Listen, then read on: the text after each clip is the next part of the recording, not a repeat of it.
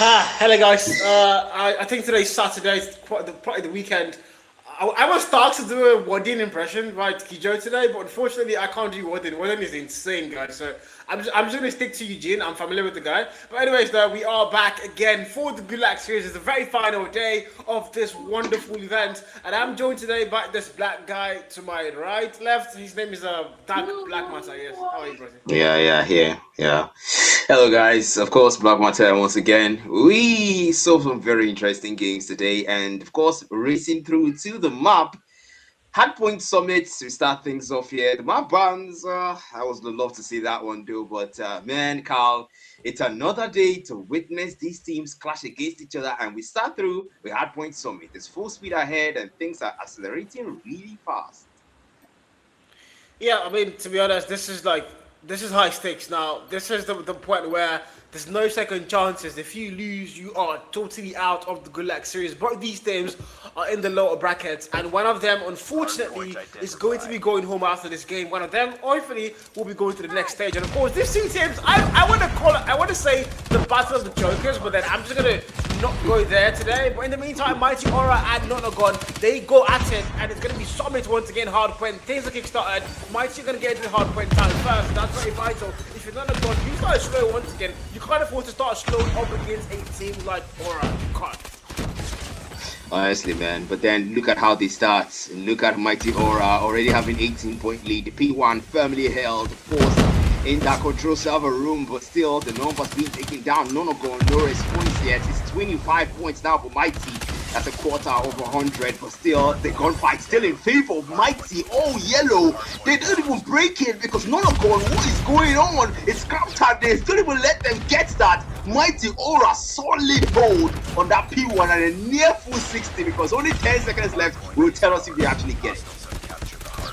39 on the clock, ready to make that 40. If we now make our way to a speed 2, and right now, if you're not going, you start the game very slow. But again, it's just P1, it's Summit. It's the one thing about a match like this is that P1 is always kind of goes one way, and then the P2 is where things start to get a little bit more normalized. But again, it's not God. You can't rely on that. You started things slow now. You have to find a way back in this one. That's exactly what they have to do now towards that P2. Mighty are going to get their first once again. The gunfights have been 145 and counting. And if it's not a gun, you've not been able to ease yourself into the role you need to play to get this map win. It's a best of 5, yes, but you can't afford to let the first map get this messy. Things are going to go back and forth. 55 to break that even off on their side. 48 and counting the hard point time. 34 more for this one. And if you look at the spawn while we're playing P2, you can already see Mighty Aura are trying to make a play for that P3 spawn, which is going to be very important to hold on to that lead. But at the same time, Nonagon, they lose in hard point time, they lose in gunfights, they're also losing rotations, and I don't think that's a good thing. I don't think that's a good thing.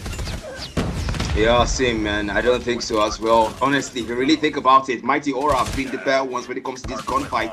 Nonagon just played the job of catch up, and even with that P2 on that edge platform, actually P3, they are rotating too now. Mighty Aura are still not even letting them get those scraps. They milk what's left for that 3 seconds of that P2. Now over to the P3, and that's of course gonna be difficult because the breaking is not even looking nice for them right now.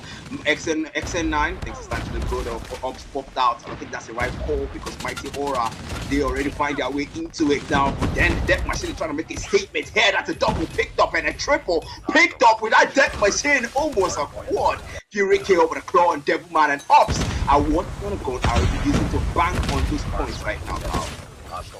Yeah, I mean, if you're Nonagon, you started there a little bit too slow. P3 has already opened up. Mighty Aura there. Fully trying to make a play for that spawn. Does get a couple of kills, but he's going to get shot down. And I want to hear what the comments sound like for the side of Nonagon as we go in for a very quick listen to it.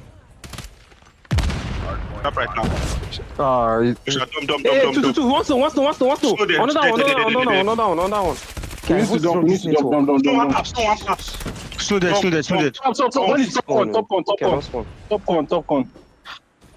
I did dump it soon now. I'm at next. Some combination is dominance is in snow. I spawned all to there once. I got snow. One machine in here. Watching snow. I think he's dead. Push deep. Any chance you get, push deep. And Yuki, push deep. Close. Close this camping in snow. There's one red. Don't kill me. I sponsor. Sit down, one shot. One behind point. You got in the container. Snow. What the fuck, man? Containers half HP. Containers half HP. Two for cliff. One red. He's on the barrel ready. Lost the lead. Ready, CD. I'm pushing so. I'm spawning so far.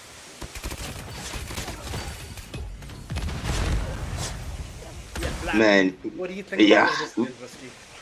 Yeah, there's just a lot to talk about, man. Honestly, you can tell that XM9 already know that when it comes to the spawns, they don't have the better ones. You know, the last listening we just heard was just they're spawning far away, and you know, when it comes to these spawns, they matter because, man, they determine your rotation speed and also how fast your team can adapt to some of these gunfights out here. But still, Mighty Aura are in the lead, but man, what did you think about that listening? Yeah, I think they had a lot of info being thrown around, but then ultimately it wasn't amounting to anything. They give a lot of good call-outs here and there. You can hear the voices not being too confident, I would say. And you can see the scoreline is almost double for Mighty Aura, and they've dominated the map so far. Back to another P1, and Nonagon are going to be there first. They're going to have it on lockdown. Hopefully they can start to close up that gap step by step. But in the meantime, he's 4 more on the clock. Shifty Pie comes in 3, but he's going to get put down there. Nonagon and Rix now for the follow-through. They do get a couple of values for themselves here. They can get that break. One more playing blue on the hardpoint P1. Rix able to take down Chef. The back and forth issue. The SX9 trying to find value. Rix on the 23 kill mark. Devilman in with a double. The cloud that hell. 14 more. Scrap time now lurks in. You have to start with the next kill. That's going to be all roads. You need to speed 2. And if you're Mighty Aura, you've got to be locked in. Yes, but you haven't found a lot of value on P1 this rotation round. So whatever you're going to do on that P2, it has to be flawless. So you don't let Nonagon get their hands anywhere near that. That's for sure, man. We've seen Mighty Aura have the lead, and we've seen them throw the lead before, so it won't be new. If you're Mighty Aura, you want to make sure all your ends are tied and all the loses are tied, because XM9 is a team that you don't want to play on, because then you might just lose that hold, and that's not what he wants. Then best whips out before G comes in. Before a target here, he sees them, he knows they're there, they run through, and the first target locked in, maybe the second, yes, the second, that's the third, and the collateral for the shot. The bottom's used, but he's gonna go 100-point mark faster, and our 4G relies on the speed rate to get the remaining of the kill. Response, no limit force, 4G taken up by the Northern Woman, the bull with the claw, he comes out to rip 3, and that's past the report back and closing in on that lead. It's Mighty Aura, they are losing hold, the edge platform dominated by XN9. Devilman milking out the claw. It's only 8-point difference. Make that 10. Mighty Aura gets back that hill. For how long? It's only 6 seconds. Can they milk the scrap time? XN9 says no. They take it back. Mighty Aura takes it back as well. Rotates over to that P3. 127, 125. The scoreline was a lot more further. I mean, almost double the lead for Mighty Aura, but now you said not going to close up the gap, and he started to look a little bit more scary. About to go and maybe go and get that lead for their side, but again, P3 opens up. Who's going to get there first? Mighty Aura has the better spawn, so if you're Nonagon now, you have to come through that front door or make a play for the spawn, and I think that's exactly what they do. One play now coming through Snow. That's going to be 4G. Rotations might actually work. He finds 1 kill there, makes it a double, clears out that spawn. There's still 1 player in the contest. 50.2 to his left, but I don't think he knows. Yes, he does now. Guess he's gonna die to that man. Mighty finally, I'll get the hard point time back in their favor. 160 and counting. Nonagon, they've got the fight back. They know that. But P3 has been not short of miraculously good for Mighty Aura. Scrap time is also looking to be theirs. Eventually, we have to go towards P4. But in the meantime, for Nonagon, you still have to contest as much as you possibly can. And so far, no contest. Almost a literal full 60 here for Mighty Aura. And P4 is where we have to go to now. Yeah, sliding through and rotating through as well. Nonagon make that way, but Devilman is still ripping through them. That's triple. Fred comes out, then he's able to find one. That's another. And so far, they would have to make sure they get the most out of that. But then, they are already there. Mighty Aura, slow rotations onto that P4. And you know how it gets. It's claustrophobic. Once they have a solid hold, they won't let you get it. It's Devilman who rips through 2. And he comes out with the deck machine as well. He's only got 89 bullets, 150 out of the total. He shouldn't through the smoke. Anyone, anything in sight. But only one taking down 140, 187. They want to get the most they can out of this hill. But Mighty breaks into a hustle with the spiral. Takes down 2, takes down 3. Hustle, make sure he gets 4. Switch straight to complete the number, and now the man gets 5.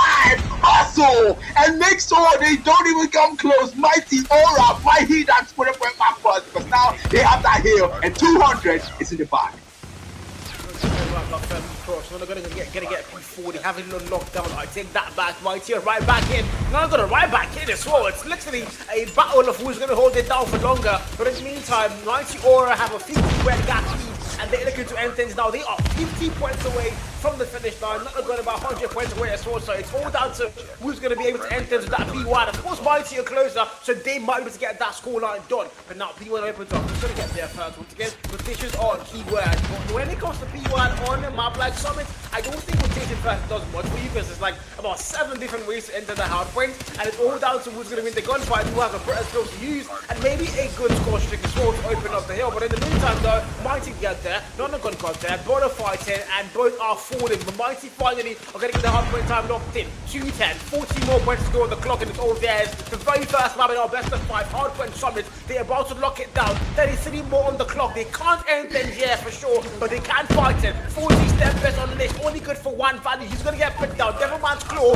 fight a double, make that 3 now. They clear out the hill, but they have to do a lot more to make sure they don't lose the game here and now. But eventually, P2's going to open up soon. The last 15 on P1 starts to count. Mighty Aura, they have the lead locked in, but they can't end things on this hill. They can't end things on this hill, man. They're gonna need that P2 on edge runners, man. They're gonna need that P2 on edge platform, rather. And any 41 kill mark, the mark gets put down by No Limit. It's needed. The Slayer, of course, they were dead over. But one thing about this hill, vulnerable to threats, vulnerable to the gunfight. They put down those trophy systems for 225. It's when Mighty Aura is out and they take back the hill. The Lord has No Limit. And that's 2 for the bread. 160 to 247. Mighty Aura. Where is the power? Because you don't have it. And this here, and this now. 228. That's it, boys. Check off on the wall, I say. Risk from the equalizer. Risk from also play. Risk get the double. Almost a triple. Risk 4. Look at you. The person comes out the game. That's the replay. They know it. The end platform is perfectly contested. Let's go. But I was what I would like to last this one. 5 seconds. My God. If I can do it, if I can. Follow comes out the household. They really know it. That gets a double. Put up with the team. That's the team. From 40. Putting out an extra 5 seconds. Go get for scrap that stick. Up on 5. 238. Mighty Aura. If you want to go 7 seconds faster than you, but we're going to take it away. 7 seconds better than nothing. We'll let it modify the kill. And look at them all. Capture the objective. Yeah, sorry about that. Black's audio has gone E-wire. Please check the audio, Black. In the meantime, T38 and 187, Mighty Aura do have the lead locked in, and they look like they're going to end things there, but not going to fight him back, Black. They're not letting this one go. They want to make sure they keep the game as close as they possibly can. Potentially even going to make that comeback happen. We did say these two teams were the chokers, so battle of the chokers, and we were going to choke it first, but now Mighty Aura are going to get to that P2 somehow. 344, counting only 6 more points to go. Make that 5, make that 4. Nonagon are not close enough to break the hill, and it might be GG's and good night. It is surely now, as Mighty Aura are going to claim our very first map. Excellent 9, not the start they wanted, but they did fight back. They did keep things close. Unfortunately, though, it was going to be who wanted it more, and Mighty Aura are going to stamp their flag on the very first map. 250-200 is your score line. As hard point is done, map point done. Best of 5, still counting. Tunisia S&D is where we go to next. A lot, man. A lot. It's difficult, man. It's difficult to really think this through, because Nonagon, they fought and they fought hard. But I walk host, man. How much more can you make out of that? Any tried his best above the 40 kill mark. If you check that kill feed, if you check that number, you would be impressed. Anyone would be impressed. They might have lost that game, but damn, did they win many gunfights? But at the end of the day, what matters? Who takes the win? That's it. Yeah, that's all about us, Black. There's no doubt that ultimately, you know, I think that the popular saying goes, you can fight back, you can shoot really well, but the truth is, history is written by the victors, and it's not going to say, oh, you know what, they fought back, they were brave and all that. Nah, they're going to say, I won. That's what history's going to tell you. I won the battle. Mighty Aura won the map. That's what really counts at the end of the day. Not the fact that they actually fought valiantly, unfortunately. But it is what it is. And look at those stats. Any on the 51 kill mark. The solo highest in the entire lobby. But unfortunately, it's not going to be enough to get the job done for their side. Look at the side of Mighty Aura though. 4 players above that 1 minute mark. Not Limit, the only player not quite there. And of course, everybody almost at the 40 kill mark. They tried their hardest. Honestly, they tried their hardest because, jeez, man. It's no, I feel so much for any man. Look at the impact. 192. Same with the Nor. 1 minute mark for the hard point time. 51 bomb dropped. The man absolutely cooked. The Preds, he got it in style. And 45 for Denor, 1 minute and 27 hard point time. That is a lot of hard point time. Highest in the whole lobby. Actually, it's Sweetie Pie. 1 minute and 42 seconds. Oh my goodness, that is a lot, Carl. That's a lot, no doubt. I can't even deny that. That is a lot. He might not have gotten the kills, might have gotten 33 there, did go in neg, but it doesn't really matter. If you're the OBJ Prince, I can't say princess in this term, but OBJ Prince, then you're playing the hard points. That's ultimately what matters in a game of hard points. You need to play objectives, and he was definitely playing the objective for their side, and ultimately that's going to guarantee them that first map win. It's just the best of 5, don't forget that. There's still 4 maps to go if we can go to Johnny, the distance rather, but in the meantime, if you're Mighty Aura, you've got a little bit of a cushion now, you're a little bit comfortable, you've got the first map locked in. If you're XN9, not the best top the things here. Don't forget, they have not won a single map this season in the Gulag Series. They went up against STX, who, again, on paper, Nonagon were supposed to win that game. We saw them choke Hardpoint, choke S&D, Control, I wouldn't even say that was a choke, that was a clean STX win. And now they are here once again in the lower bracket, and they've not been able to get a single map. Mighty Aura claimed the very first one, as we now make our way to map 2. It's going to be S&D, and it's going to be the beautiful map of Tunisia. Devilman, the one player you want to look out for, the man, the king of flanks. That's what I like to call him, the king of flanks. He knows how to make those flanks work. But is that going to amount to anything? Because it didn't do anything for them yesterday. But is it going to matter up against Mighty Aura? That's the thing. You call him the king of flanks. I call him the bull, because once he charges at you, there's little to no response. And yeah, we're gonna go for a lobby reset and back to maps, man. The map Tunisia. We always call it the sniper's den, because man, the wall bangs that can happen through that map. And of course, we know that when it comes to the aggression, when you don't take down Devilman early, you might have the fights for yourself. But then Eni as well is another person to look out for. Manny's no slouch. 4G as well. And Mighty Aura, they already know this, because I'm pretty sure they've done their homework as well. They also understand, but put them up against each other. Devilman against Currency, 1.50 KDA against a 1.0 Carl. In S&D, of course, this is the S&D start, so don't forget that. But 1.50, I mean, Black, let's not lie to ourselves. There's no surprise there from Devilman. He's the one player who, you know, he's going to get double pieces every single round, 3 kills in a round. He's just the one player you can always count on for XN9. Causey, I mean, he's an amazing player, so don't get me wrong, but I think fairly new to the scene, developing talent, a very young man, and I think he has such a long way to go. But in the meantime, Mighty Aura are such a group of amazing talent, and playing together with a squad like that, he's going to grow so fast and so amazingly well. In the meantime, again, look at the map, bros. We have Tunisia S&D, which is the map that's coming up next. Crossroads Strike Control, one of the most beautiful snowy battlelands in Call of Duty Mobile. We've got combined hardpoint if we do get there, and of course Co-Star S&D to end things off. But I mean, again, Black, we did not make predictions right now, did we? So I'm going to put you on the spot really quick. What do you think this map is going to be looking like? What do you think this series is going to look like? At the start of the game, yes, but yeah, who is going to win it? Give it a scoreline, bro. King of Bathics, please, man. I do hope I don't, man, but I want to say, I want to say 9-7. I want to keep something close, obviously. I want to keep it close, but these two teams, man, when you, risk, Devilman taking out, Chet taking out. Oh yeah, GG's, man. Yeah, 9-7. I want to go for that. That's quite a bold 9-7. In favor of who again? Finish the mission. Mighty Aura. Okay.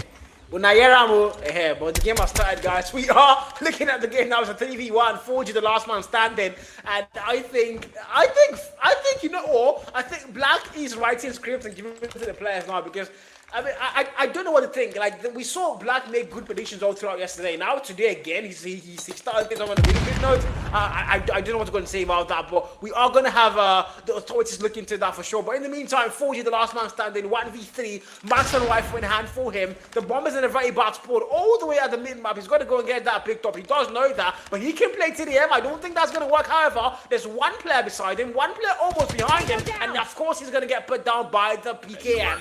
First round claimed, and it's going to be Mighty Aura doing the claiming. I want I just have one question. Why did he not pick the bomb and plant it on the other side? Defend the objective. That's the one question that I had. I don't know, man. I don't know. Like, what do you think? Did you think he would have done that? If I'm going to answer that, I think we are spectating. So if you think that is evil, then you know he has to survey the entire map. So again, we are casting. He's a pro player, and he's telling us exactly that. He's going to go and get a fast 2-piece there to open things up for the round. Chef finds one more. Riggs gets put down, and 2v5 Black. Your prediction? Amen. 2v5. Yeah, 2v5, man. Next night they start things out. Man is already cooking them like he cooked in the hard point. Siege Chef, no limit. Siege Chef and doesn't miss like he shouldn't, because man, you saw the man early. Chef falls, no limit gets the kill, and now we see 4v2 here. Nonagon lose one member, almost a flawless round for them. But the bomb already planted. I love this fact. They take the objective very seriously this time around. Denor, one single scope, one single pick might be the one. 4G with that Lumina. It's beginning. Oh, Denor, nasty counter snipe. 1v3, and that's not going to still up there. Man. Guy. King of Flank. Yeah, the King of Flanks equalizes the round for them. The ball, according to Black Matter, and they are now back on par. It's kind of the thing you'd expect in a game like this. Nobody wants to let it go. But don't forget, by the way, the Nigerians are facing off against the #1 team in West Africa, according to the Team of the Water Champs qualifiers for Africa. But also, Nigeria is a West African country, but they're not playing under the West African region. So when we say Mighty Aura are the #1 team in West Africa, it doesn't include Nigeria. So for Nonagon, this is not the #1 team in their region. They have their own regional qualifiers currently going on, so we can't really call, Mighty above them. But in the meantime, though, they are playing against the #1 team in West Africa, and so far, so good. They're holding their ground properly well. And now we're going into a 3v4, make that a 2v4. It's Risk and Swifty Pie. Let's go and make things work now for this side. And Nonagon are showing up to the party. They started to get a lot of kills. They started to make things look really good for their side. And you can see 4G, however, gets to get his first kill. Has a donut shop open. I do like donuts. I'm definitely going to patronize that guy. Ready up. Man, irrespective, man. The team did take the round, and now they are ahead when it comes to the round.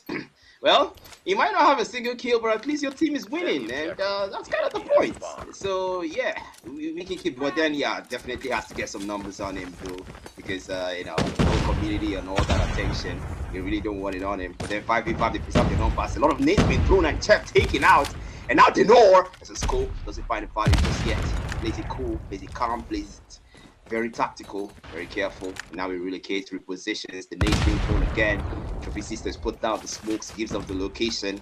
The bomb picked up, now he planted Hustle Force first. That's a 4v4, and now the damage done to Yuki, but he's able to recover. Swifty Pie as well. 4v4, numbers attack. Devil Man takes out Swifty Pie.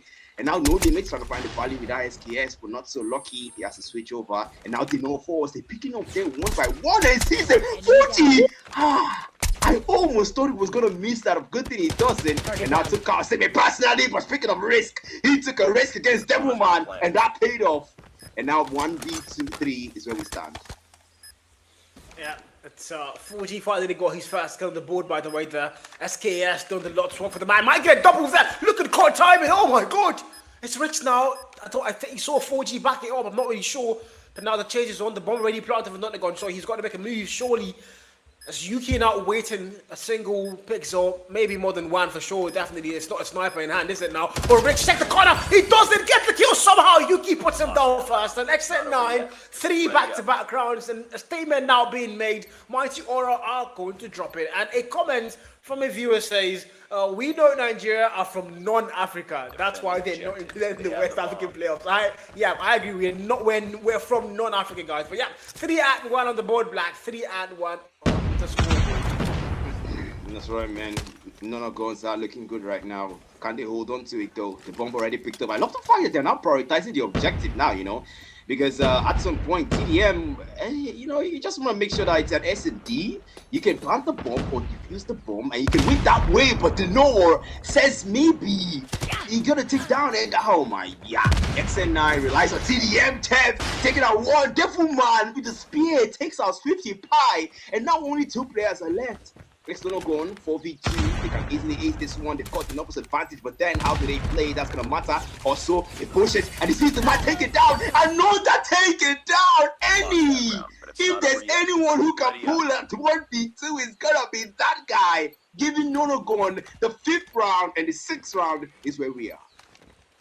I mean, I would like to argue that Eddie is one of the fountain players of N9. He was one of the OG players. We didn't see a lot of him last year, I think, due to, if it was football, I'd say injury, but yeah, it wasn't injury. I don't know what it was, but we didn't see Eddie a lot last year, and he's finally come back to the lights, and now he's actually dominating, you know, in their ranks, and that's a really good thing to go and see. My boy's back. Chef gets first blooded actually now. Nolimi puts him down. Vital kill and sniper in hand for the Nord. There's a player behind that wall. He knows. He's sent the man. Just waiting for a single person now to go and get the job done, and of course that's going to be Any as well, so not going to be an easy put down. Not limit on a 2-kill mark, bow 27 in hand, and he's got high ground there, so he can find value if he gets picked at a sword. But in the meantime though, 5v4, Nonagon have no numbers to work with whatsoever. Sniper in hand for Denor, the bomber's not implanted. Yuki has the bomb picked up with the task of putting it down for their side eventually, but in the meantime, yep, they're playing very slow and steady.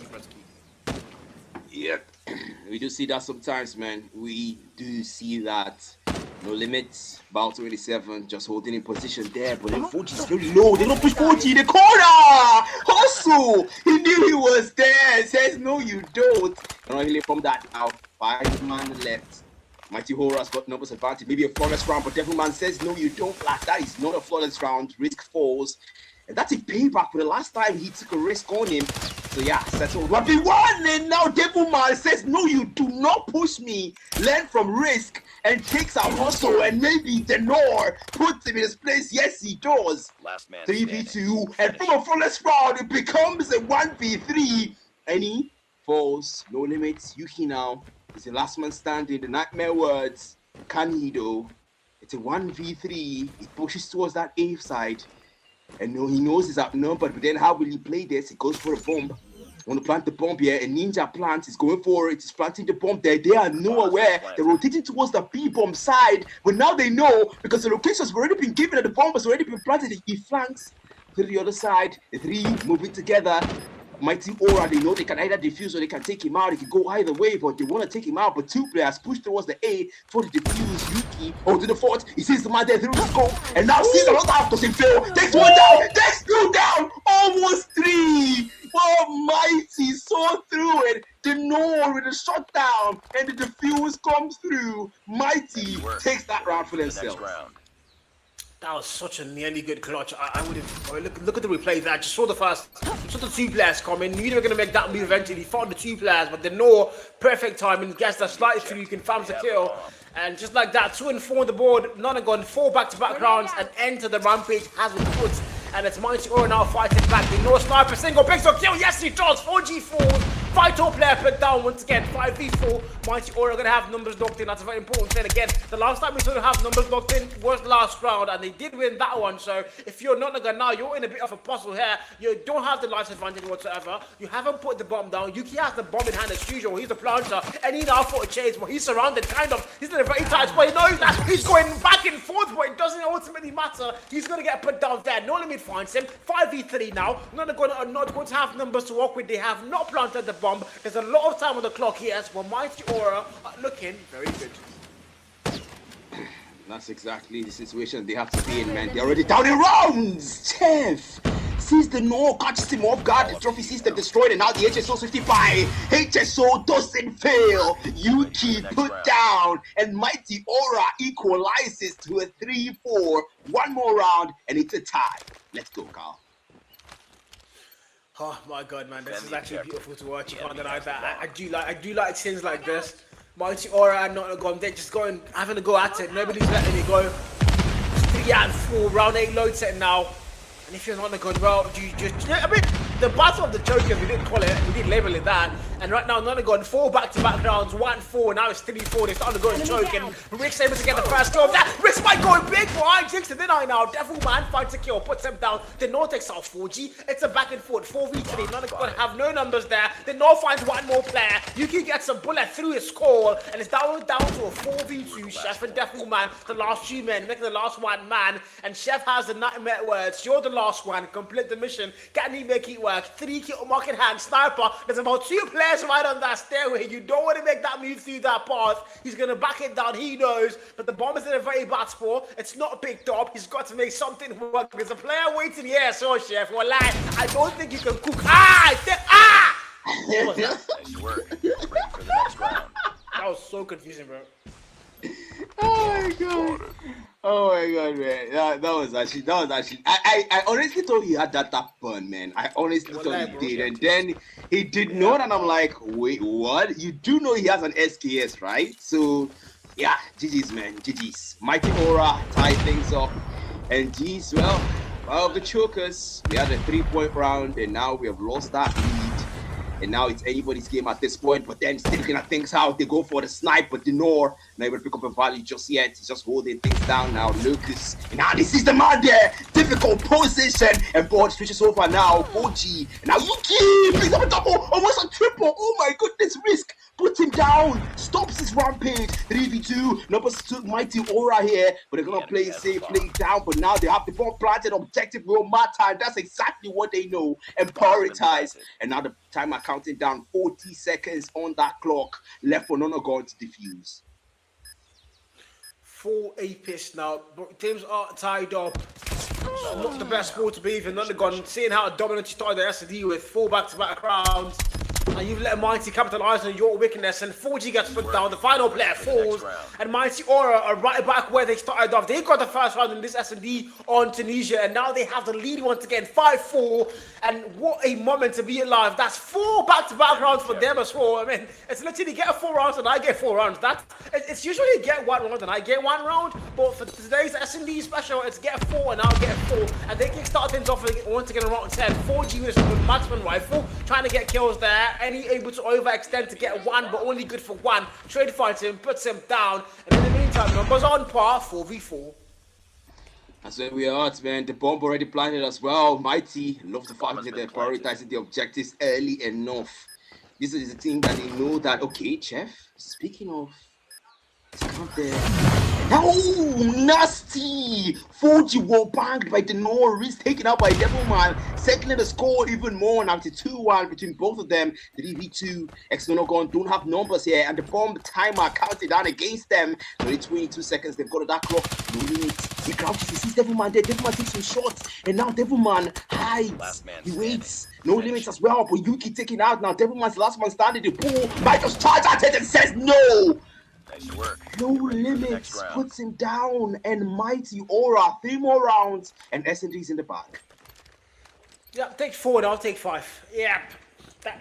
You know, or it might be take 4 and I'll take 7 at this point, because like right now Mighty look like they want to end things on a roll and they cannot be slowed down. So Nonagon, the question I have to beg to ask them now is, how have we once again fallen apart?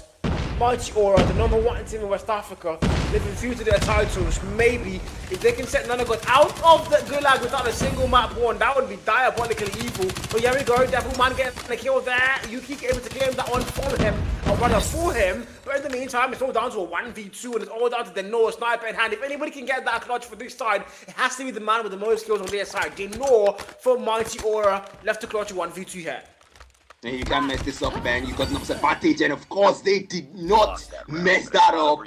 Mighty Aura loses that round to Nonagon. It's about time. They have lost too many rounds back to back, and man, you don't have a lot of rounds left until that target point. So if you're Nonagon, you gotta take more for yourself, because you did start out well, and you don't want to let down your fans that are watching right now. Trophy systems put down, they scope out, they try for the wall bang to door, and they're finding the value there, they smoke through, and Devilman is able to pick up 1, risk falls. 4v5, numbers advantage to XN9, they start things out well, and now NE falls, swinging by, taking out as well. It's a trade, Hustle makes it a 2-for-1, Devilman falls, the norm makes it a 2-for-2, and now 3v2 is where we stand. Numbers again are in favor of XN9, so if you're Mighty Aura, that's not good. It wasn't take 4, I take 5, and now I'm letting you take 1 more. It's like, it's so back and forth. The math isn't mathing anymore, is it now? 2 and 3, and Denor left to get the clutch with their side. Up against 4G, Yuki and Chef, the man that can cook. And Yuki able to claim first not there. Not even know the last man standing. And a very bad score. About 27 might get, I was about to hype it up, might get a double, but the answer is no. 6 apiece now for both sides. They're once again back on par. Lost that round, but it's not over yet. I think at this point, right? I think my prediction is actually starting to come, man. It's actually coming to pass. Yeah, you guys should actually start paying me for predictions, guys. Honestly, you guys should actually start paying me for because because I mean 9-8, we might get to see that because 6-6 is where you are right now, and round 13 is where we are. We start things off. All right, let's go. Nate's throw. That's Chef. And Nate's, and okay, I see the push, and I see you, he runs into Devil Man with a spare, rather. No limit to put down, and of course, the Nord doesn't let him escape. And it says you cannot take out one of ours without being taken out yourself. The Nate's thrown again, and now he sees to snipe the Nord. Damn, I think that was his teammate. Man, I might need cast glasses for war banged Denor by 4G, and now it's a 3v4, and that was advantage to Nonagon. The round's looking good, but a bump, no air planted. Sniper eliminated. Okay, Rick's able to take our Chef. The Chef gets put down. Unfortunately, not dinner tonight. 2v2 now. 4G and Yuki for their sides. We've got Hustle on the fight kill. Well, there's a player in top right anyway, I think. Oh, he's going to back it down. Rich now. Oh, it's a reverse flank. Look at that. Hustle able to get the kill over though. Vital kill, and he gets put down. And if you're the side of Nonagon, you're down to a lot of 2 players. 2v2. It was 2v3 before. Okay, glasses, bro. 2v2 now. 4G and Yuki, the last man standing.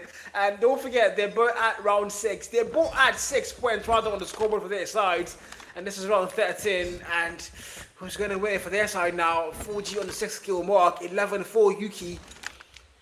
Got Hustle as well on the other side, alongside the Ricks now. They just, it's one player all the way at A, and they're going to double team on him, put him down. It's all down to now 4G to go and recycle back, and the bomb is going to get planted soon. He has to stop the plant. I don't think he can. The bomb now gets put down. 4G knows he has to make something work, and they are going for a flank on him. I think he might get the third sense, Spidey sense, but ultimately it doesn't matter. Spider-Man cannot save you, my brother, as they put him down. 7-6.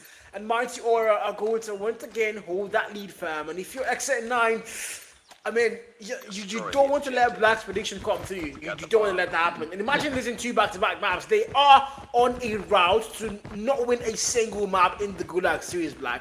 How? Yeah, that can't be good, man, honestly, because Any might go big. Any! Oh my god, 2! Hey, that might be 3! The map pulls back, place is safe. And now 2v5 is where we're at, man. Nonagons. They played that one well. And might just start things out here. 4G is over the position here. It's 5v2. The bomb not even picked up at this point. They don't even care. They just want to go for 40. Yeah, there. It's Devil Man who makes it 3. And now that's one member left for Mighty Aura. Put the prize in the back like I was saying, because this is a back on flank. 55. Slides through. Takes out Devil Man. Oh my goodness. HSO.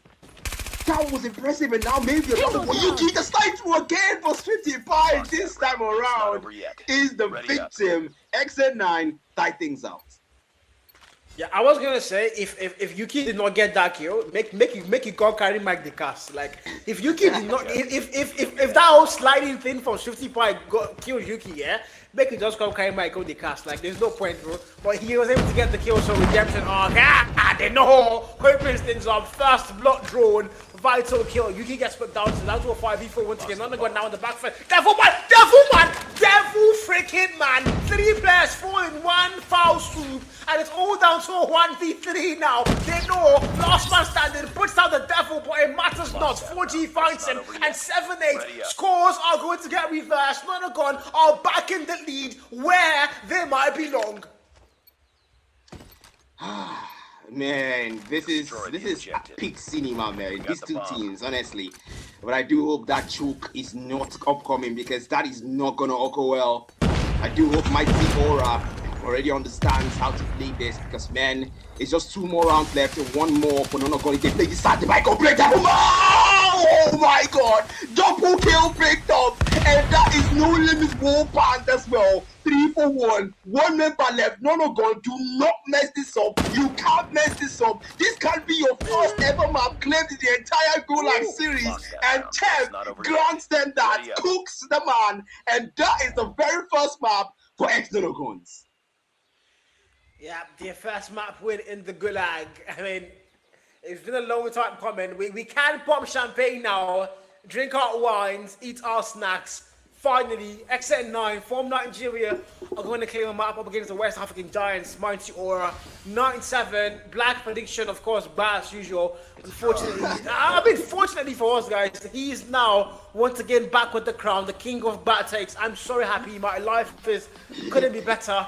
And yeah, 1-1 black. We are in a best of 5 where we might have to be forced to make it all the way to map 5. In the meantime, though, S&D's done, 9-7 scoreline. What a game we just witnessed, but ultimately it was going to be the one team, Mighty Aura, not able to claim that one and letting Nonagon claim their very first map in the Gulag Series. Man, Jesus, man, these guys, man, it's ridiculous, honestly. XN9's comeback was something else. I can't even. I mean, how do you explain that a single player has more kills than 2 players combined in the opponent team? I mean, let's be honest with ourselves, right? So Devilman's having 21 kills and 174 impacts, highest in the whole lobby. And that is just ridiculous to think about, because we saw how the man took out 3 in a single round, 2 in a single round. He clutched when he was pushed, and there's a reason why they call this man the Bull. There's a reason why I call him the Bull. And Yuki as well, supporting Eni also, and 4G on his end. I am trying my hardest not to look at Jeff, right? Yeah, we don't talk about the man that couldn't make dinner for us tonight, bro. Chef promised and did not deliver, so we're not gonna have dinner, unfortunately. But ultimately, though, what matters is they won the game. XN9 clearly better on the day, and I mean, yeah, it was a back and forth. It was literally this was still a choke. It was a choke regardless. I think it was a choke for Mighty Aura because they had the lead locked in. Then they start to get momentum there, and then they let Nonagon go and retake. It was like take the lead. I think like bro, it was so back and forth. But ultimately, XN9 are going to be your. I dare I use the word champions? It's just the map, Carl. Relax. But they are going to be the winners of this map. And we make our way to Crossroad Control, Crossroad Strike, an annoying map for sure. If you get on the backhand head early, you can get spawn trapped and you might not be able to leave your spawn. Well, I know the kind of nightmares that I've seen people go through on this map. Luckily, I have never had to play the map in my life, apart from a couple of times when ranked forced us to play control. But in the meantime, the Crossroads Control, the snowy, beautiful mountain there, and Denor seems to be the player to look out for in control for this side. Man, Denor, look at him there, the sniper, man, the man with the 1.80 KD, 27 kills and 164 impact. You can tell the man averages more than the average player in a single map. But then at some point, it's the entire team's contributions that matter to the mode, and not just a single player. But then it's always good to highlight situations like that and players like that. But then fight Sniper and Denor take it out, irrespective of what that stat just said, and they start out control on Crossroads.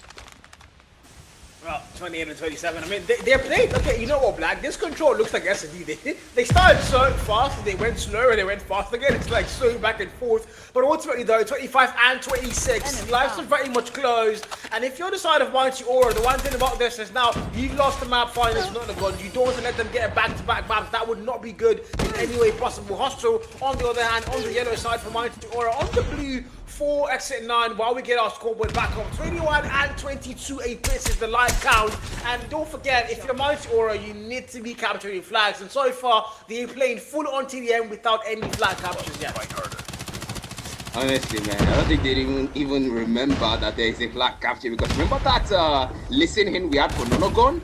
You know, if you remember very well, because they were like, oh, now we did careful and all that. Sometimes they seem to forget the objective and just go for the full TDM, because why not? If we can, we can. 15 to 40, they have the life count advantage, and most people capture for Mighty Aura, they don't even let them get close. They take them out, and now they come out and go for them at their spawns. Yuki, but get shut down. Mighty Aura says, all right, no you don't. And now 11-10 is where we start. It's still pretty close to when it comes to our life count. Yeah, pretty close. Don't forget the time count. It's the thing you want to watch out for. Only 14 more on the clock and counting down very fast. So if you're Mighty Aura now, all that aura farming playing TDM, but now you have to capture, you're forced to capture. If you don't capture, you're going to be in trouble. And Nonagon knows that. They can use that to their advantage and just, you know, cap in the flags and make sure Mighty Aura don't get any caps and they can win the whole thing. They don't even need to, you know, play TDM. It doesn't really matter. And look at that clock now, 5v5, both teams in the land of Nemo Response. Mighty Aura are somehow going to be able to cap that beat. Nonagon, no defense whatsoever, and now the clock's going to get reset. So yes, now, if you're Mighty Aura, all that Aura farming is paying off because you can now play full TDM and still get the win. 3v3 now, both teams are tied up once again. Nonagon are still fighting back, but ultimately, Mighty Aura look like they started to get a little bit of life there. I jinxed it, didn't I? I jinxed it, yes I did. 3v2, Nonagon now, they had the life got advantage. Cow just shut up, man. 2v2, Black. 2v2. It's 55 with equalizer, the upskill, definitely gonna give a upper hand, but take some shots there, we find one value, and that's Devilman put down. The no takes care of the other, and well, I don't know how Nonagon choke that. I genuinely don't know how Nonagon choke that, but I wouldn't really say they choked it. I think Mighty Aura had the round from the start of the round. They played TDM, they had the lifetime advantage. Of course, it slowed down. Nonagon looked like they were going to get the driver's seat at one point in time, but ultimately, it just didn't matter. Mighty Aura were always in control. And now round 2 opens up. Mighty, once again, they're going to be now on the defense, and Nonagon are going to be on the attack. So, are we going to see a Nonagon Aura fight where they don't play point and just go for the kills once again? I think that's exactly what they're doing. There's no captures happening right now. Both teams are just playing full on TDM. Nonagon are being kept in their spawn by Mighty Aura. Lives are ridiculously close. Devilman Equalizer might be able to go a big. Finds a very fast value, and now it's all blue on the kill feed. Going in for a spawn trap. Equalizer, pray and spray. Now only good for one elimination. He's gonna get shut down finally. 23v20. Not even have the life count advantage, but again, they're not capturing flags here, Black. yep. And exactly what that listening to us, man. Sometimes they do forget that they are the ones capturing. 19 to 19 to 18 now. Mighty Aura not having life kind of advantage, but then look at the Nor and that sniper there looking for his target. Any as well. Odin Sparrow comes out to play. That's one down hustle. We've seen him take 4 in the hard points before. One single take is only, oh yeah, of course. 16 to 14. And Nonagon have the life count advantage, but no single take locked in on any of the captures. Wow, full TDM here, man. That's what they played, man. They played it last time. Mighty played that. It did work out. Even though, of course, they went to the 50-second mark and they had to start capturing. But now, if you're Nonagon, you're almost there as well. You're on the 18-second mark, and now you're forced to capture even if you don't want to. 14v7, however, double the lives at this point in time. They look a lot better. 13v5, they're not a little bit with 4G, and they want to tie things up in this one, and yes, they might. 12v4, Mighty Aura, no more respawns left to work with. Whatever they have to do now, it has to be flawless from this point on out, and that's exactly what they're doing. But so far, it's not really going to work. So A flag, one tick locked in, about to get a double tick there. Mighty Aura have to make a move. Did you know that? But they're in a very bad spot. Swifty and Rick say no. They find double, and they, oh my god, it's 4 in a row. They clear out the hill. The A flag capture stopped in the strikes, and they're still fighting back. 6v2, Nonagon. They have no more resources now as well. Mighty is still fighting back. 2v4. If they choke this one, lie to lie, I am no Nigerian. It's a 1v4 now. Rick's the last man in the game for their side. The flag capture, A is done. It's all down to B now. Mighty, it's down to Risk. And he fight back. 10 kill mark. B flag was completely captured. He fights 1 kill. 1v3. But there's not enough time on the clock. He's got to make a move now. He knows that. But the back shots find him. And 3v0. Nonagon, they don't choke. I am Nigerian. I am speechless. Like, if that was a choke, oh my goodness, the backlash. That would have been something unbearable, honestly, because that was ridiculous. But then we get it to round 3. And now 1-1, switchy by, switch blade. That's Chef as well, taking out 1, taken down by the Nor. Mighty Aura.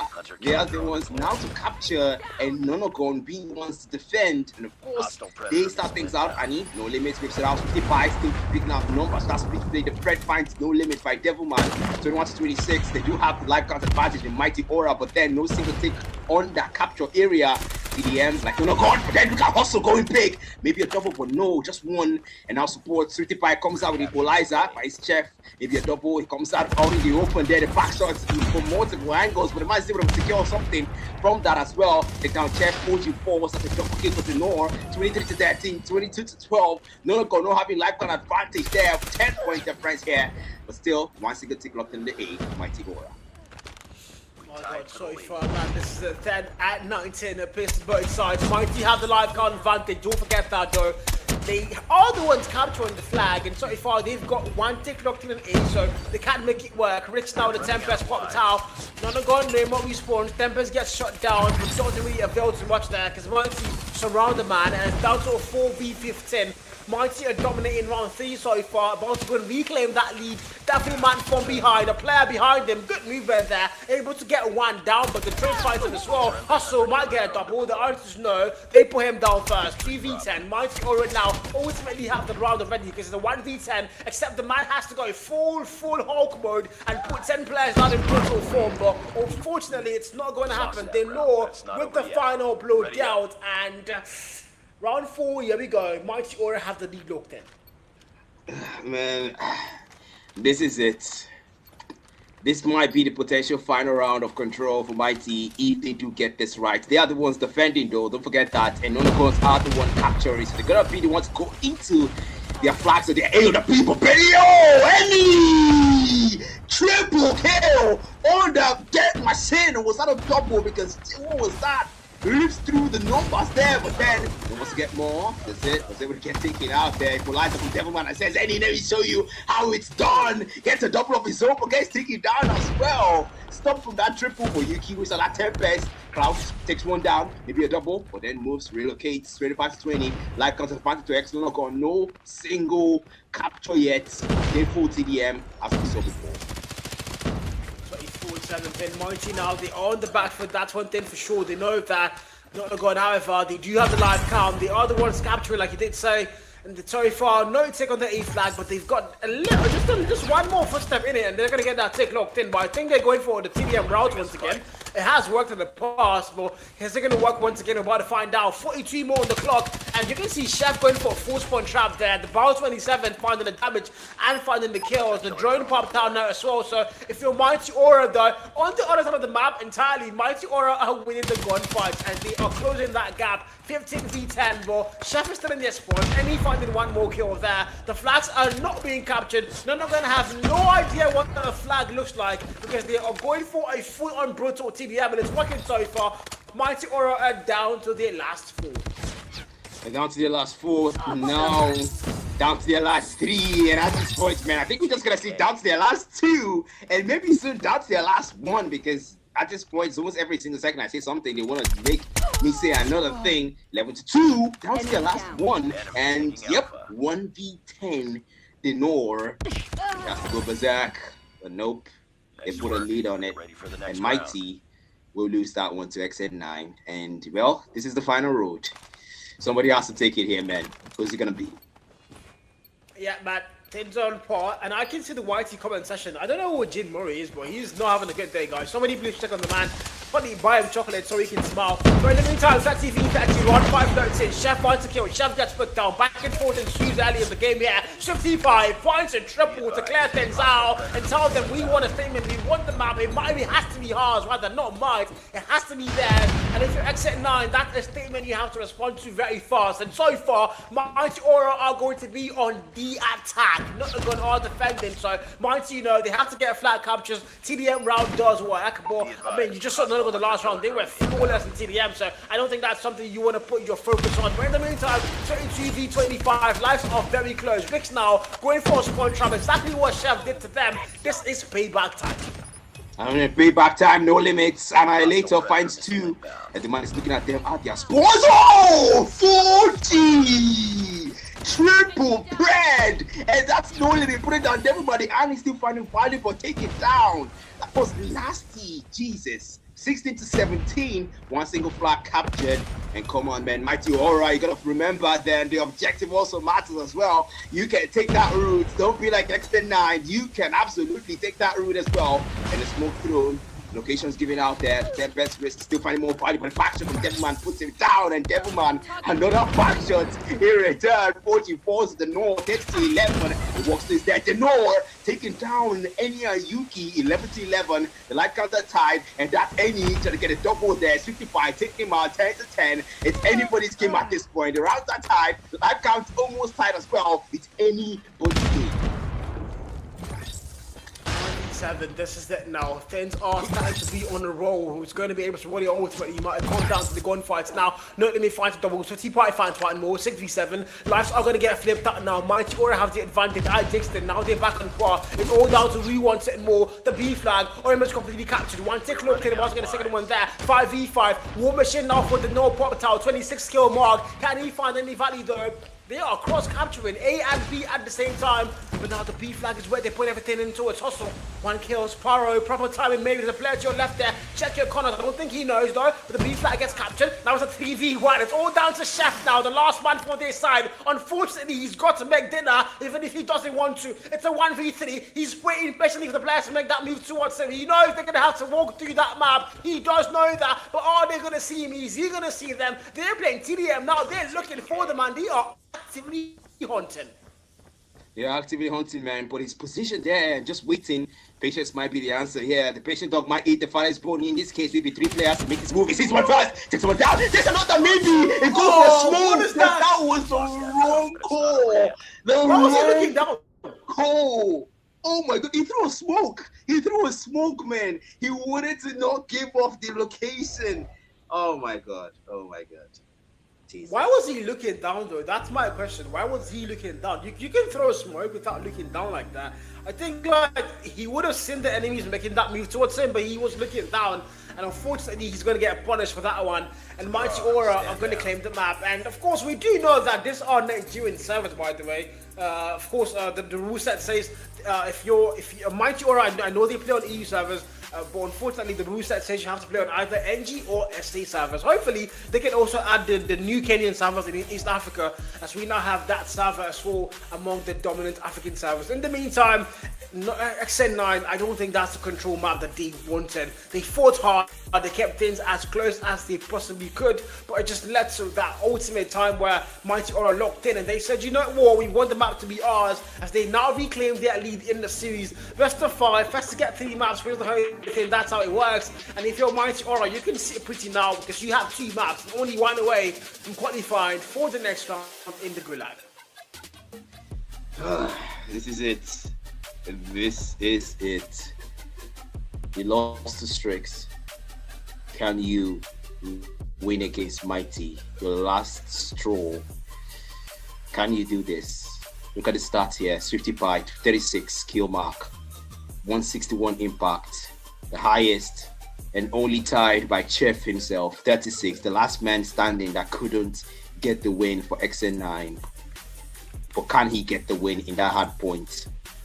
Because that is their only last straw right now. Hardpoint combined. Can XN9 fight their way through to the S&D Coastal and take the best of 5?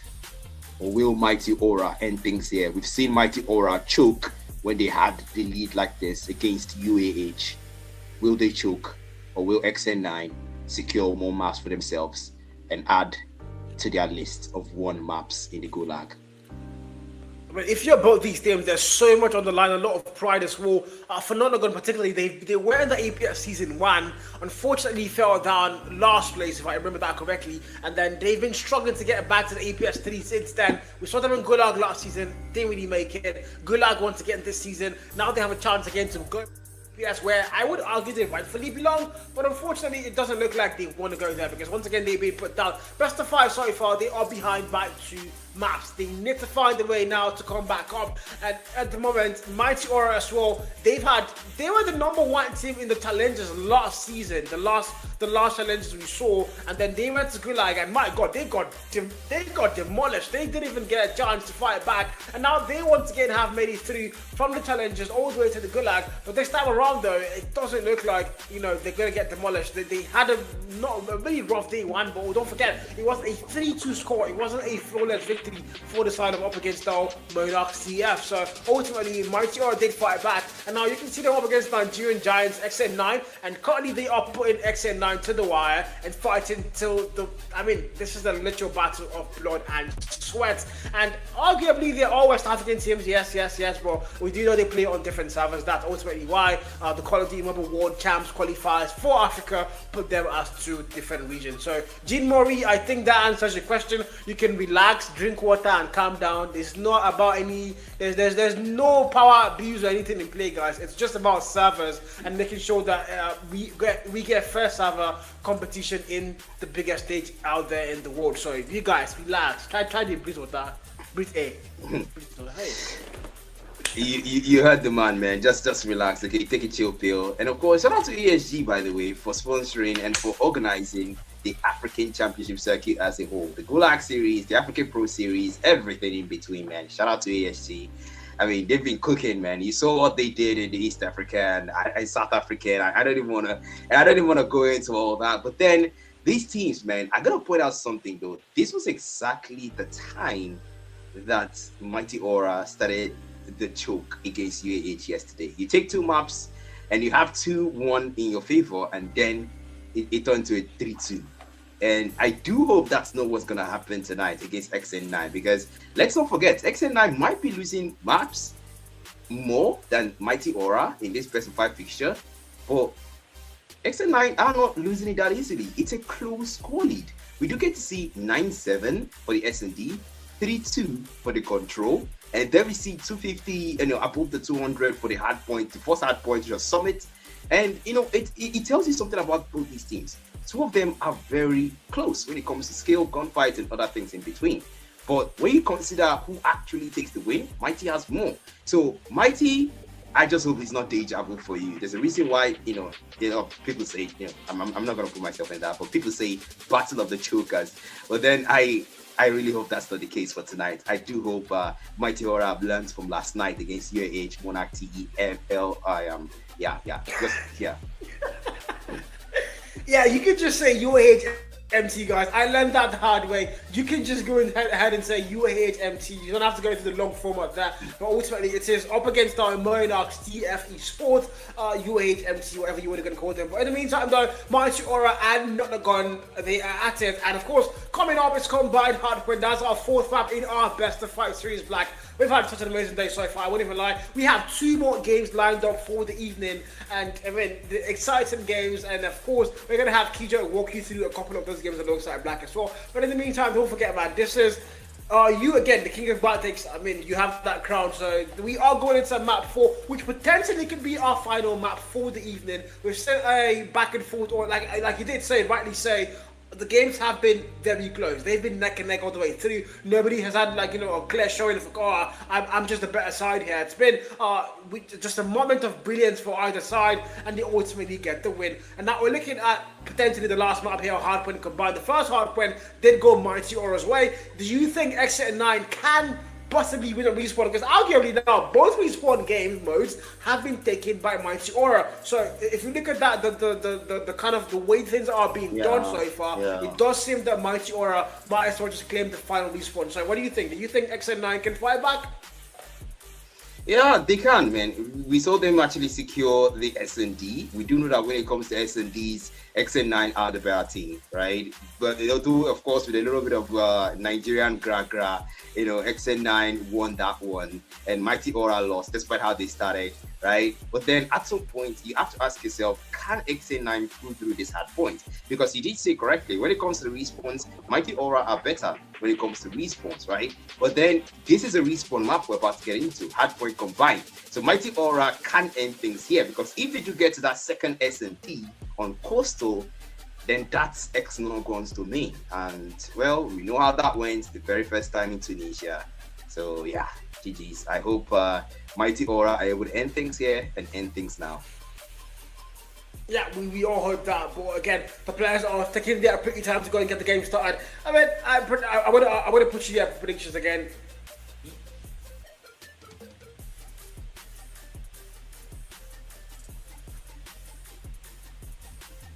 Ooh, okay.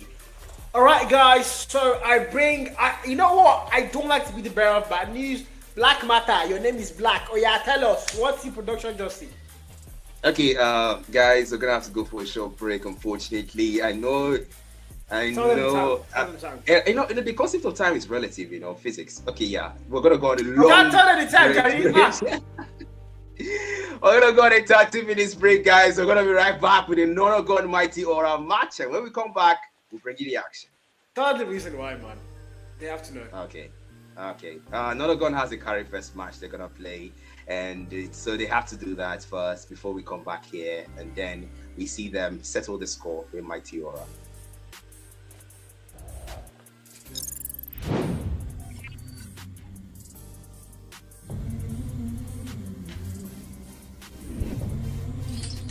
Don't you come back no more.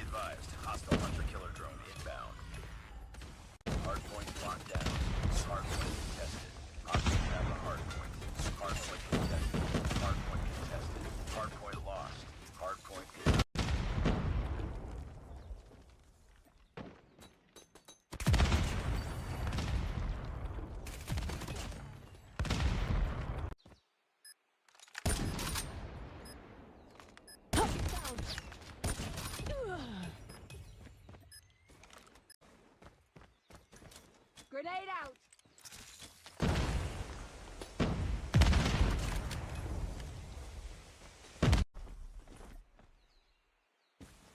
Bomb spotted.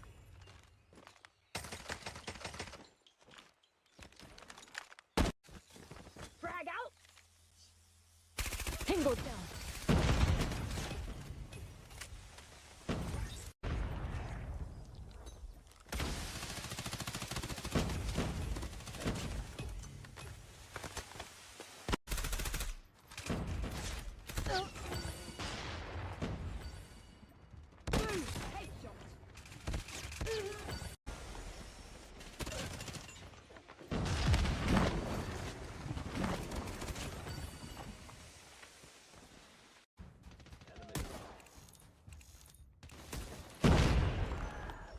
Capturing Alpha. Enemy down!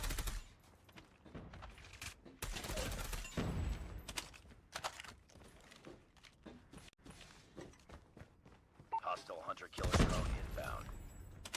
Tango down!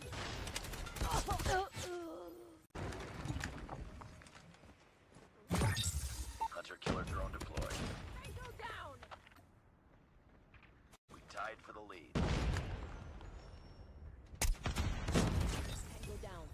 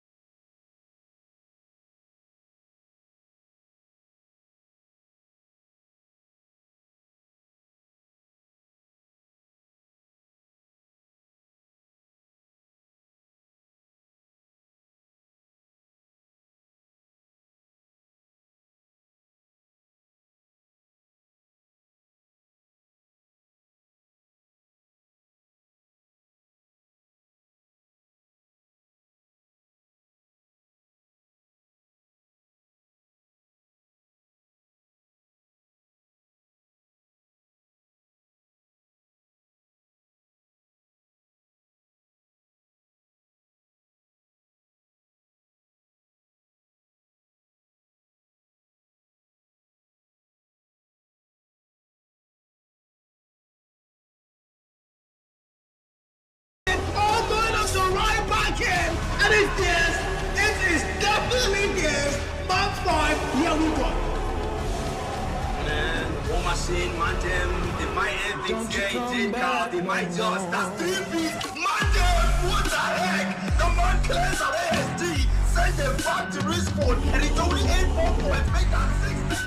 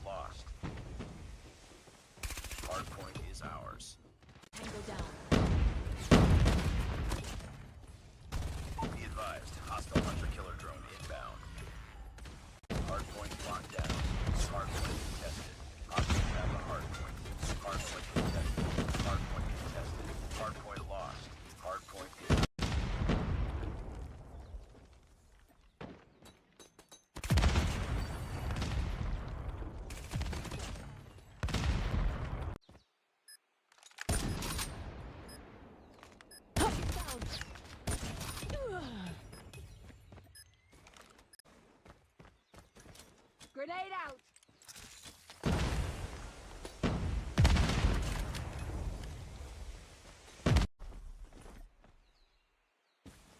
Bomb spotted.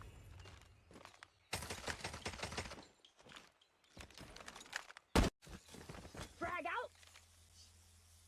Tango down.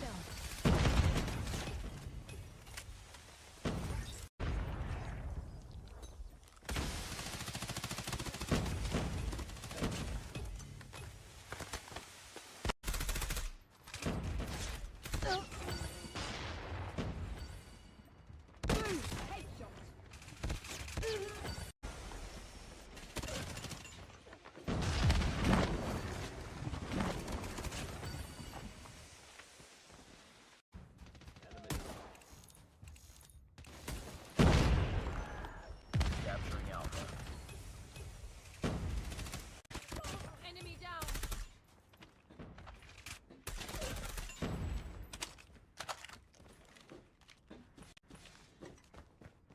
Hostile hunter-killer drone inbound.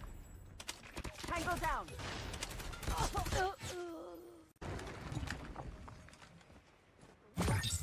Hunter-killer drone deployed. Tango down. We tied for the lead. Tango down.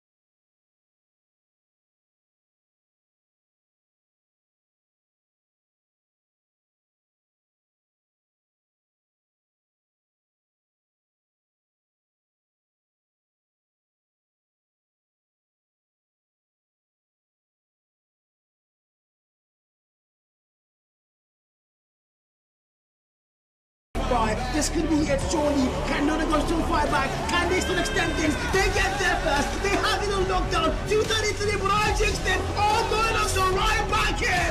And it's this. It is definitely this. Month 5. Here we go. Man, what am I saying, man? They might end things getting down. They might just. That's 3 beats. Man, what the heck? The man clears at ASD. Send them back to respawn. And it's only 8 more points. Make that 6.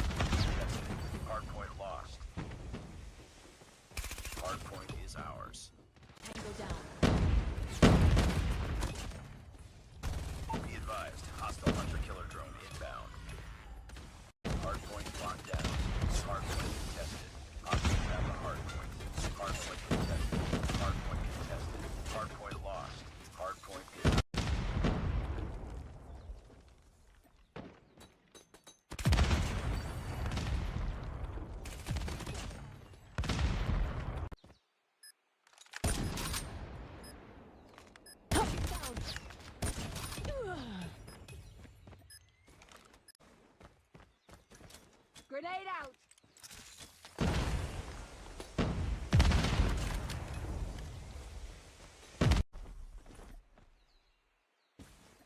Bomb spotted.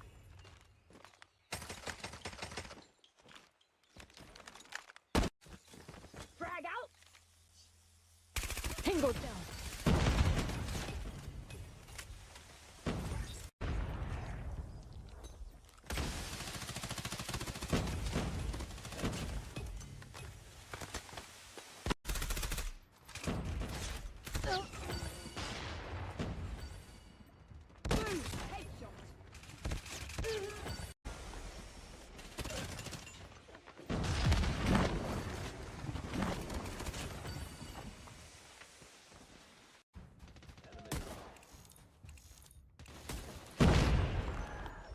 Capturing Alpha.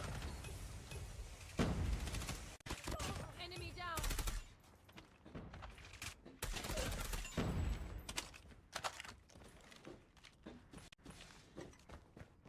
Hostile hunter-killer drone inbound. Tango down!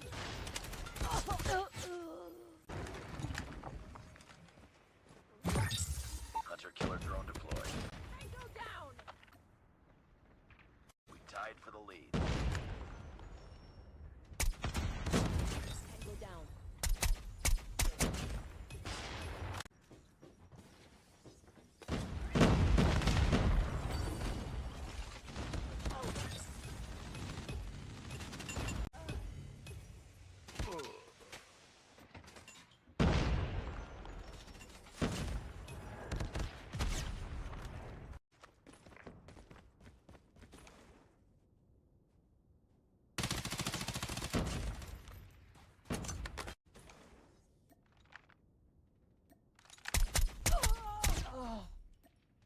Enemy down. Enemy taking Alpha.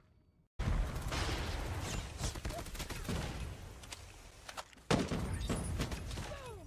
Headshot! Tango down. It's too close. Fight harder.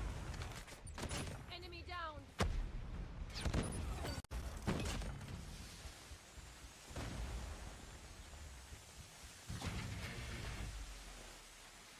down.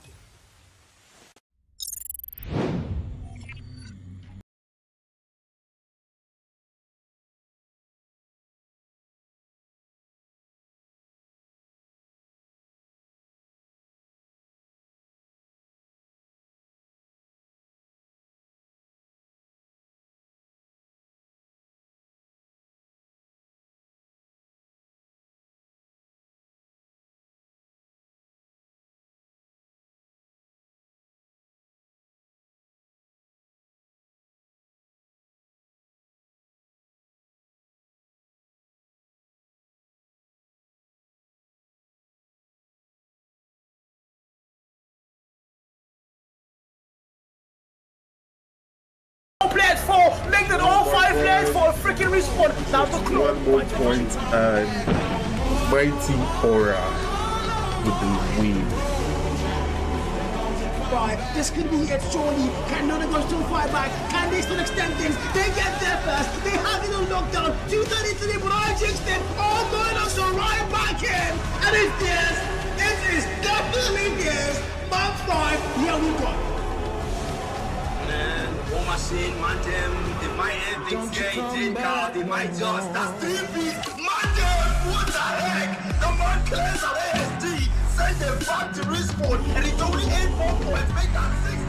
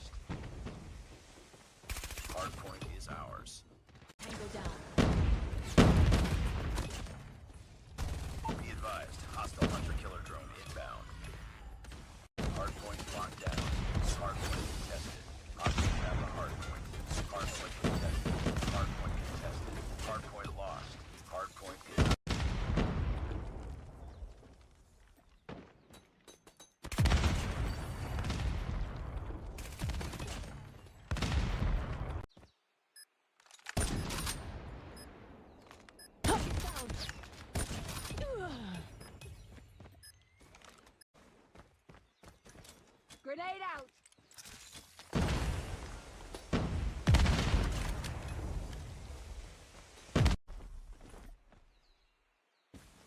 Bomb spotted.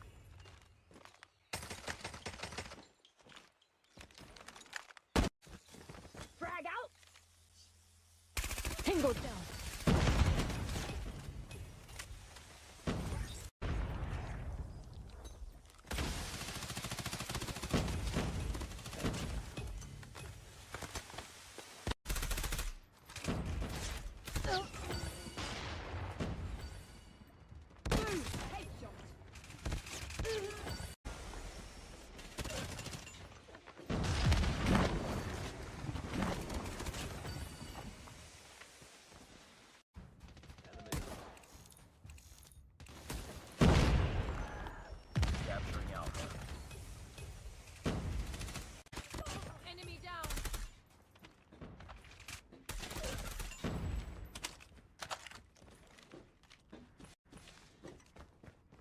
Hostile hunter-killer drone inbound. Tango down.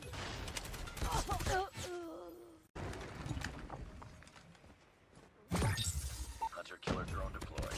Tango down. We tied for the lead. Tango down.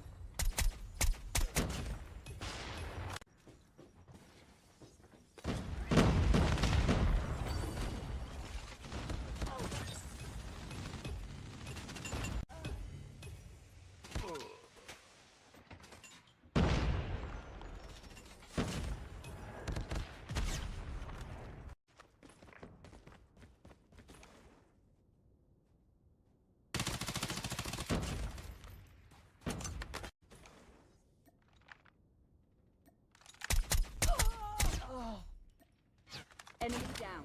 Enemy taking Alpha. Boom! Headshot. Tango down. It's too close. Fight harder. Enemy down.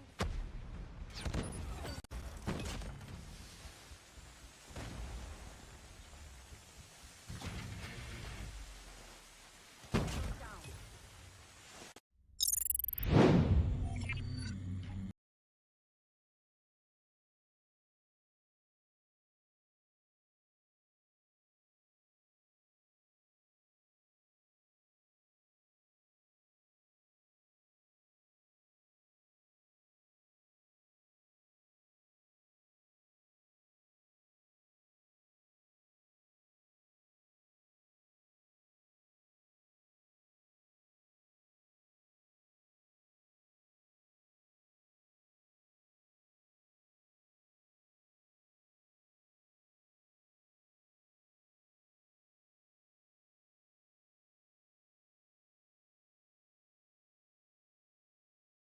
victory. All 4 players fall. Make that all 5 players for a freaking respawn. Now the clock. One more point and Mighty Aura with the win.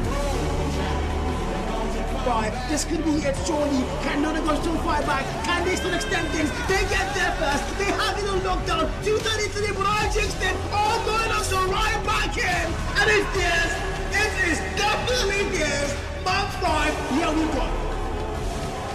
Man, what my shit, man, them. They might end things changing, God. They might just. That's 3 beats. Man, them, what the heck? The man clears of ASD.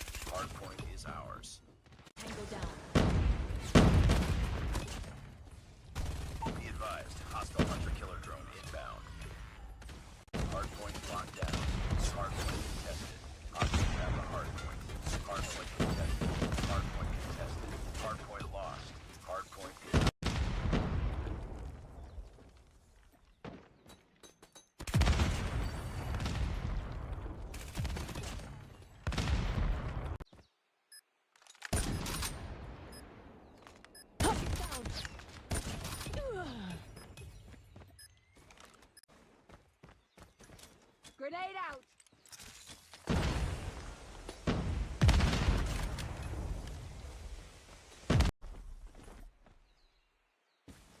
Bomb spotted.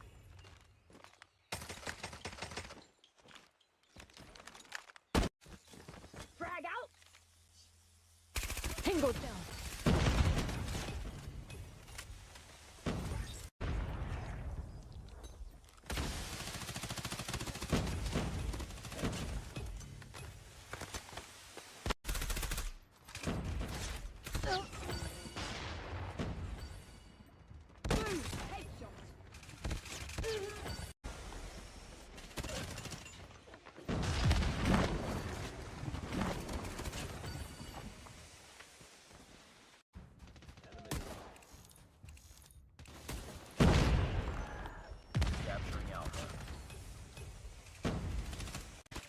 Enemy down.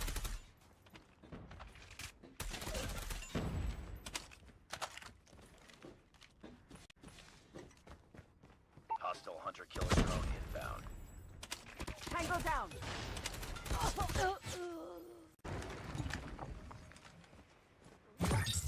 Hunter-killer drone deployed. Tango down. We tied for the lead. Tango down.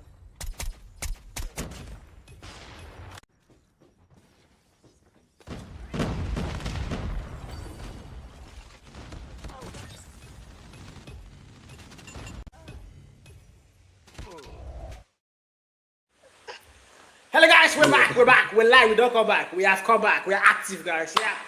Of course, Nonagon, apparently their openers did not show up for the Africa qualifiers for Water Champs. Yeah, it's kind of expected with Nigeria having 47 regs, and a lot of these teams are teams that even Black has never had of in his life, so I'm not really entirely surprised. But we are back again, it's the Gulag Series, and we have Mighty Aura up against XN9, going into map 4, and I'm excited to be casting this one with, where is this boy again? Black boy, bro. Yeah. Man, honestly, it's a cliffhanger at this point, right? We're gonna see if Nonagon's got what it takes to push for the remaining 2 maps, or Mighty Aura and things here. Mind you, this is actually a very, very significant moment for both teams. For Mighty Aura, this was the beginning of the reverse sweep for UAH last night, right? And for XN9, well, this is also the beginning of a potential reverse sweep for them if they can pull it off. Mind you, they're playing in the Hardpoint Combine and SND on Coastal. And don't forget, we did see that map in the Strix Gaming Nonagon match in day one. We saw that map. That map was the 5th map, but we did not get there because Strix Gaming won that 3-0 clean sweep. And now Nonagon, we get to see that map again. Of course, Hardpoint Combine, we get into it, and well, fingers crossed. 2 rounds apiece, 3 rounds apiece. We know how this usually goes for the respawn games. But Mighty Aura, can you end this, or will what happened with UAH repeat itself with Nonagon? It's Yuki. We get to see the man, of course. We've seen the man deal some damage there, and it took out a lot of people. But then look at that KD, though. It doesn't really see a lot, but 1.13, man. We've seen better, but still, that's still something better than the average for the hardpoint stats there, man. 97 kills and 358 impact in total. Wow. No, I mean, 1 MVP as well, don't forget that. Important player to the squad, I would argue. We've seen him before in Eclipse Gaming as well. He's I would say, a seasoned professional, so he knows what he's doing, and he has value that he can offer the team here. And well, we're going to kickstart things off. Combine Hardpoint, our 4th, potentially our final map. The Mighty look out for inside of Mighty Aura. They know his Hardpoint stats. 2 MVPs already back for the man. 136 kills, and of course a KD of 1.18. And I'm really excited to go and see what he can do. He's one of I would argue that No could be the best player in this roster, especially how we've seen him in the past couple of games. In S&D, he's a total beast hardpoint as well. I mean, no surprise that he's an amazing player. But now we're about to kickstart things off. P1 hardpoint is where the action is going to unfold. And Black Matter. Do you think we're going to go to map 5, or is this our final map in our lower bracket round 1? Could be, and do my production, guys. Do my production. That was a glitch in the matrix, but then the good fight still starts there. 65, opening the first build account. No limit as well. Triple kill onto Yuki. Devilman falls to risk, and man, this is exactly deja vu we saw for the Hardpoint Summit. Mighty Aura start out well, take a stronghold of P1, take the first 45 seconds off the hill, and Nonagon play for scraps, and well, they take quite a while before they get a single point. It's basically just deja vu, man. And things have started here. Mighty Aura once again. They start things off well. They did that the last hardpoint we saw. And now they're doing exactly that once again. So if you're XN9, this is not exactly something you want to let happen. P1 opens up. Mighty get there first. They dominate the kill feed. They dominate the hardpoint time. They know by the double there. 55 and 1 to clear out the hell even further. But I mean, importantly though, look at that mini map. Rotations are mixed on. And looks like Mighty Aura have the better squad for that P2 run. And they also have the hardpoint on P1 locked in. So if you're XN9, you listen both the hardpoint time and the rotation now for the next deal, and that cannot be good. They're no lying down there, but they're gonna wipe out over deck as he gets put down. 28 and 4 as P2 opens up. Still laughing to what he said right there, Carl, but still, I love the fact that they actually go for lap now and they take a strong hold of it. We know the lap will have multiple openings there, but speaking of the no, that doesn't seem to matter to him there. He takes them out as they come in, 30 to 14. They're trying to keep this one close. Contrary to what we saw at the Hardpoint Summit there, they play a strong hold onto that hill. Nonagon, they take this one for themselves, and now Mighty Aura take over this there. Respawn points already secured or close there. Nonagon having the better respawns, they close up, but Mighty Aura having the hill itself. Denor finds the double, taken down by Devilman. It's for the double of his own, 36-23 into lap once again. They go for the contest once again, and of course, Mighty Aura will lose it out to XN9. Struggled on P2. I gotta give that one to them. So far, 33 and 36. Game is closed. That's exactly what you want, yeah. If you're an XN9 fan, if you're Nigerian, I'm not Nigerian, by the way. 40 and 36, and so far, we're going to get the hands on that lead. We're going to P3, who's going to get there first. Minimap says it's going to actually be Mighty Aura once again. The rotations look like it's get keyword, and they are using that properly. And so far, 4G fighting back. They need to break that hill. Death Machine popped out, no limit. Literally has no limit with that Death Machine. Smoker's going to, okay, yeah, I jinxed it, didn't I now? 43 and 45. Mighty Aura have the lead once again, but Nonagon are still on the back foot here, Blosky. Yeah, they started out well, man. Nonagon They started out not so well, but then found the lead back. But Mighty Aura took it back again. And man, I'm really curious to know what the comments are gonna sound like, because now they're back in the lead. Definitely gonna be some level of cheer and excitement, but still gonna stay locked in. But then we're gonna find out as we go for a listening for Mighty Aura. Michael. Okay, I'm. Lap. Edema lap. I think any box. One more. Mid life. Yeah, war machine. Next. One lap. Wash war machine. Next guys, next. Listen. One more side. Oh, okay. DM green. D-box. Jam is not picking. Jam mid life. DM million. Nice. Nice. Okay, I'm pulling rock. Brick One box. So behind you. You got it? Nice. Wow, Easy, bro. million hustle, Nice. million guys, million. Got one. Equals one shot. Nice 50p. They come from mid. One P2. P2 dead. Listen, mid. Point. Focus on mid, right? One more P1. Rock there. You watching my P2, right? P2. P2, come help me. One mid, I think. Come help me, P2. One mid dead. One P2.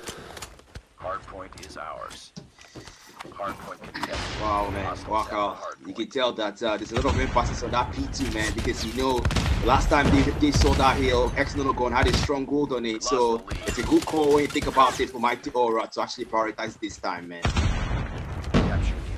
I had a lot of mid lane, and I thought about one particular game, a strategy game. You all know the game. If the game went far, that was a lot. You lost the cast of Mars, but in the meantime, the 71-107 Monarchs are going to get their hands on that lead and above the 100-point mark first. So if you're exiting 90 now, the kickstarting things off not at the best score, but eventually you have to start making something work. And so far, P1 is there, the contest of swords, but in terms of fighting for it, but Mighty Aura has the majority of time there so far. 37 more on the clock now for this particular hill. I mean, if you exit now, once again, you started your games, you got the lead at one point in time, and now you're starting to see Mighty Aura going to fly away with that lead once again. I say flow, guys, forget that.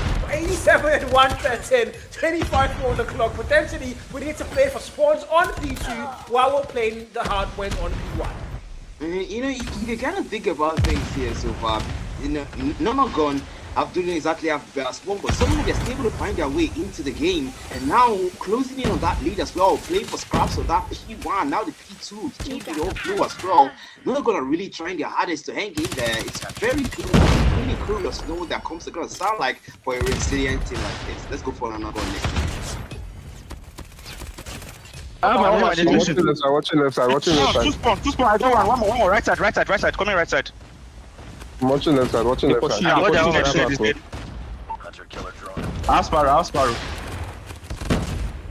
Two guys left side. Yeah, death machine. One more. He did hide. Another one left side. One more in. Slide down. That's Sparrow. Now so kill him. Hardpoint locked down. From left side. Now so. This is the beginning. We no go end this game. Hey, left side. One more left side. 0-0.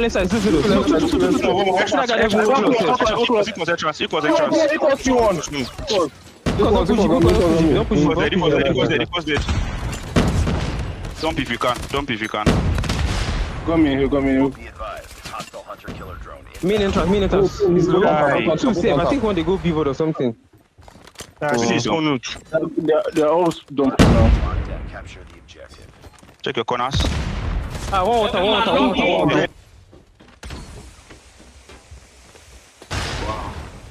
That's quite the intense listening, man. There's a lot of one more P2 dumping, and it equals. You can tell that these teams are really just trying to stay locked in, but at some point, you gotta ask yourself, is that actually paying off? Because they had the lead and they lost the lead again. Look at Mighty Aura taking back the lead from Cal.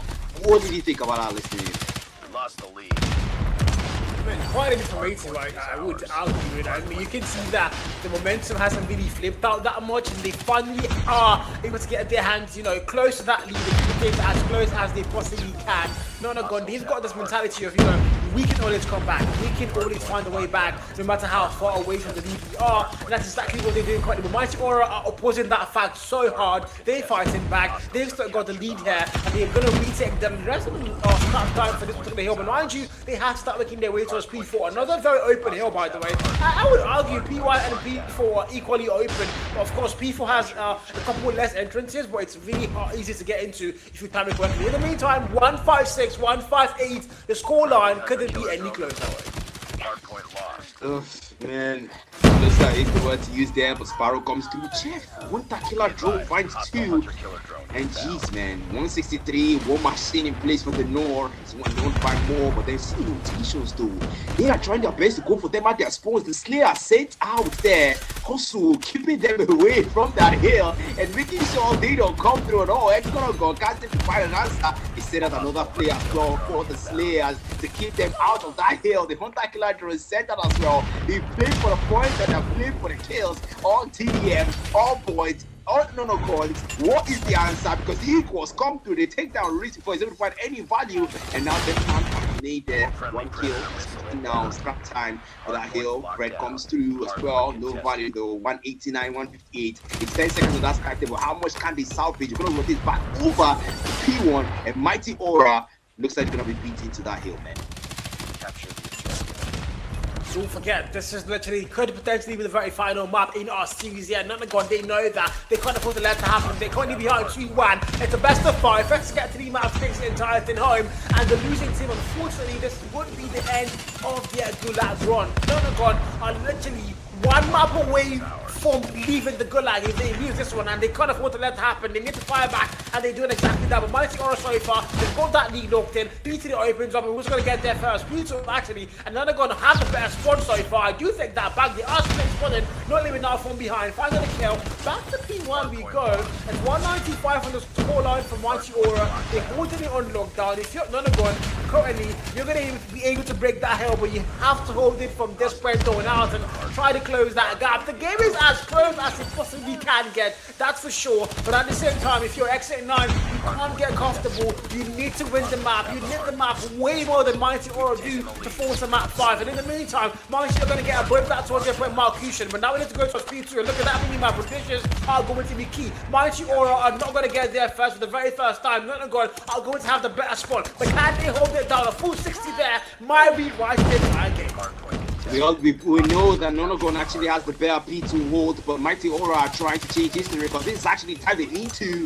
If any time, the closer that starts to 50-point mark to double by Chef. It's already cooking with about 27. He wants to make sure he gets the rest. Check your phone, not to slide through, they put him down. Koji, Wizard that Sparrow, fight the double, fight the triple, and Nonagon claims the hold. That's 4 for 40 and 211 is the Mighty Aura. But Nonagon said this is out there. We've got the passport, we've got the claw, we've got it down, but keep taking down Devilman 4s and Nonagon are still getting a hold.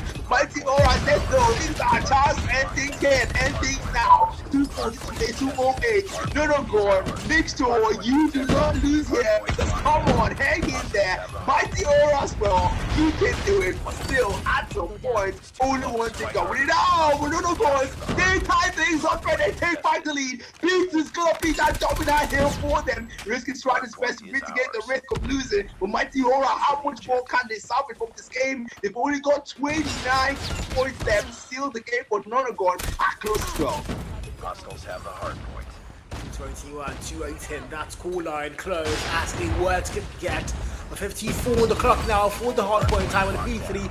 Mighty get there first. They're going to get flushed out by Nonagon. They're going to break that hill. The spawn as well, hopefully. They need to get that. They do know that 40, 38 kill mark. Now the death machine, pray and spray. Double kill to go and flip out that spawn. That's exactly what they need. And they know that. Now they have the better spawn. This could be it, guys. The Nigerians are right back in. They have the spawn. They have the hill time. Equalizer, death machine, oppressors are going to come out to play now. 235 on the board. And if you're Mighty Aura, you might be choking this one now. The battle of the chokers at its finest. Nigerians are way back. Mighty 4 contest. Noilimi goes in. Trent finds him, puts him down. Equalizer now for a prayer spray to break the hill. And the spot. They take it right back and they got Evans here. Jesus, Nitro cries, Nikolai's finally falls, Eddie, Yuki, they fight back, but we need to go next. Surely we need to go next.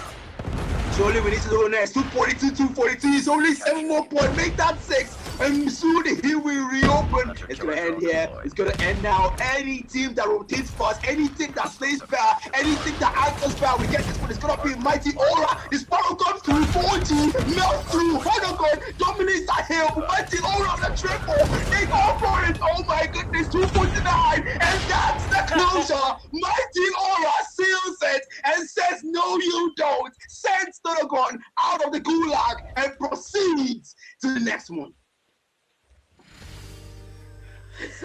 I've got no words. That was so It's a draw. intense. You saw that people in there. Nonagon almost had to come back completely done. They got the hill. They got the spawn. It looked like surely that was them. And then Mighty Aura fought back one final time, flipped out that spawn. Wonderful Nikolai's the trade killed there. That was a nasty spree. Able to get that map back in control. And eventually the next hill, they got there first again. They were absolutely flawless. And that said, they've claimed what could be. Wait.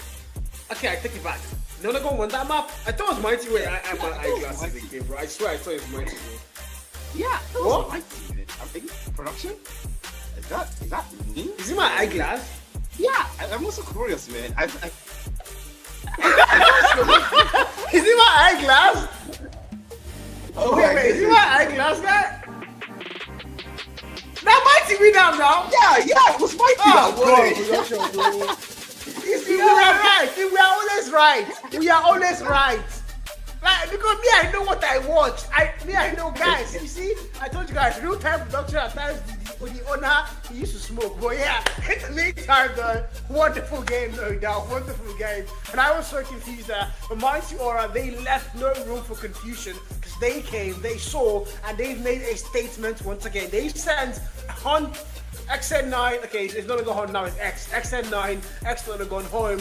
Unfortunately for them this time, they did get a map though, that's the important thing. They did not leave the Gulag Series without a single map like we thought was going to happen, so they did get a map, but unfortunately it wasn't going to be enough against the number 1 team in West Africa, Mighty Aura, as they claim the seed there, and they make their way to the round 2 of the lower bracket. XN9 are out, and no APS once again for them. Wow. Man, APS 3 unfortunately won't be seeing that on Nonagon, ex-Nonagon. APS 2 we did not see them.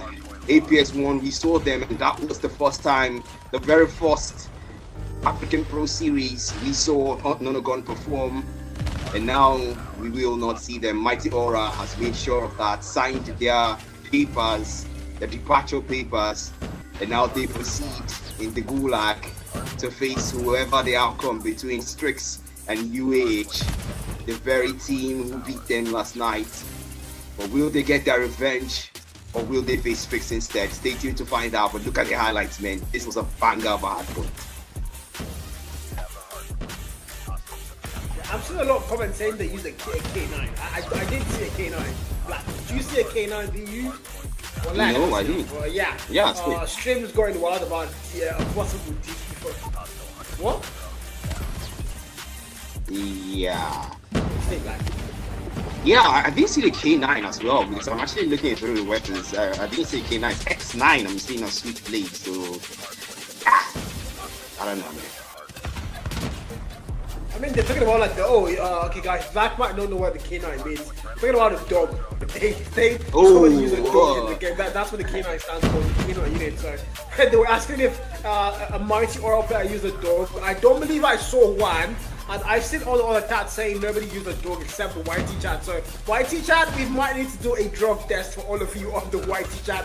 But in the meantime, however, our scoreboard is corrected, and Mighty Aura have their flag, their logo is stamped on 3 maps against Nonagon's 1, and that's a 3-1 for our first game of the evening. Unfortunately, XN9 are out of the Gulag, and unfortunately as well, they're not going to be playing in the APS Season 3. I mean, they started this journey with the APS Season 1, and they've not been able to make it out of the Gulag for 2 back-to-back seasons, and that tells you a lot. There's so many quality teams in Africa, and Nonagon right now are just not able to deliver the level of quality we need to be in the APS, unfortunately. But I mean, Mighty Aura though, they are once again happy to be in the next stage, but of course their opponents once again what might either be UAH or the side of STX, which is going to be our next game for today, our upper bracket finals, and whoever wins that one, don't forget they automatically qualify for the APS 3. So STX and up against our Monarchs TEF, one of those teams is going to be qualifying for the APS 3 in our next matchup.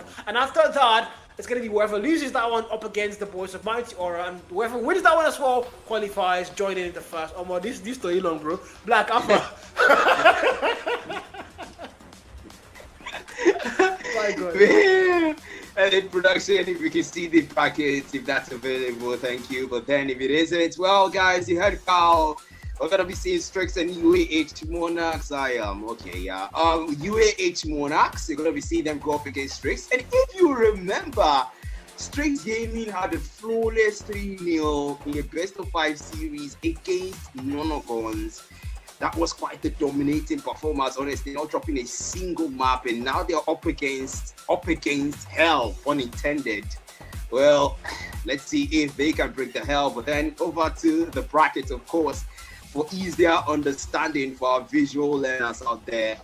Mighty Aura up against UAH, and Mighty Aura, well, they're gonna have to fall because they lost that match, and they will play against. What's that, DC? Well, production. Yeah, production. No, it's not. Production, what is There's this? something wrong with the winners bracket round 2. That's STX up against UAH Monarchs. Yeah. Guys, wallahi, Jerry's smoking today, bro. There's so much happening in Jerry's life. But yeah, it's gonna be, of course.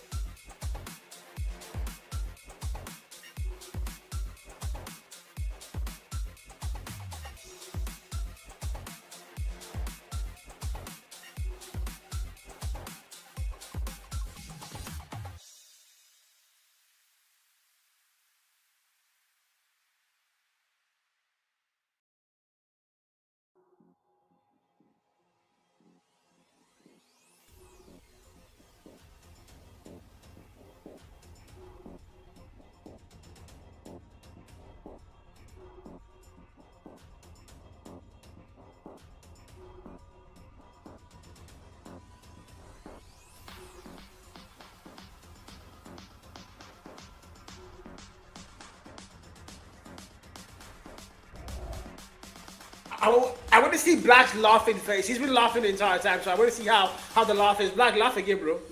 Laugh. You don't go laugh it. Okay, laugh. No.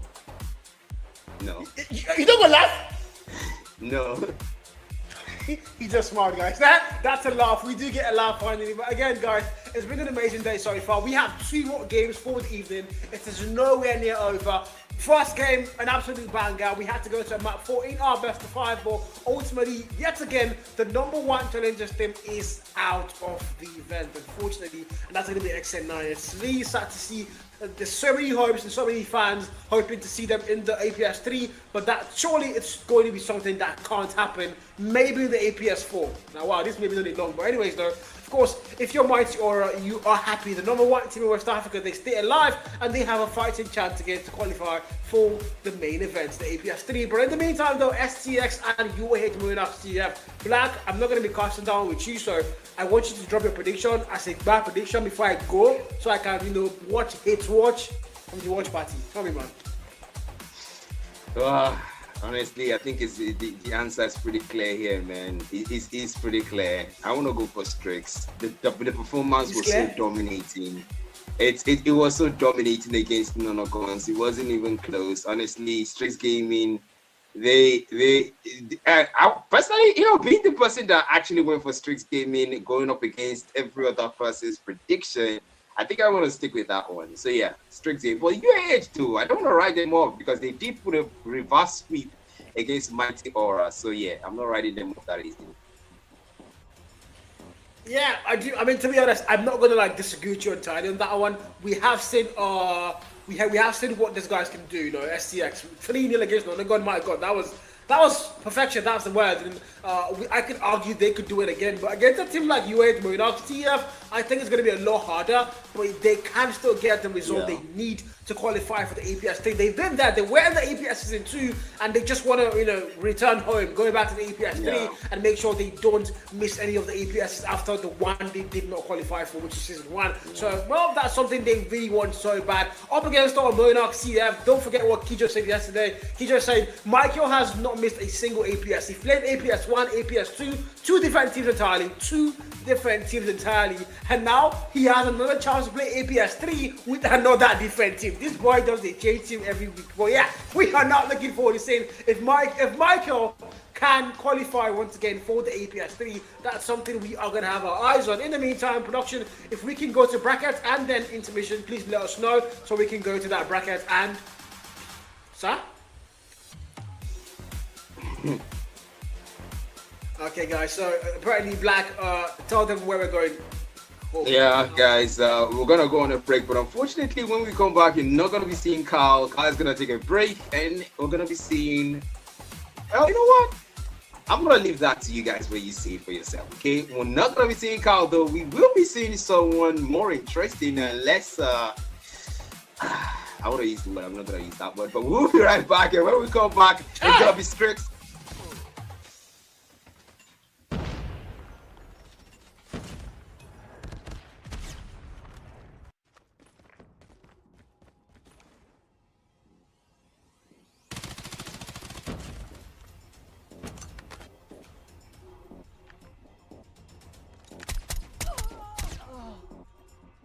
Enemy down.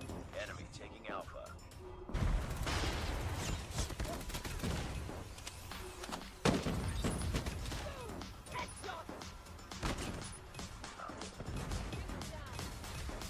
Too close. Fight harder.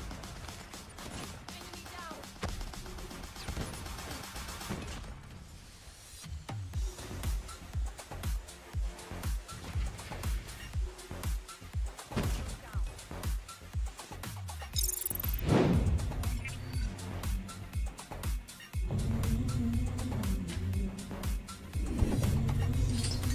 Don't you come back no more.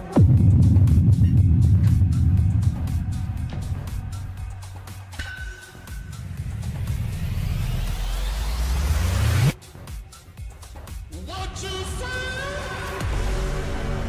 Oh, they get kicked out! Oh, they get kicked out! Holy, Cross find the double, we both find swag, and they're gonna have it locked down. And Nonagon are going to claim the very first map. 2-2-2.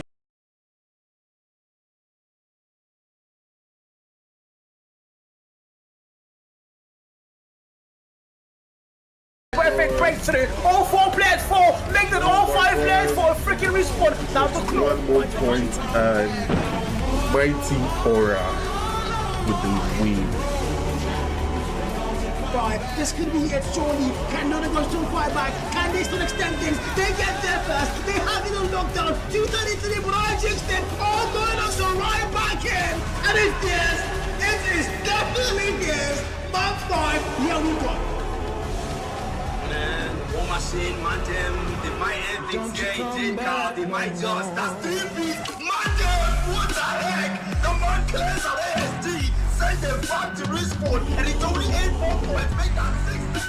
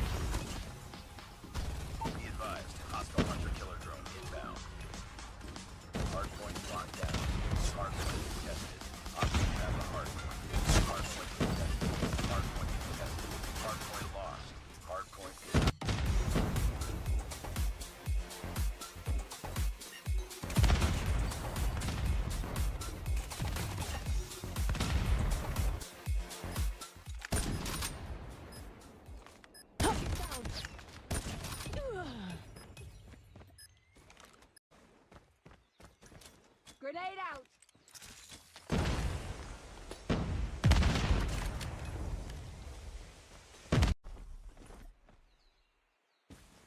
Bomb spotted.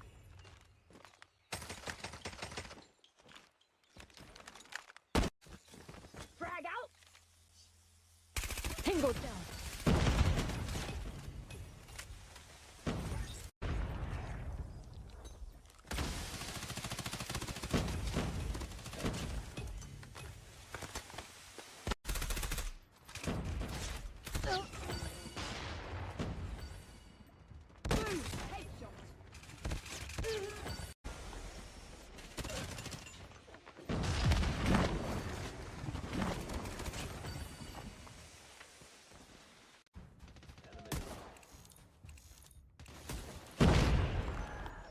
Capturing Alpha.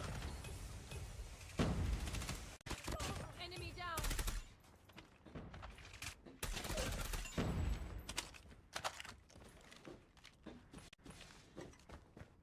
Hostile hunter-killer drone inbound. Tango down.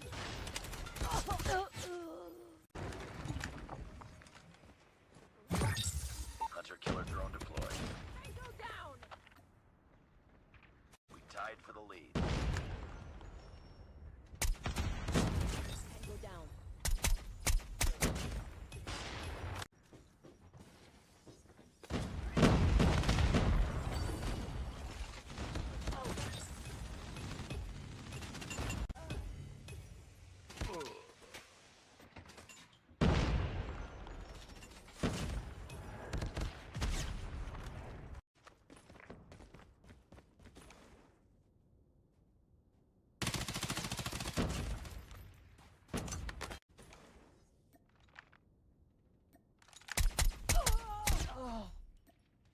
Enemy down. Enemy taking Alpha. Boom! Headshot. Tango down. It's too close. Fight harder. Enemy down.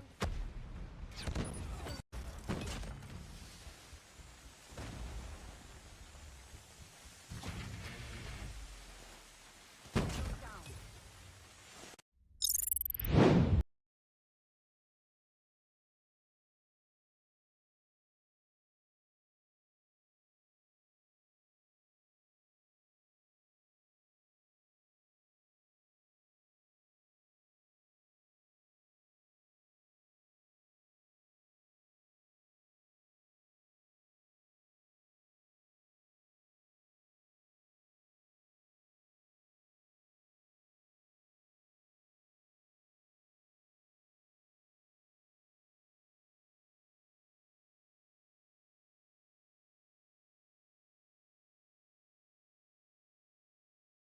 Better spawn to you as well, son. If you're Mighty Aura, you don't have spawn for another get a perfect breakthrough. All 4 players fall. Make that all 5 players for a freaking respawn. Now the clock. 1 more point and Mighty Aura with the win. Right, this could be it, surely. Can Nonagon still fight back? Can they still extend things? They get there first. They have it on lockdown. 233 Monarchs extend. All going on, so right back in. And it's theirs. It is definitely theirs. Month 5, here we go. Man, all my shit, my damn, they might end things did God, they might just, that's 3 beats. My damn, what the heck? The man clears of ASD, send them back to respawn, and it's only 8 more points, make that 6.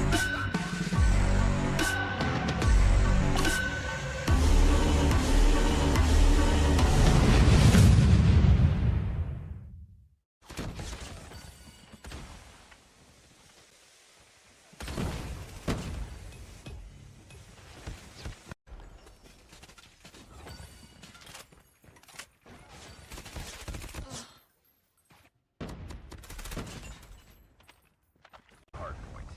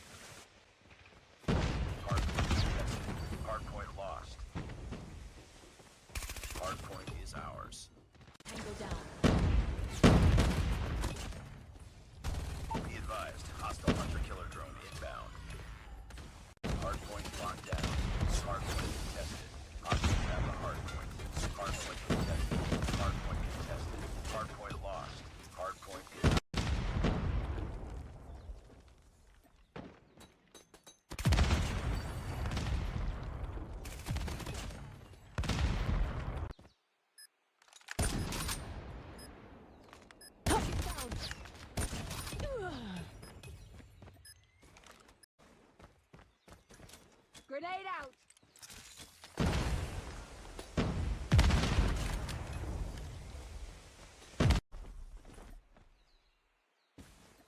Bomb spotted.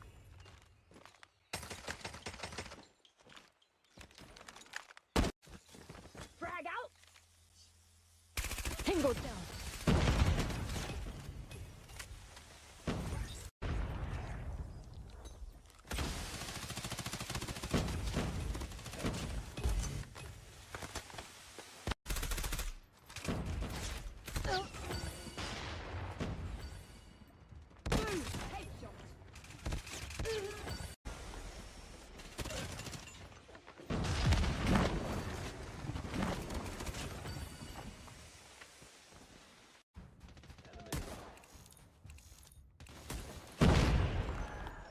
Capturing Alpha.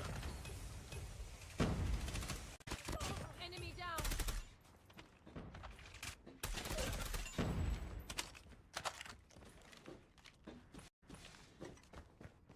Hostile hunter-killer drone inbound.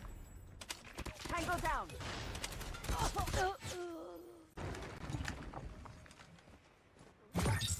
Hunter-killer drone deployed. Tango down. We tied for the lead. Tango down.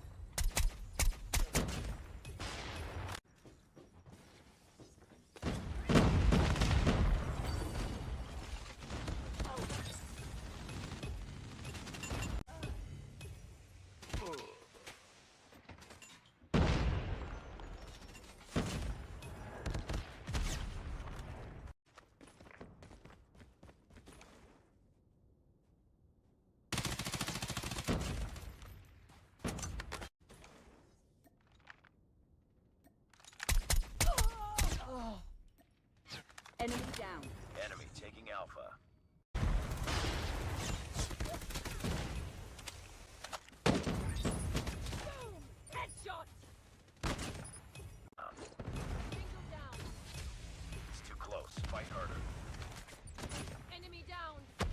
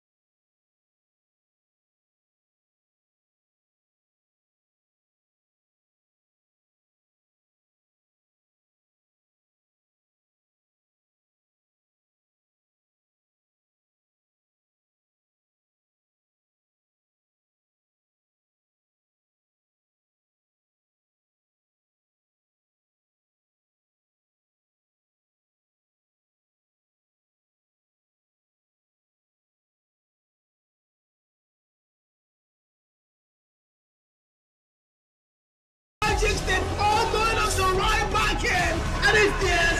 This is definitely this. Month 5, here we go. Man, all my shit, my damn, they might end things changing, God, they might just, that's 3 beats. My damn, what the heck? The Monarchs of ASD send them back to respawn, and it's only 8 more points, make that 6.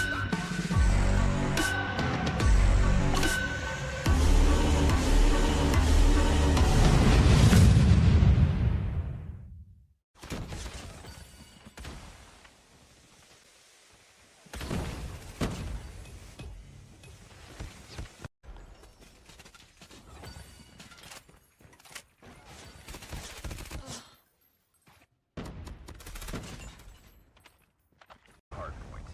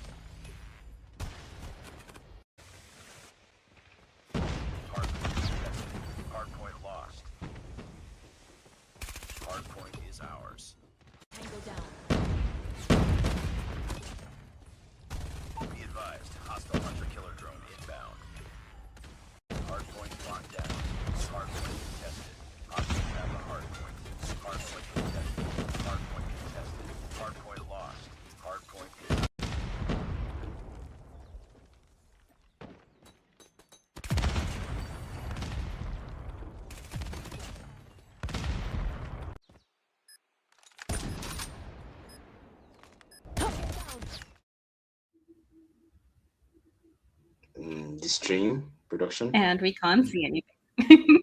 Yeah. All right, well, Yeah. surprise. Welcome back, guys. We're back from our very, very short intermission, and you're still here with Black Matter, and I replaced Cal because, why not? But getting straight into it, we are on our second game of the night, and we have UAHMT versus Strix Gaming. What do we think about that, Black?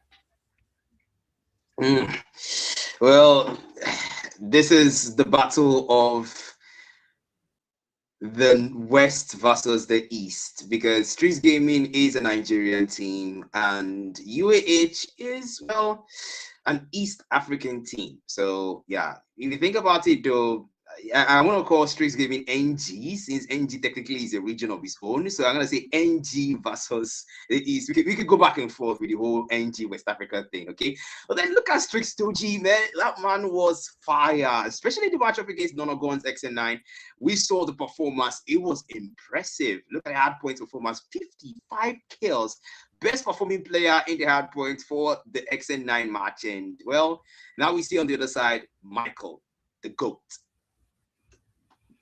Well, there's a lot to say about both those players. Toji is definitely the guy to look out for on the side of Strix, and our MVP on the side of UAHMT is definitely the GOAT himself, Michael. 90 kills in total over his hardpoint games in the Gulag alone, with a 292 impact, a 1.17 KD. This man is carrying his team on his back when it comes to hardpoint games alone. And if you've been watching the other previous games, he performs in SND, he performs in Control. That's what we call in cricket an all-rounder player. There's nothing that can bring this guy down. But enough glazing, otherwise he's going to turn into a donut.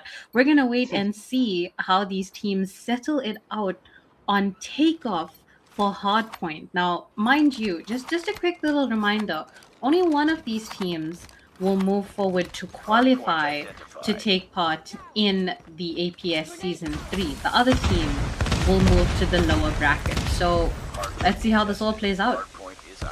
That's indeed, of course, P1 Fountain. We do start out the battle, the gunfight, and the match that will be the decider of who stays in the uppers, who stays in the lowers, or who's going to go down to the lowest rather. For Strix Gaming, of course, quick to pick up the pace, 5-4 immediately, just the blink of an eye. The P1 heavily contested, UAH making a statement there. They know what they're up against, and they can take the battle and take on the challenge as they get more points there. Those 10 points to score mark for Strix as well. We'll be back, the usual back and forth. Well, it is too early to tell which way this is going to go, and with prediction-wise, I feel like we already know where Black Matter stands. He's going to be backing Strix Gaming. So for the sake of competition, let me say that I am backing UAHMT for the night. But the OBJ looks equalized. We're just finishing up time on P1. Scraps are completed, and rotations are already in play for P2, but it seems like Strix Gaming are going to get there first. We've got K-Money already setting up shop as Strix take the lead with OBJ time. Monarchs are catching up though. They take control of the point, and it's just going back and forth. What is this sharing is caring vibe?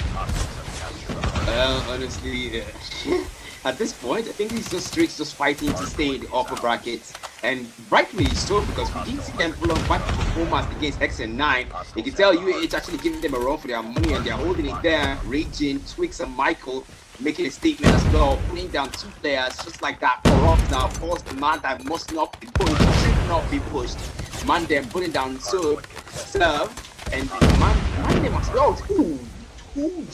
That was nasty. Seriously, top kill. 33-28 there. UAH already taking the lead. Of course, at time, taking my experience is P2, and they have to run over to P3 because it's already started to spawn in 5 seconds. It's gonna spawn there. So far, they have to make sure they will get rotations, and the positioning, this one goes to UAH.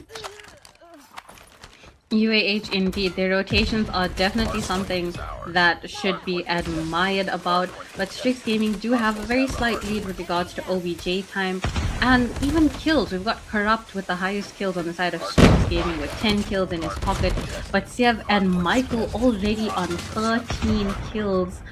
Absolutely dominating his team. K Money pushing out now with the equalizers from P3, manages to find one before Badman takes him out with his own equalizers. War Machine also active in the hands of Michael, holding down point for his team there before his operator times out. Badman still with his equalizers. How is this not timed out yet before he jumps into points, times out, and unfortunately gets killed? We still have Mandem now out in play. K Money pushing out into the point, but Zai pushes in with his death machine that only finds one value before we head into scrap time, and UAHMT equalize and overtake with OBJ. Yeah, honestly, UAH actually giving Strix Gaming a run for their money is to be expected, because don't forget, this is a strong team. This is a team we saw in the Codem Africa World Champs East African land.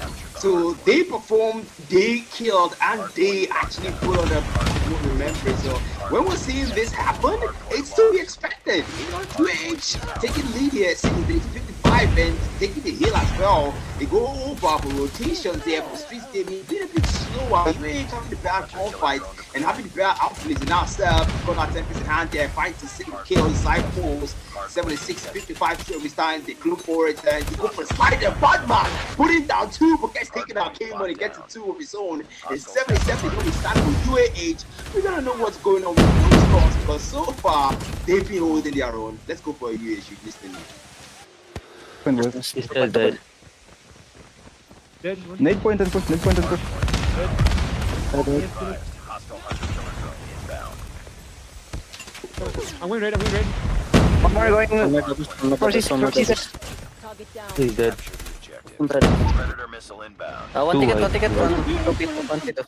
Blue on top, blue on top, blue on top. Locked down. Ticket. I'm going ticket. Two tickets. One B, one ticket. One B bomb. Ticket dead. I'm One more B bomb. Going tickets, one going tickets. Point, seaside, Michael, one more, blue. coming on. Blue dead. Ticket. That was dead.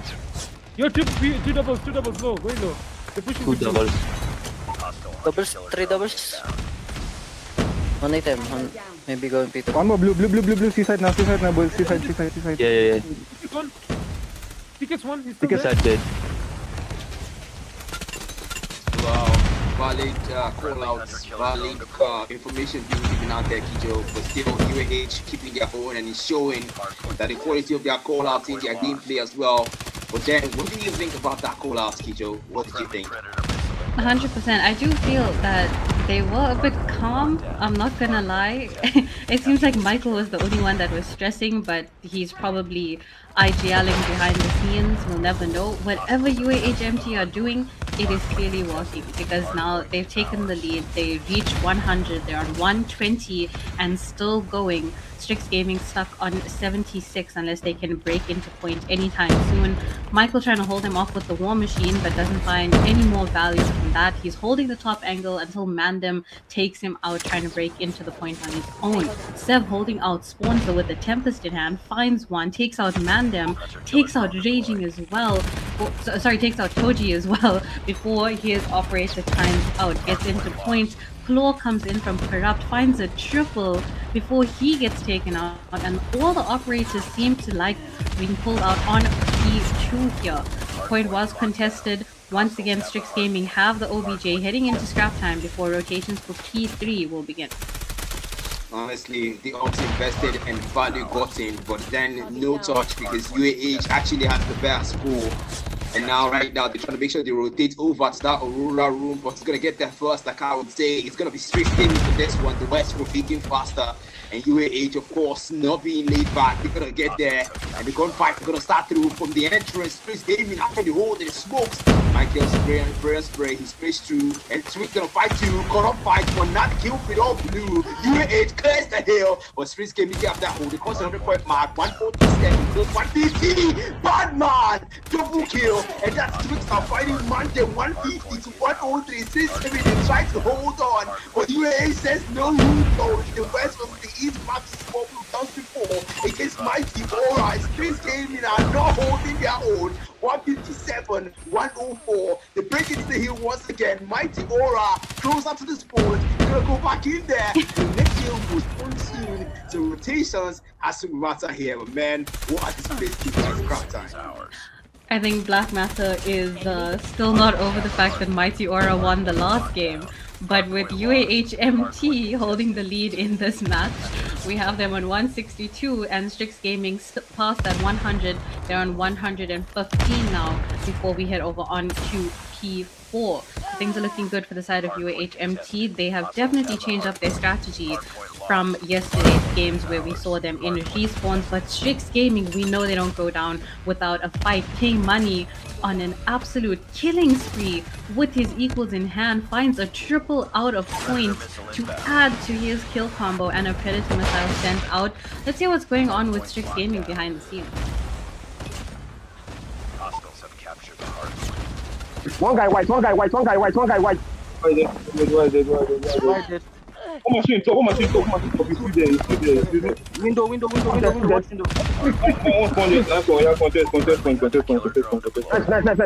Count. I didn't get. Equal, extending. We'll come back to you. I'm going.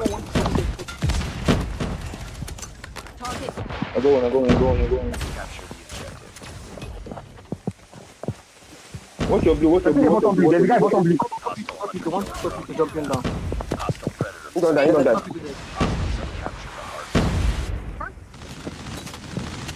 I did cut. What up, cut? I can't see him. He's in smoke. I got him.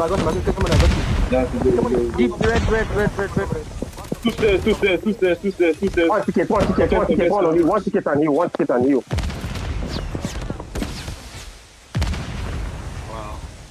That is quite the intense call-out thing given out there from Strix Gaming, because the team playing catch-up and UAH being so close to the 250 point mark. Of course, they got to lock in and sit up. And man, one hill, two top, and everything being given out. Communication actually helped them for a bit. They closed in on that scoreboard for UAH. Just like other plans for Kijo. What's your thoughts on the listening? I honestly feel like Strix Gaming are feeling the pressure. They're on 152 OBJ right now, while UAHMT are just past that 200. So can definitely feel the pressure, feel the tension. They want to be able to get in, break that point, and hold it down. And I don't know, I feel like they need a bit more teamwork. Raging taking them out so easily. Michael getting a 2-piece. Raging had a 4-piece with his floor out. Definitely some switch up of strategy is needed here from Strix, because K Money is the only one carrying right now. He's almost on a 50 bomb, 49 kills in his inventory. Mandem trying his best to push into point. War Machine is out, finds a double right off the bat, but Raging takes him out for the count, sends him right back to spawn, and Strix Gaming take control of the point. Somebody put K Money on a leash, man. This guy is something else, honestly. 51 kills. Highest in the whole lobby. Nobody comes close except the GOAT himself. Above that, 56. Oh my goodness, there's a reason why they call it the GOAT now, isn't it? 217, 218 there. The scrap time for the hill, and don't even let them get the scrap time. They say the East has a statement to make. 22, 171 there is very close. 30 more points for UAH. The next hill after Rural Room is going to decide who's going to take the high points or take home. And will it be UAH? We're going to find out. They start out well. They keep them out, but then Strix Gaming find their way into it. Batman finds the kill. Doji, the both of steals only able to get one. Batman forwards. Zai gets the kill. Jack machine for the player to spray to get a double, almost a triple. Doji finds Michael. That's one down. Maybe more to come because 10 more for make that 30K money. We need equalizer. Somebody stop this man. There is no end to the chaos. The chaos stands for kills and leads to the fact has to run out time. The market to find more. They still have a statement to make. Strix are not done. The Ural fought for and dominated by Strix Gaming. closer to that 2 report back. Couple more kills. Game money is not done. Switchbread's gonna handle the rest. Well, that's the count. 198, 200. They hit that point. 5 seconds left on the hill. We'll take it to the next. UAH has to let that one go. That could have been a changing point here for Strix Gaming. This might be the point. They've caught up, they've passed the 200 point mark, and they are right behind UAHMT right now. 20-second difference with the OBJ. This could be the closing hill with this hard point, with this map. If UAHMT don't hold it down for those last few seconds, Strix Gaming are going to catch up, overtake, and take the win for the night. Twix out with his Sparrow, trying to find value with holding off point, gets a hit marker, but Raging gets a kill with his trophy system of all things. Mandem coming in now with his War Machine, 3rd kill in a row, pushing into point, make that 4, gets taken out before he can cause any more damage, and the last second of that point going in favor of UAHMT. They take our first map of the night. I guess the East has this one in the bag. UAHMT doing Seb proud. The owner of the UAH Monarchs TEF finally got the name right. Man, they have made a statement, 250 to 330, but then take nothing from Strix, the Nigerian team. Take nothing from them. They performed, they came, they showed us they have the resilience to hold on. That Aurora Room Hill draw, the performance there was thing, what remember, but then Kijo, what a performance from UAH. Honestly, I expected it to go either way. I'm not mad about the outcome. It's only the first map, but considering how close it was in the beginning, I was a bit concerned for Strix Gaming. But we'll just see. That was just the first map. That was just map 1. We have a potential 5 maps of the night. So let's not lose all hope just yet. Yeah, let's not lose all hope. Don't forget, it's the best of 5. So if you think about it, we still have 4 more maps to go. So STX still has hope. They can still make a comeback. We saw them put a 3-0 reverse sweep before, and the first day of the Gulag, the very first game of the Gulag, actually. So yeah, there's still hope for them. We can still see the light at the end of the tunnel. But then don't forget, UAH have started out well. So 2 more maps, they will take it. But look at the stats here. The GOAT and K-Money, band for band, teeth for teeth, 64 bomb dropped on both sides. It's not even close. Same impact. 196, 196. These guys, at this point, it's a 1v1. I mean, we have a teammate, yes, but the GOAT versus K-Money is going to be the highlights of the hard point video. 100%. Someone needs to book both of them like a couples massage, because their backs must be so sore after carrying their teams right now. The closest on either of these teams that come to their kills is 54 from Badman and 50 on the dot from Mandem. So a huge difference in the kill count. Both those players were definitely doing something right. In the end, UAHMT won on OBJ, and I mean, that's just what Hardpoint is all about. It's not a full-on TDM, but definitely walking out with 64 kills is something to be proud of. For sure. And now they're definitely going to be looking out for each other, especially in this S&D on Tunisia, where you know very well that it is a sniper then.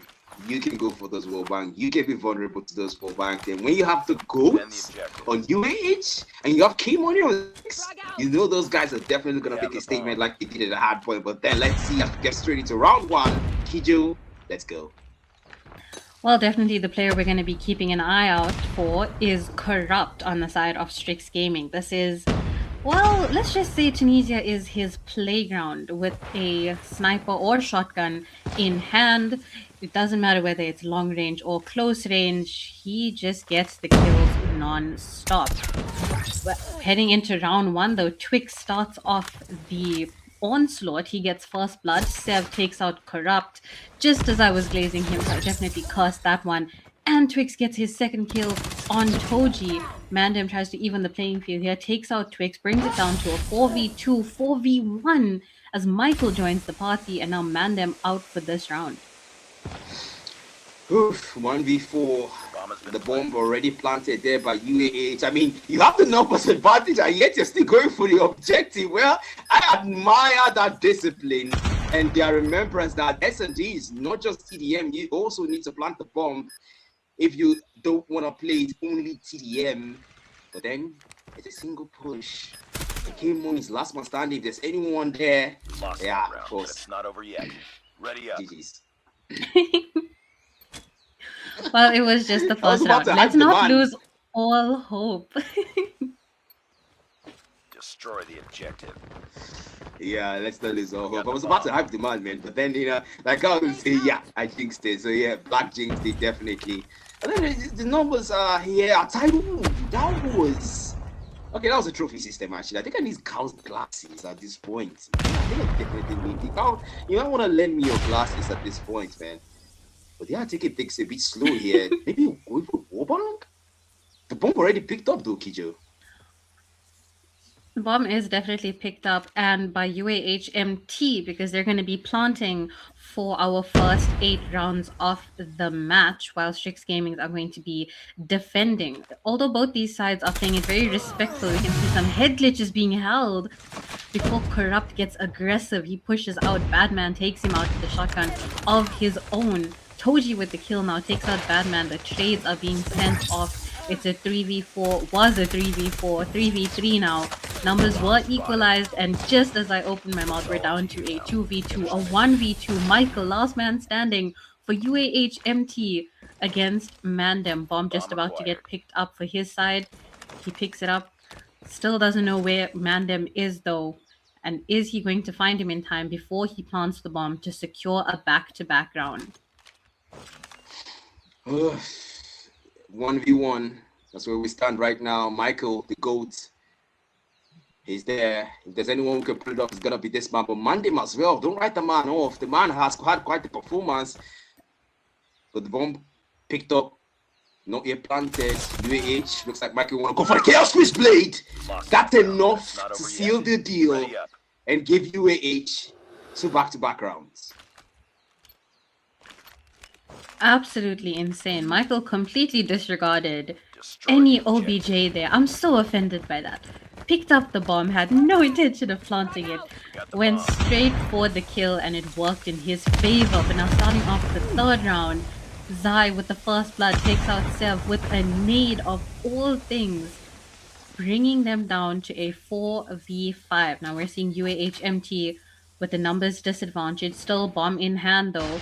And Strix Gaming going to defend with an entire team. Zai with another kill on Twix, making sure Strix has complete advantage here, and now a 3v5. 3v5, numbers advantage over. Ooh, make that 3v2, make that 5v2 actually. The GOAT is still there, so there's still hope there. If you think about it, it's looking for who? Oh, what? Oh, where? The headshot! Oh my goodness! Michael finds Zai, and that single pixel was enough. Complete the mission. It was enough, but Michael gets taken out now by Toji. That can be good. He sees the man there, puts him down, Raging, finds Mandem, and now it's a 1v3. Raging finds a double, came when he falls, vital kill, and it's a 1v2. We stand up, but then Corrupt is there. I swear you don't push Corrupt. I swear you don't push that man. If you want to play this card, play this strategic. But the bomb picked up. He could go for the A side. He could plant it at the A side, but the man wants to scout the area first. Corrupt. He puts the man down first. Vital choice, and maybe a double. It's a dance. Raging. Absolutely clutch that for UAH. And the East has shown what it means to pull a clutch in an S&D. And let's have a replay on that gameplay. Wow. Absolutely insane. If 1v4 clutch. That was a 1v4. We were probably glazing the wrong person. Raging gets all the attention now. All eyes on him. Before I jinx it, he's dead. Zai puts him out of his misery. Badman comes through with the double. Toji takes out Twix. Michael still standing, takes out Toji, and now Corrupt in a reverse situation. 1v3, sniper in hand now. well, he picked up the sniper. Apologies. I almost thought that he had two different weapons there. Originally with the shotgun, sees a bit of contest and doesn't have enough time to react. Badman sends him straight into the next round, and Strix Gaming are yet to claim a round. UAHMT on 4. They are on 4 and they are on fire as well. Because these guys are intentional about not dropping a single round here.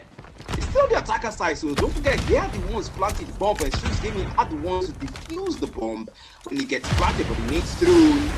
And onto that A side, you see the numbers of Strix Gaming around there and the numbers of UAH around the B bomb side. The bomb already planted. UAH disciplining this team, but then Toji positioned there and waiting for who's going to run through that single hole there. Maybe he can put them down, but the wall bank, he tries for the attempt. Cannot find it though. 33 seconds on that board. Strix Gaming, you're going to make that defuse move soon. That timer is counted down against you. But the numbers are still preserved. They take this one pretty slow, and 2G is looking for that single wall bank. They're able to find it though. They know the obstacles well. They know which one to hide behind and which one shouldn't. They shouldn't. But still, Corrupt would hit up. Corrupt forced to reach it. The man starts his rampage. But Zai says no. He puts him down. Michael Force as well to K-Money. And now the bomb. 5 seconds left of the timer. Strix Gaming is going to get that defused in. But they say no. The timer is counting down. And Strix Gaming lose that one out to UAH. Thanks to the defuse they could not make. Well, I can't say that I'm surprised or disappointed as to how this SND is turning out. We know that this is the game mode that UAHMT are absolutely unstoppable in, but they're really proving how strong their skills are. Michael started off with first blood, finds his second kill. 7 Raging get a piece of the action, and just like that, Toji stuck in a 1v5 situation. Mind you, this is only the 6th round. Strix Gaming have yet to claim a single round yet.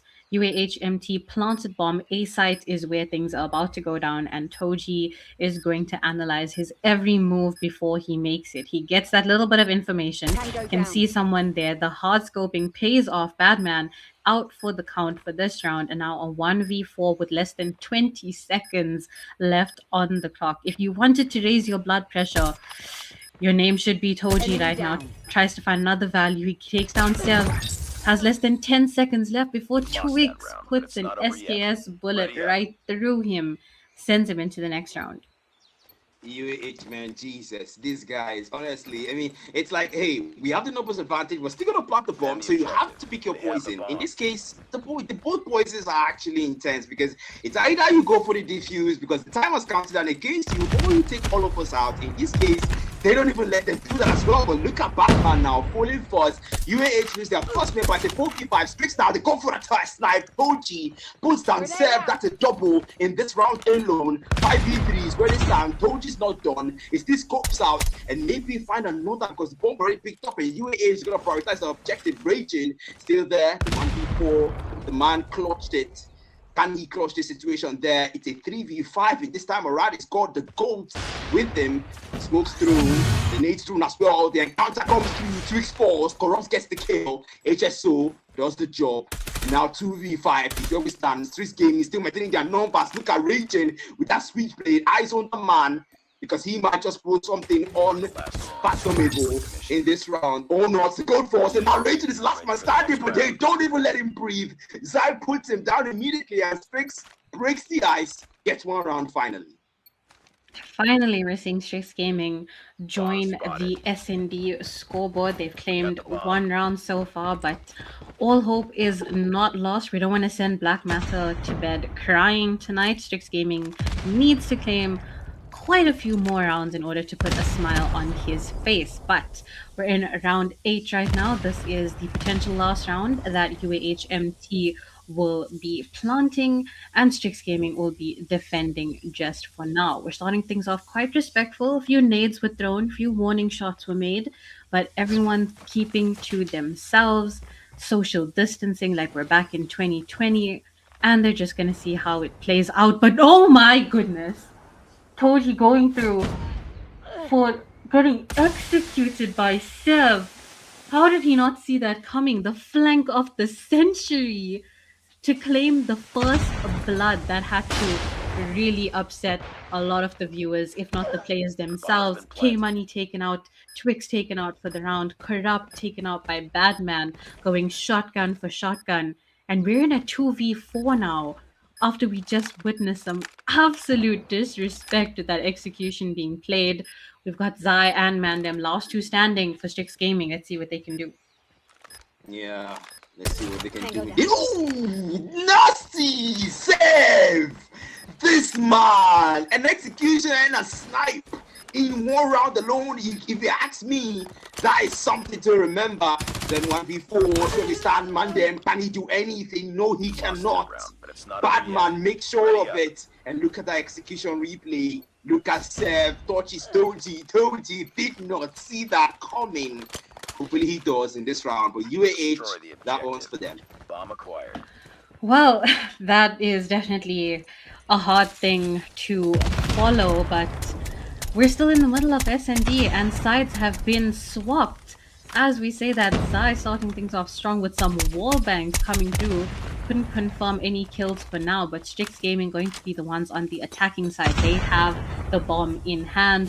UAHMT playing it safe, playing the distance as they are on the defending side for now. Let's see how things play off. It's starting off respectful as you can be, with some warning shots through a wall, just to remind you guys. But no lives claimed, no values found.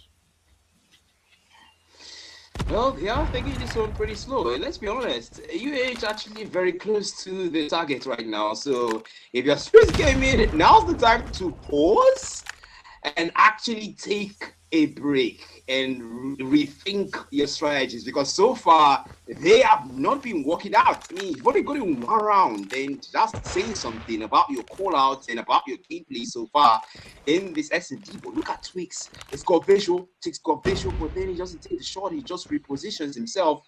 He's got backup though. Service close to him. We saw the man pull something unthinkable in the last round with that execution. And now 5v5, they have the number said, they take this one pretty slow. The ball picked up, not yet planted. The Strix Gaming on the plan, but Corrupt get taken down first. Batman puts game on it. Mandem forwards up, takes it. Batman gets a double in this round alone. UAH picks them up one by one.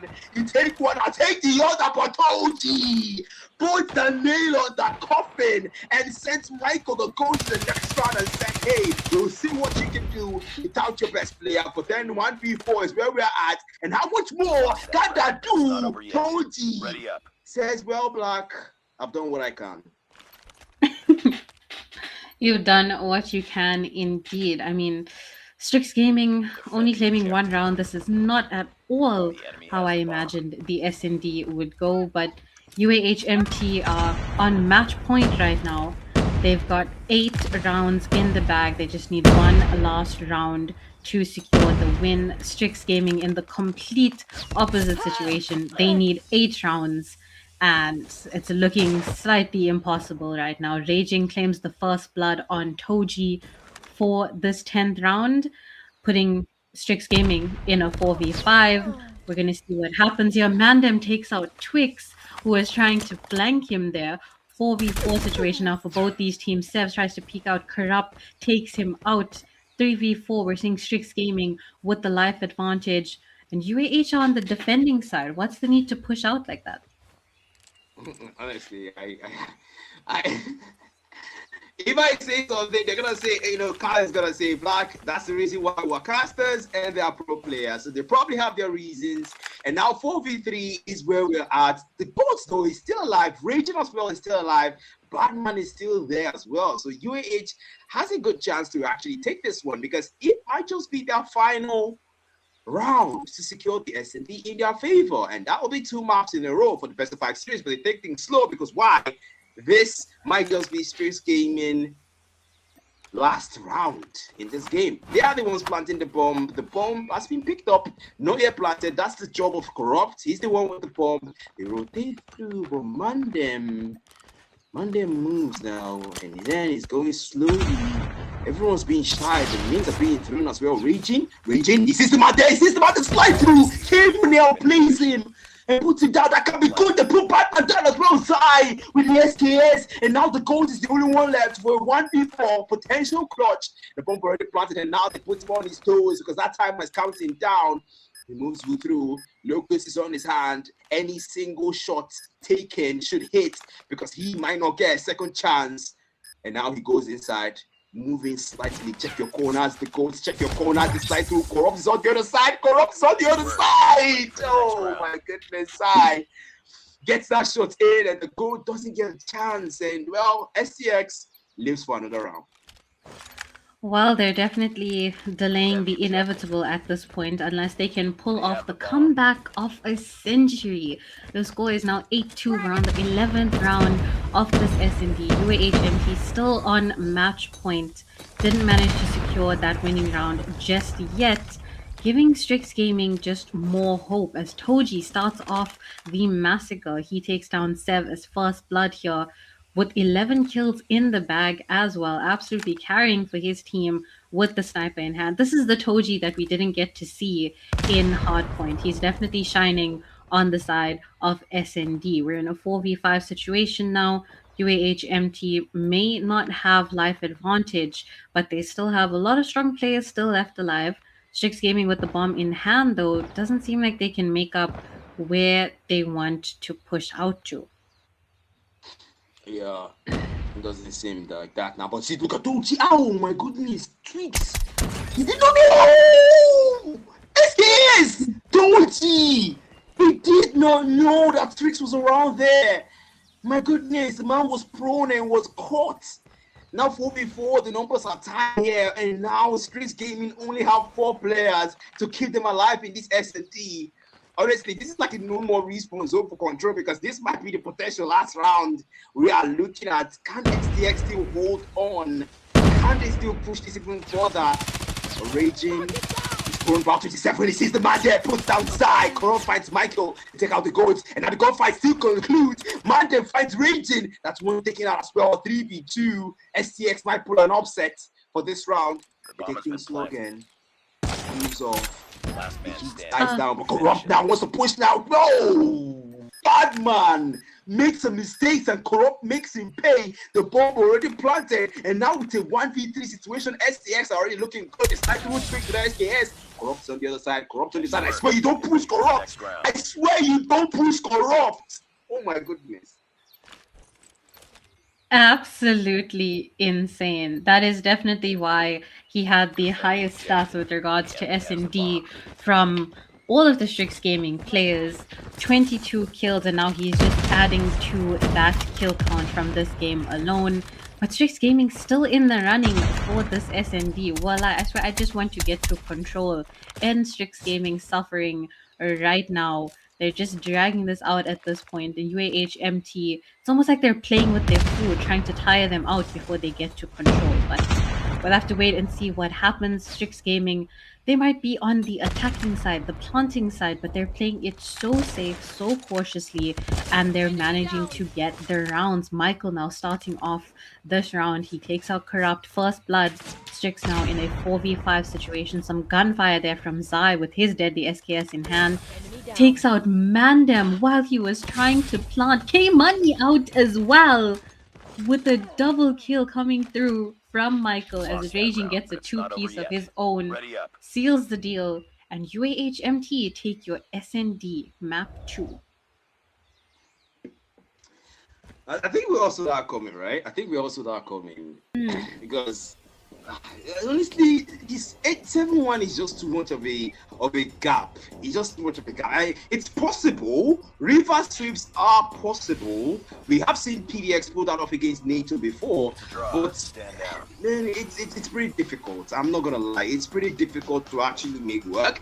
And with the way UAH actually plays, STX, they might have their work cut out for them with this one. They lost the hard point, they lost the S&D, and look at the stats because look at the performance of Seb. 11 kill mark, 141 impact, 11 kill mark as well for 2D, 125 impact on each side, and Raging, Michael, they contributed their part to the UH victory. But then one more map, and that's it. Well, it is definitely a complete opposite of what we saw with the hardpoint kills in S&D. The one thing that stood out to me though, K Money, one of the players who had a 64 bomb in the hardpoint, he had 4 kills in this S&D. I really hope he's okay. Someone needs to check up on him because we were praising him in the last game, and now I am not sure what happened in that S&D. That must have been extremely heartbreaking. It was heartbreaking for me to watch, and I can hear Black Matter sniffling in the background because he wants Strix Gaming to pull a reverse sweep so badly. But we'll have to see what happens. We still have map 3. This is series point here though. If Monarchs take this next map, it's over.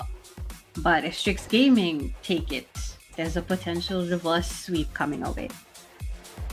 I'm trying my hardest. I'm trying my hardest, honestly, to because Carl is definitely going to come for me with this one. Honestly, Carl is going to come for me with this one. But then let us talk about the map bans a little bit because we haven't actually touched that part so far. UAH took down Hacienda for the hard point, and Strix Gaming took down Arsenal. Hacienda is my favorite map when it comes to the hard point because, man, I just love that map. That map is the graphics, the quality of hard points. Hacienda, that is a good map. Now for the S&D, they took out Slums for UAH and Meltdown. Honestly, I think I can boldly say that majority of comms players don't like S&D Meltdown. Personally, I'm included as well. But then Carl never believed that I was once a comp player, but Carl never believed that. But then over to you, Kijo. I am looking forward to this control stand-up. Will Strix Gaming start their reverse sweep or will UAH close things off here? Well, that's definitely the question on everyone's mind. And well, considering the map pool is for control specifically, is only 3 specific maps. We've banned Crossroads, we've banned Raid. Understandably, I'm so glad we finally get to see Standoff because we don't ever get to see this map as often as we should. This is like a classic map here. I mean, take it in all its glory. As Cal would say, the calm before the storm. And the player that we're going to be keeping an eye out for is Badman. In his control games in the Gulag so far, he's bagged 31 kills, a 1.35 KD in control is absolutely insane. So we're going to keep an eye out for him, see what he brings to this match. But we're heading into control, round 1. Let's get it started. Oh, jeez, man. SDX, this is your final chance. Oh, what the hell, South? Did I see that right? That was 2 members bunched. Damn. That man, you gotta watch out for that man in this game. That man with the knees, not the knee, and 25 to 29, UAE start out strong. They go for a capture on the P flag. One tick locked in there, and already having the life count advantage. SDX, what's going on? Where's the morale? Where is the morale? Indeed, we're seeing Strix Gaming lose lives quicker than I spend money out in the real world. What is happening here? UAHMT are on your capturing side, Strix Gaming are defending, and I'm not sure how that is working out for them. We're seeing it unfold right before our eyes. 2 ticks captured on the B flag in favor of UAHMT, and almost 1 tick on the A flag completely gone. 23 for 15. With life advantage going to UAHMT. Raging tried his luck on the A flag, tried to secure that 1 tick, but didn't work out for him. And of course, our GOAT, our one and only Michael, sniping in control. Well, that Lucas is a handy weapon, but look at Corrupto. He knows Sav is there, but Sav is just waiting for his next victim that's gonna walk in, and he will take out. But Corrupt then pushing through. Might see the man soon. You see Sap, but Sap beats him to it. Switchblade settles that score there, 18 to 9. That's double the score lead, actually more than double now. Just take off on the B. Sava Batman getting 1 numbers for UAH, and at this point it's just a clean decimation because 2 tick locked in on both backs. The 8 captures and no more respawn zone. I think we can put a prize to the bar because 18 to 5, 5 to 17. Strix Gaming. I don't think round 1. Well. I swear, I looked at chat for like a second. I blinked. I looked back up at my screen, and Strix Gaming were on 2 lives? How did that happen? This is what happened when I leave them unsupervised. What is going on here? First round of your control with the 15 life difference in favor of UAHMT. They've bagged the first round. There's still 2 more rounds left. Strix Gaming could surprise us. I'm crossing all my fingers and my toes here. As we switch sides, Strix Gaming are now going to be capturing. UAHMT are going to do their best to keep them off of both the flags. So let's see how that works out. Batman now pushing out with his equalizers. Can he do as well as K-Money? He finds his second kill. They takes out Corrupt. He is in Strix Gaming spawn right now. Finds his third kill, backed up by his teammate, and Twix with the Annie out as well. Michael with his War Machine going straight for the spawn trap. Doesn't find value. Twix avenges him though before he gets taken out by Toji. And the life count for Strix Gaming is just dropping like flies. 25, 24 for 19. And not a single tick on either of the flags. Yo, this is not something that honestly I want to see, because someone that actually predicted Strix Gaming would win. This is definitely going to be something that will come to bite me back to that in the future. I'll be honest. I'll be honest in this one, because Carl is definitely cooking, against me. But then, okay, what is going on here? 7-16, Strix Gaming actually have the life count lead. Toji! Oh my goodness! 3 kills picked up, and maybe Strix Gaming might be rock hit for this one. Because 2 things on the B flag, 2 things on the A flag, make that 3. They take out the A captains, and only 1 thing stops them from taking this out of control. Strix Gaming might just stay hanging there because Corrupt Harmony wins a life equalizer against 3. Corrupt gets 2, Toji 5-1, and that's the numbers repeated. And Strix Gaming bagging round 2 of control. Let's go, betting Joe. Well, that is the comeback that Strix Gaming definitely needed. Let's go. They are back in this control. The rounds are now equalized. We're back to UAHMT capturing. Strix Gaming are back to defending. We're in the 3rd round now, so let's see how this plays out. 29 for 28. Things are starting off fairly equal. K-Money now trying to push into UAHMT spawn. Didn't work out in his favor as Michael takes him out with a snipe right to the head. Mandem has fallen. Toji fallen as well. And your kill feed looking all yellow in favor of UAHMT as they're trying to go in for the capture here on the B flag. 1 tick almost completely captured. Tried their luck on A. That's not going to work out for them at this point in time. But the kills though, 28 for 20.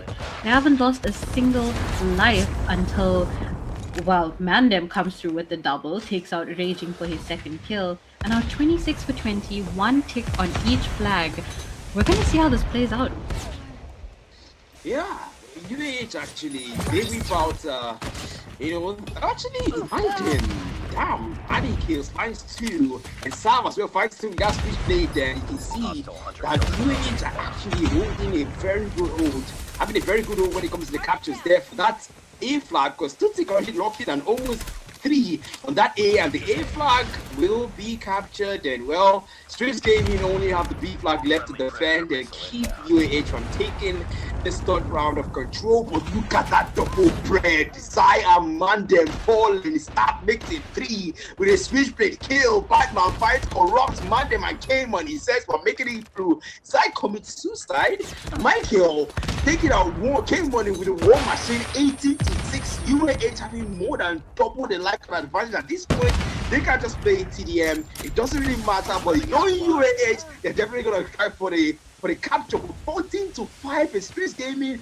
Okay, I think you gotta grab it because you cannot look forward to these guys. You cannot let your guard down around these guys because Toji seems to be doing something there. Triple kills on the spirit put down by Michael's Locus. In 3-4-11. K-Money, for a chance there, puts down 1. That's 3-10. We want to make sure the add things here. Batman with that shotgun puts down Corrupt as well. 2 kills found inside Death Machine. Simplifying Batman 9-1. K-Money, last man standing. Highest hitter at the hard point. Can he clutch this? 1v9. Every gunfight is going to come through, and that single one did not. And Strix Gaming lose that round. Well, we're definitely seeing a pattern here. Every team that has won a round, it has been done while they were capturing. So on the offensive side is where it seems to be the strongest for both these teams. We're seeing Badman now back with his equalizers for the side of UAHMT. No hesitation, pushing right into Strix Gaming spawn to stop them before they can even move. Trying to chase Corrupt here, pushes him right into blue, but Corrupt gets the kill on him with the drop shot. Your life count 26 for 24 in favor of UAHMT. They're going to be the ones defending now, so Strix Gaming are on the attack. They're on the capture, but not a single speck of blue. As I say that, they're trying to capture A here. Point is contested right now. Michael pushes in to hold on point with the sniper of all weapons to get rid of Strix Gaming from the point. But your life count now 22 for 22 and still no sight of anyone capturing. Honestly, you gotta take nothing from Strix because they are fighting out. Look at, oh my goodness, Michael, the GOAT. There's a reason why they call him the GOAT. But the GOAT will be shut down. Mandem gets his 4th kill. Man's on a killing spree at this point, 17 to 16. That's the life count we're looking at. Saab finds pay money with that switchblade, the trusty weapon that he's been using since that hard for Batman. Now the shotgun finds Mandem. 15 to 16. Life counts are close. UAH, so we're gonna end things here, but Street didn't want to hold that even more. Michael, single tap burn, doesn't work. That's Corrupt finding the triple kill with the switchblade. Strix Annie hand finds 2, maybe 3. 11 to 13. Strix Gaming don't have life count advantage, but when it comes to the capture, they don't have anything needed. They're going full TDM, and on the other side, Twix loses that outcome on the side. That's a claw from Raging. The bounce, the bullet, but it's over. UAH take this series. Wow. That is the most anticlimactic ending to a control that I have ever seen in my entire life. This is, oh my god, this is why I say OBJ is so important. They lost because of time. I beg now. I think that was exactly what happened to them in the S&D. Yeah, that was exactly what happened to them in the S&D when it comes to that S&D. They couldn't get the defuse on time, even though the gunfight was starting to flip up in their favor. They couldn't get the defuse, and the time counted against them 1-0, and then the bomb ticked. All of a sudden, it was over. Guys, objective matters a lot. Learn from this outcome. If you're a comp player, if you're playing in the African World Champs, well, this is your chance to learn something. UAH Monarchs 3-0, exactly the strict treatment to XN9, but then this time in reverse. Well, on as much as the Black Panther sounds very sad right now, I can understand why. But in good news, UAH Monarchs TEF, welcome to the African Pro Series. We're going to see you guys in season 3. They have officially qualified as one of the 2 teams who we will see in season 3. Guys, I predicted this. What is the African Pro Series without Michael being there?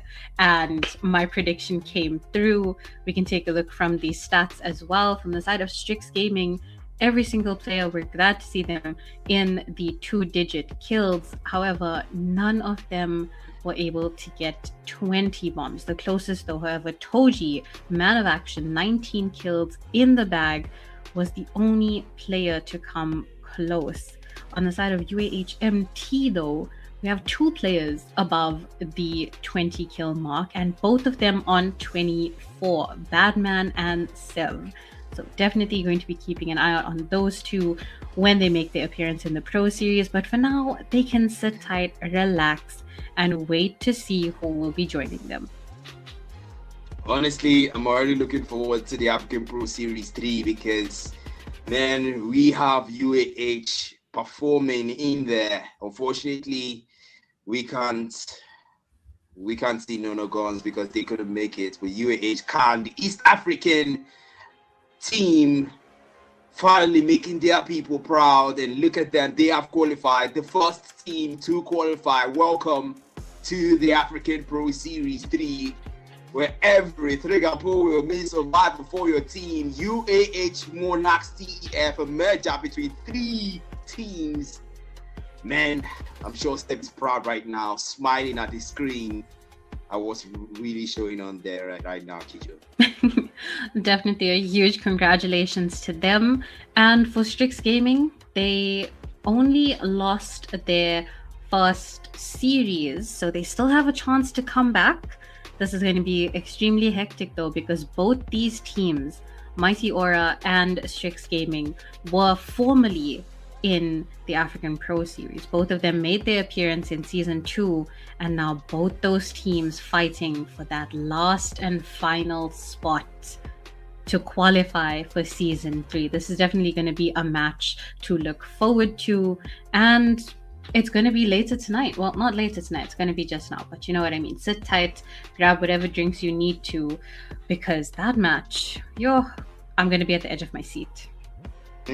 We both are, man. They're going to be competing for just one more slot in that qualified bracket, because there's only one more team that can be there, and it can only be either Strix Gaming or Mighty Aura.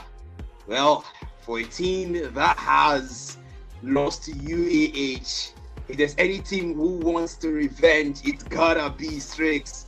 Losing 3-0 and tasting their own medicine, that's definitely gonna hit hard. But also Mighty Aura as well, because UAH did pull a reverse sweep on them from a 2-1 to a 3-2. That is definitely something you want to make a payback for. But well, we'll see that in the African Pro Series 3.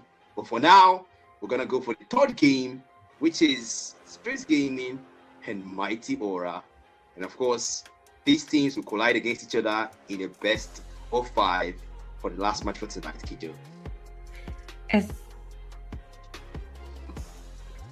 It's going to be something that we're all looking forward to seeing, but as the routine goes, we have to give the players a bit of time to prepare, wait for them to ready up, join the lobby, etc., etc. And Strix Gaming, they just came out from a very, very hectic match. So we're going to give them a bit of time to breathe, and we're going to take a short intermission. When we come back, Strix Gaming versus Mighty Aura.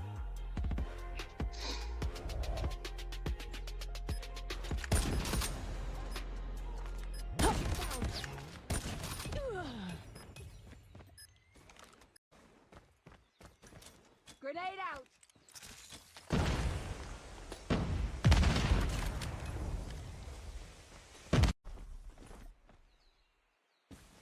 Bomb spotted.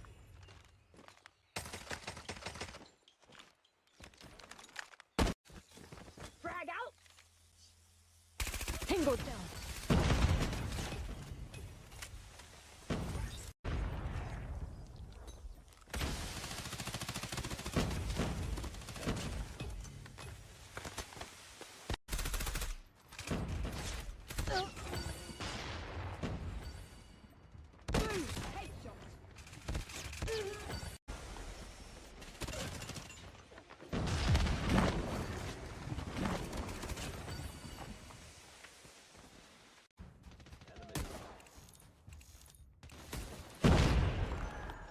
Capturing Alpha. Enemy down!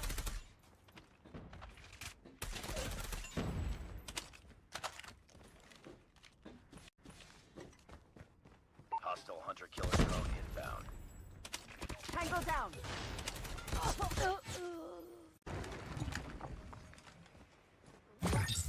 Hunter-killer drone deployed.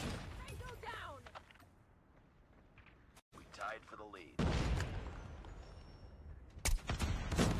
Tango down.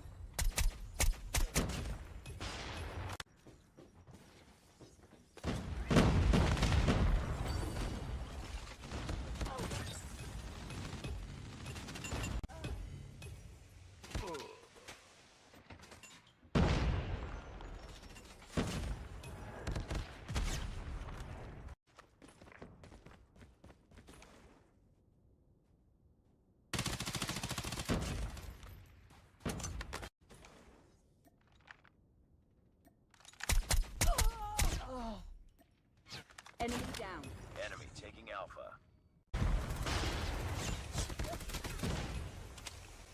Boom! Headshot!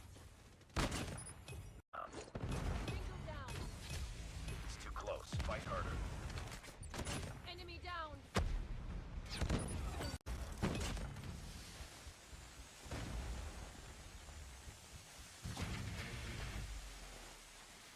Down.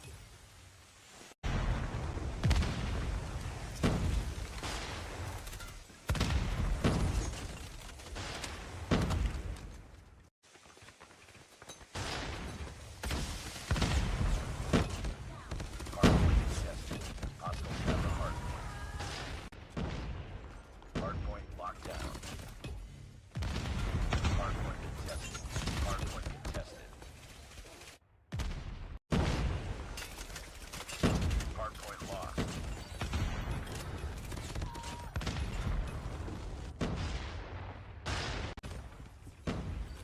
Hardpoint is ours. Hostiles have captured the hardpoint. Hardpoint contested. Hardpoint lost. Hardpoint locked down. Hardpoint contested. Hardpoint is ours.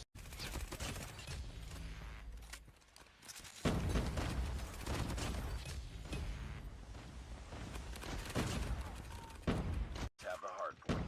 Hostiles have captured the hardpoint. Hardpoint locked down. Hardpoint contested. Hostiles have the hardpoint. Hardpoint is ours. Hostile hunter-killer drone inbound. Hardpoint locked down. Hardpoint contested. Hardpoint contested. Hardpoint contested. Hostiles have captured the hardpoint. Hardpoint is ours. Hardpoint. Friendly hunter-killer drone deployed. Hardpoint lost.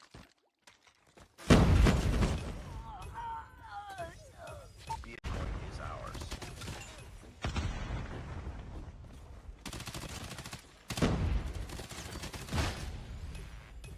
Point is ours.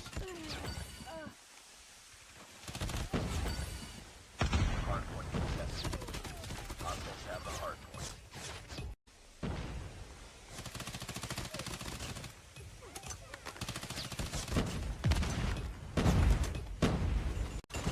Hardpoint is ours. Hardpoint locked down. Hardpoint lost. Hardpoint contested. Hardpoint is ours. Hardpoint contested.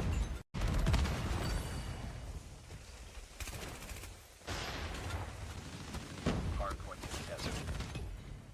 Hostiles have captured the hardpoint. Hardpoint contested. Hardpoint contested. Hostiles have the hardpoint. Hostiles have captured the hardpoint. Hardpoint locked down. Hardpoint contested. Hardpoint lost.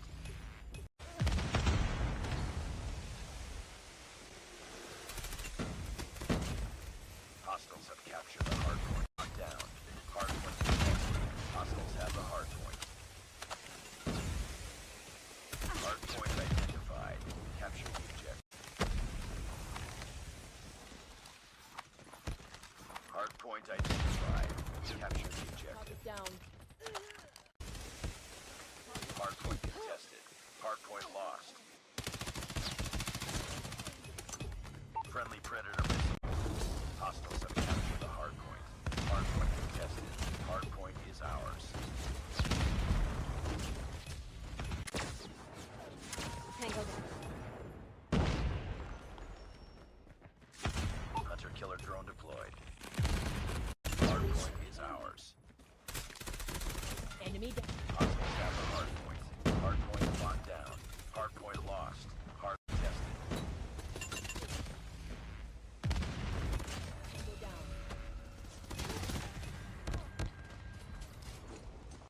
Hardpoint locked down. Enemy down. Hardpoint capture the hardpoint.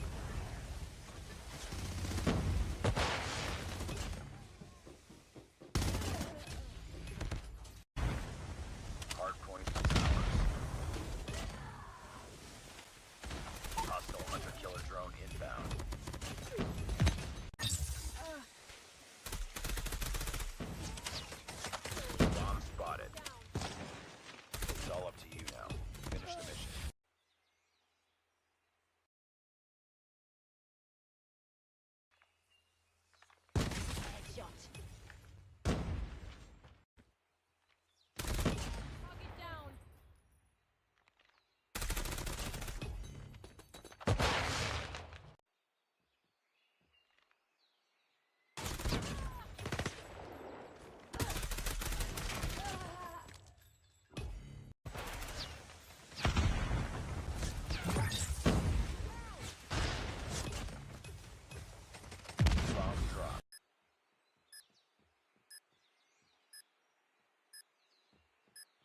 Tango down.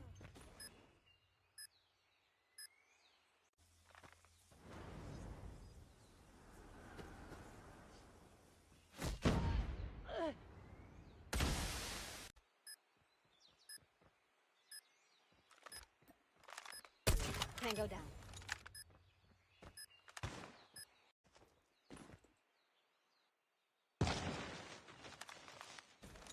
Sniper eliminated.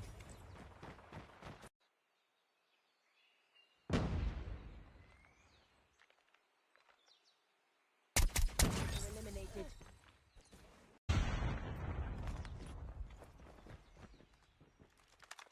Enemy down.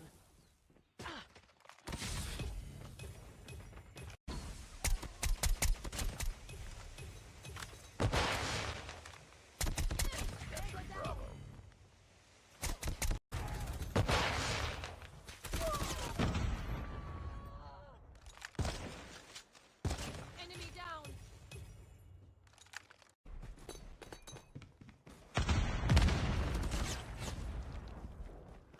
Target down. Tango down.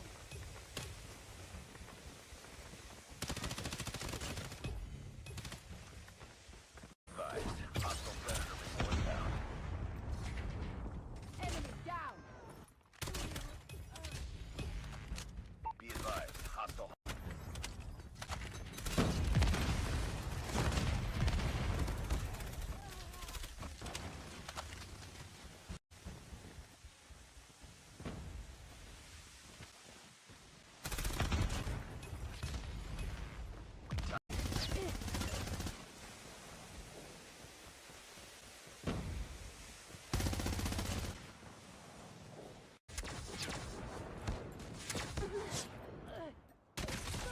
Headshot.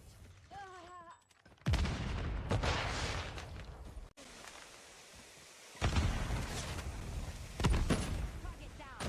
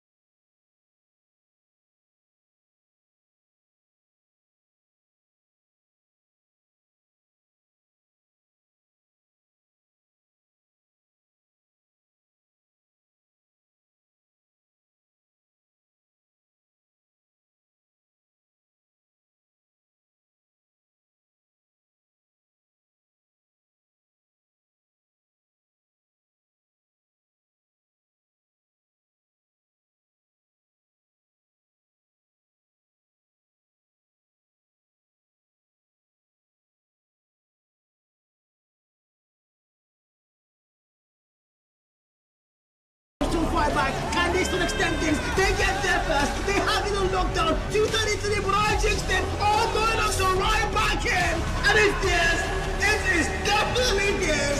Mark 5, here we go. Man, what am I saying, man? Them, they might end things getting car, they might just. That's 3 beats. Man, them, what the heck? The man clears our ASD, send them back to respawn, and it's only 8 points, make that 6.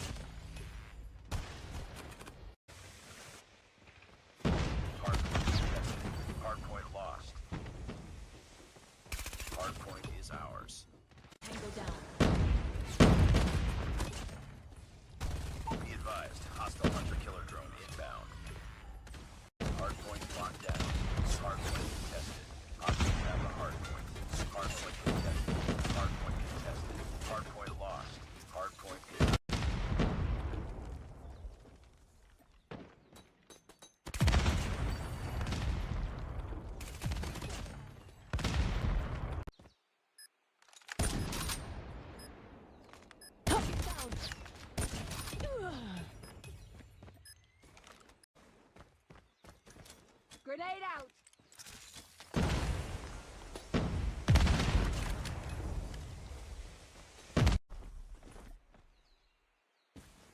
Bomb spotted.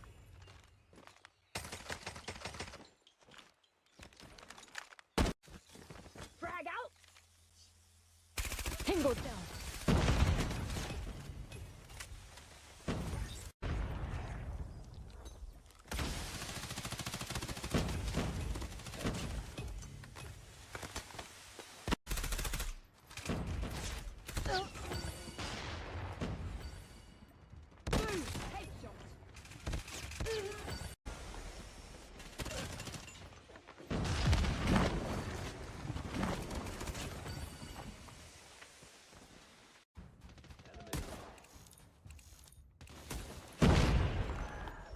Capturing Alpha. Enemy down.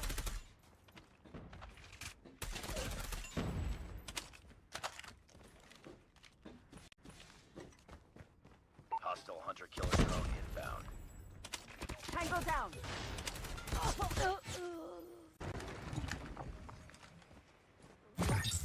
Hunter-killer drone deployed. Tango down. We tied for the lead. Tango down.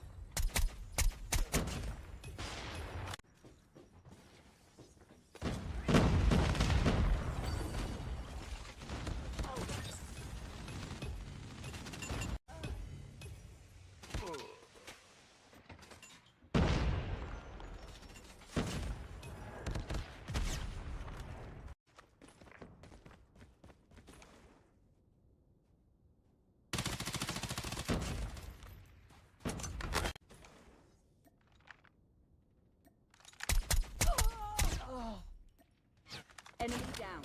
Enemy taking Alpha.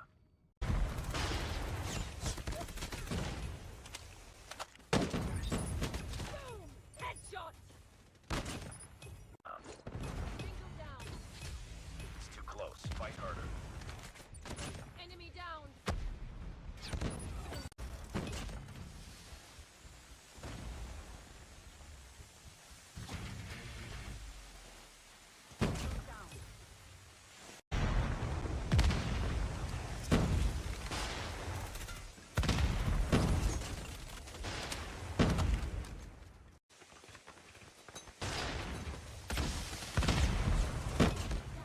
Hardpoint contested. Hostiles have the hardpoint. Hardpoint locked down. Hardpoint contested. Hardpoint contested. Hardpoint lost.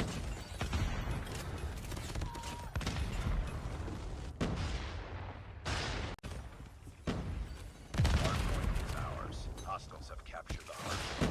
Hardpoint contested. Hardpoint lost. Hardpoint locked down. Hardpoint contested. Hardpoint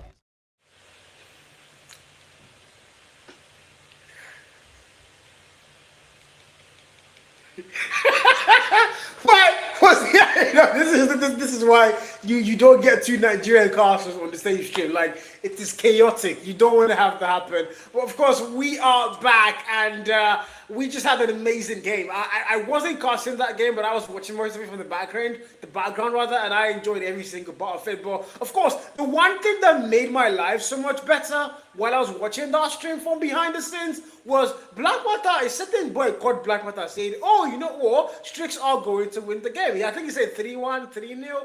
Guess what happened? Black Mata, can you do me the honor of explaining to me what happened in that last game? Thank you.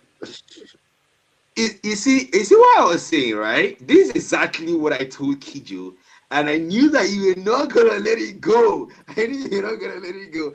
Okay, basically, I predicted Strix would win, and Strix did not. They disappointed me. So yeah, well, they technically can still win. So yeah, but then Mighty Aura, Strix Gaming, man, up against head-to-head, Cozy, K-Money, man. Look at the stats.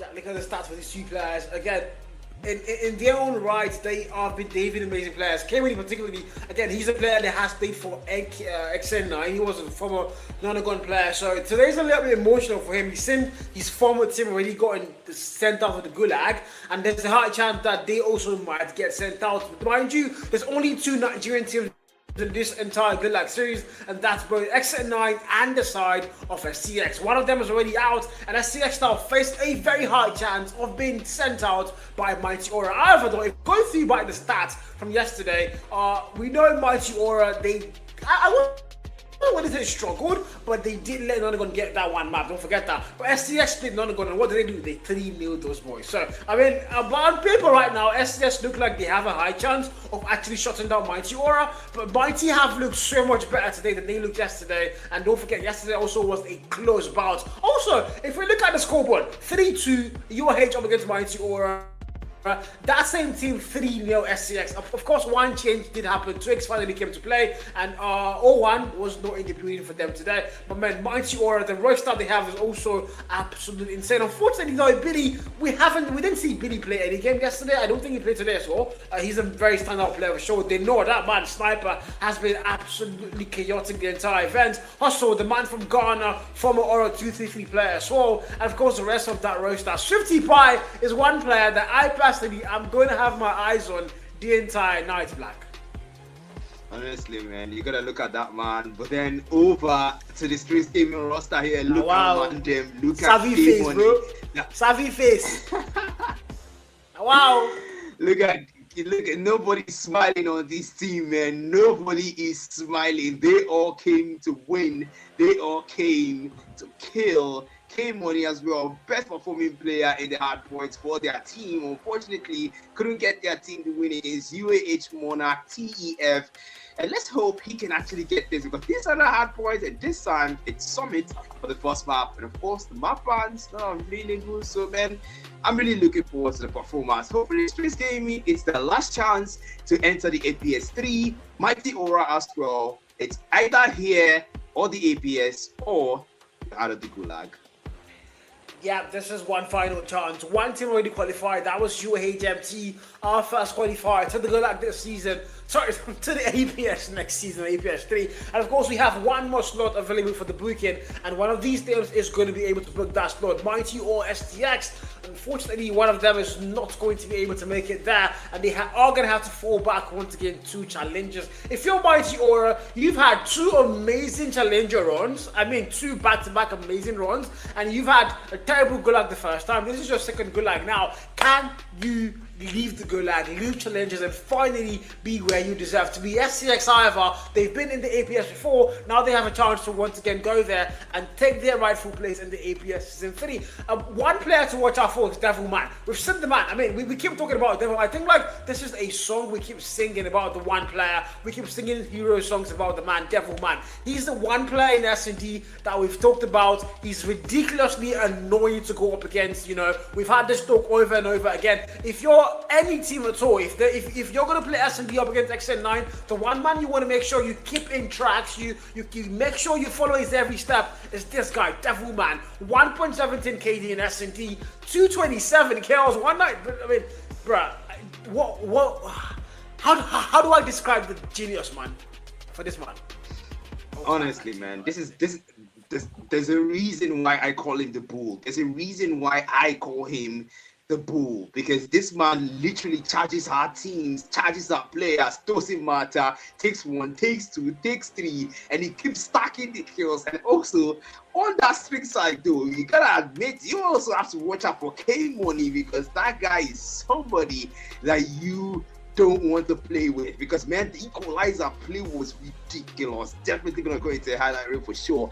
And the man now, if you can look at his stats for K-Money, man, you can see that the man is someone that you will watch out for. Watch out for his rotations, watch out for his stunts. When he pops that ups, make sure you shut him down before he gets value for it, unless your team might have to tell a tale with regarding that one. Average kills been 28 and 1.12 KD ratio, 169 kills, 54 assists, and 2 MVPs. Damn, that is quite a start, man. Quite a start.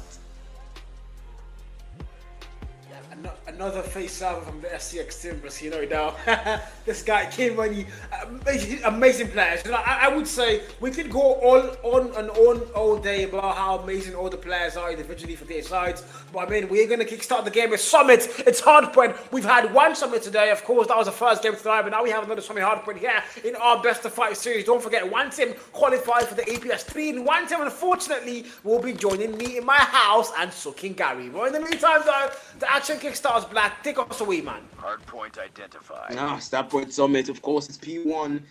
Is this what I'm seeing? No, don't tell me this is the map reset, but man, damn, I almost thought it was AFK, man.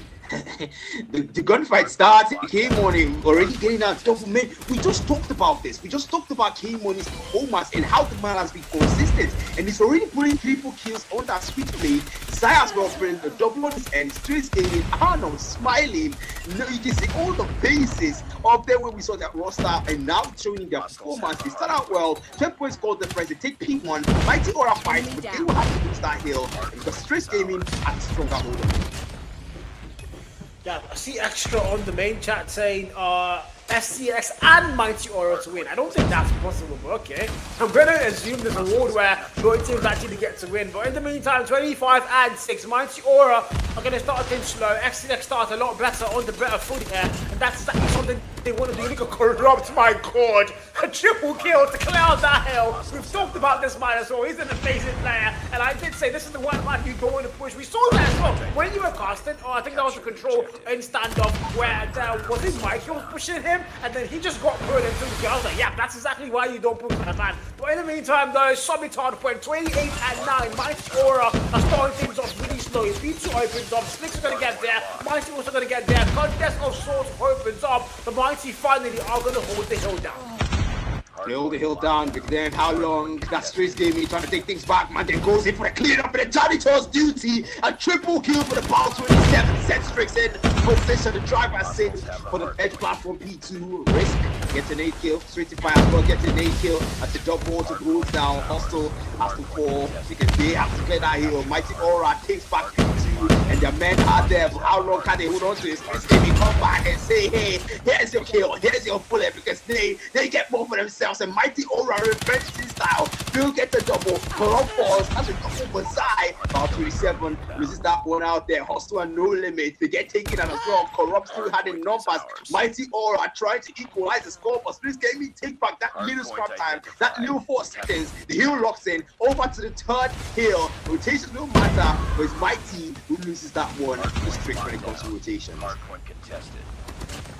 My god, this is close. Don't forget, they're fighting for a spot in the APS 3, so everything to play for. They do know that 47 and 33, and if you're Mighty, however, you have to find a way to make something work here. You're now on the back with Heavy, 52 point mark for S6 and counting upwards, and so far, 14 more seconds on the heel for P2 here. It's literally back and forth, kind of, but now Strix is starting to get that little momentum that he's so back in lead now. Billy, we haven't seen the man entirely, but now he's finally on the roster, and he's starting for them. Mighty Aura have Billy, their star player. The death machine finding value there hasn't expired. Still looking for a lot more through that front door, but now scrap time locked in for them. The last 20 on the hill might all be theirs, and they might be able to go and get their hands on that lead if SCX don't get a contest, and I don't think they can. The better spawn locked in. The equalizer also for Rix now, finding a double value there on the kill for looking for a lot more on top of shooters. Well, of course we jinxed them, but now mind you, you have to make your way towards the next door. Now, mind you, they are now tied up, but not for long enough. Mighty Aura are going to get their hands on that lead. 61 point mark up against 59 for STX. Now B4 opens up, and somehow STX are going to rotate fast, but Billy trying to split one of them out.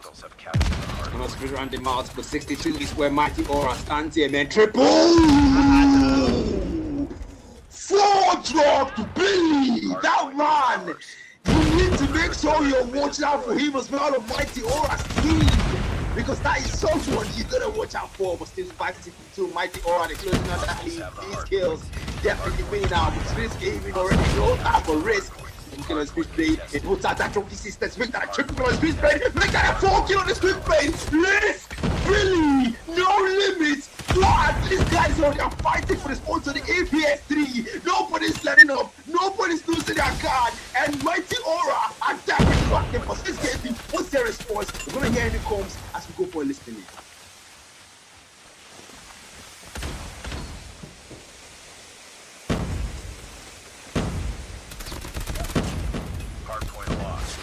capture the objective.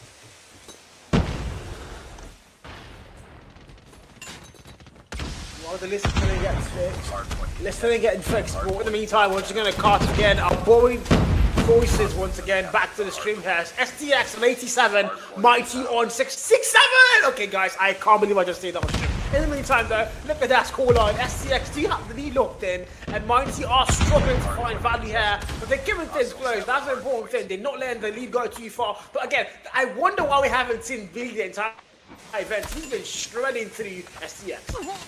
Honestly, where have they kept that man? Why haven't you fielded that man for this long?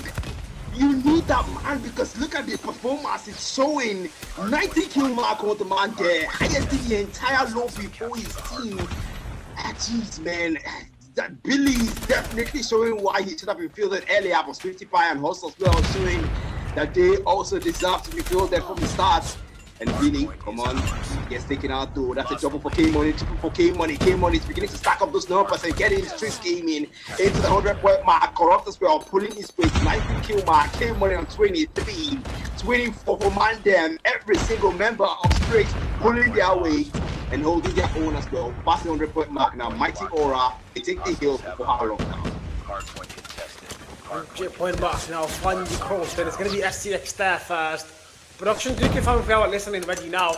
44 more on the clock here, and if you're Mighty, I just don't think, you know, they've been able to get the footing they needed. They started off pretty slow, but they've kept things close. That's an important thing. But they've just not been able to get their hands on that lead quite again. Corrupt now with the claw, trying to double fist. Might make that 3. He's looking for a lot more. K-Money now, 34 kill mark as well on the board for the man. Double kill foul. 2 players get down in one foul swim. Make that 3. There's one player behind him. The dance fails. He's going to get finally put down there. But time on the clock. Scrap time now counted in. Strix are still going to lock it down. I jinxed it. Mighty Aura are right back in. They break the hill. K-Money finds a double kill on rotations. Now they need to go next time. That's an important thing. All roads are going to lead to P3 and K-Money cashing out on kills. But now P3 opens up. Who's going to get their first answer? It was FCX, but now Mighty have got to make a break happen. They do know that, but they are squadding on the other side of the map. Yeah, spawns are something you need to prioritize, man. That is something that Mighty Aura don't have right now, and something Strix didn't have in abundance because, man, look at where they're spawning from, very close to the hill. And now the cable car platform is where they are, the P3. It's something Strix Gaming have been dominating for quite a while and still dominating. Man, and without war machine, finding value. 151, 153 is where they stand. And Mighty Aura, they can't seem to break into that hill. They have Slayers out there. Strix Gaming, and now Zai comes out and deck machine. Hustle as well with the Sparrow. Finds 2, Zai finds 1 through that door. Whoever walks in, I swear, will feel the heat. But on the other side, gets taken down. My goodness, wow, that heat was not felt. That was cool. That was been so far. Strix Gaming wants to go to 110. Don't the 100-point mark, Brisky. Don't forget that. But Hustle now, finding a double there to make that 3. He's going to not get that one. K-Money finally puts him down.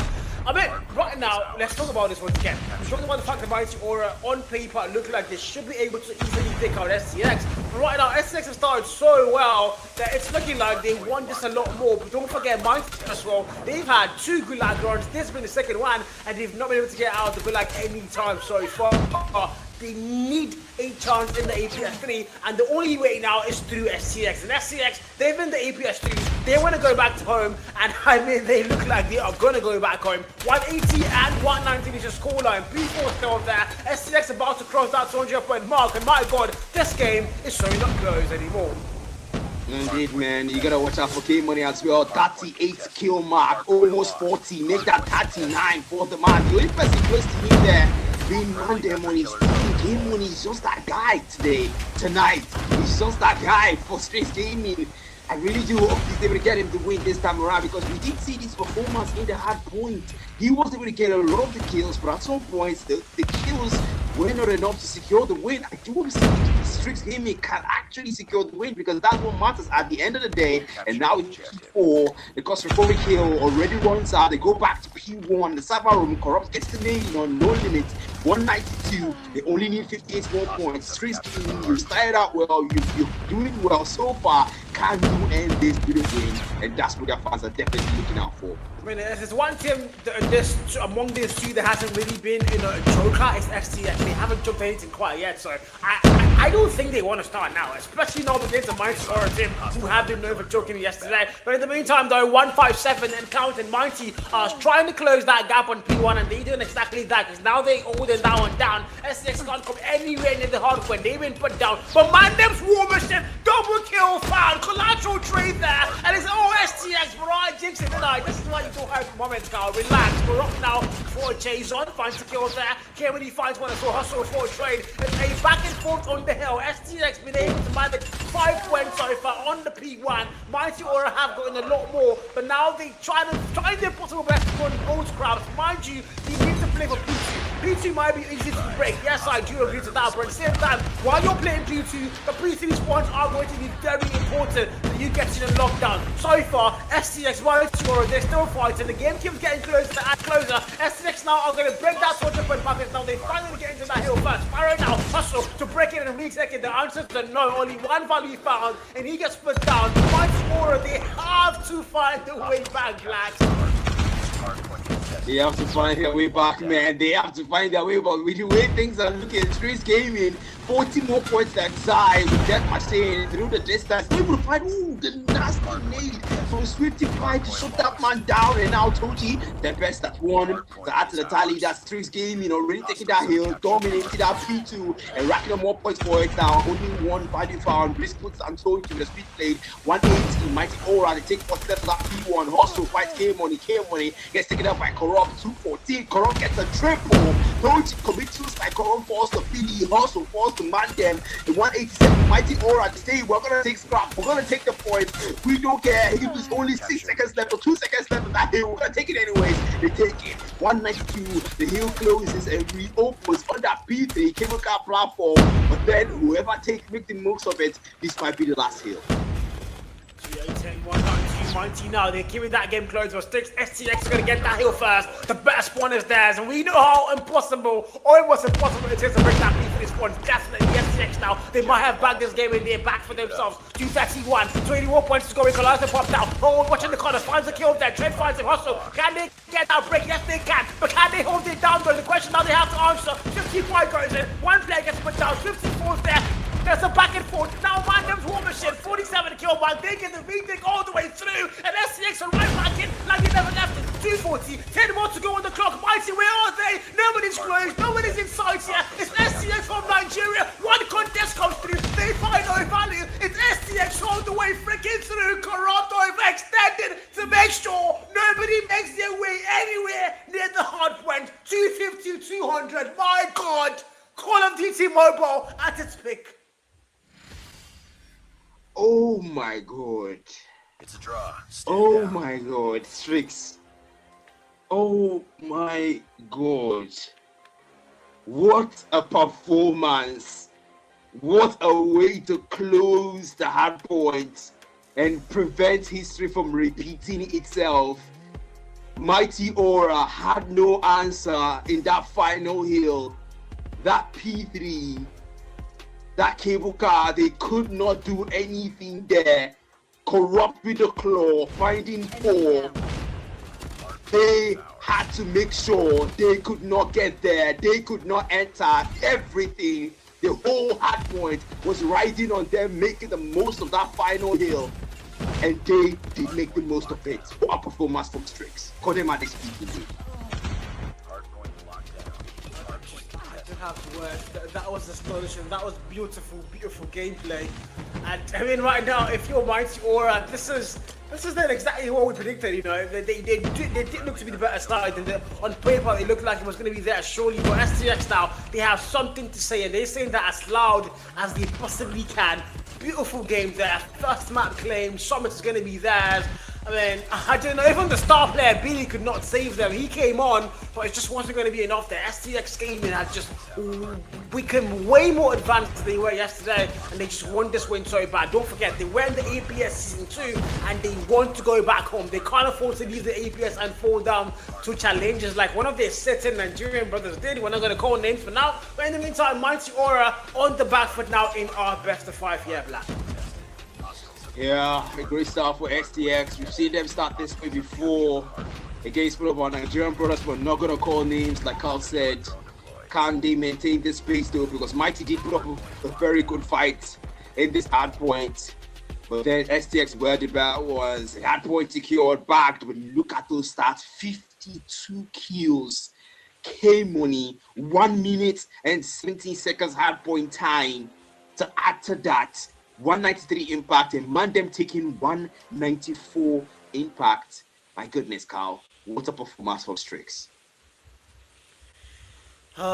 What a performance, man. They did everything by the books, and they started the game well, they finished the game well. That's what matters in games like this. High stakes, that's it, and they did exactly what they needed to do to get the bag. And don't forget, man, the APS Season 3 is going to be so exciting. There's so many teams already there. There's PDX, there's Cyclone, there's ASG now with the new roster as well, and then you have so many other teams as well. UHMT also already joining that whole roster of amazing teams, and now SCX Almighty Aura, one of them looking to book a slot and their flight ticket to the APF 3. And SCX look like they are one step ahead. The first map claimed in the best of 5. Slums S&D, where we make our way on to the next. Standoff Controller.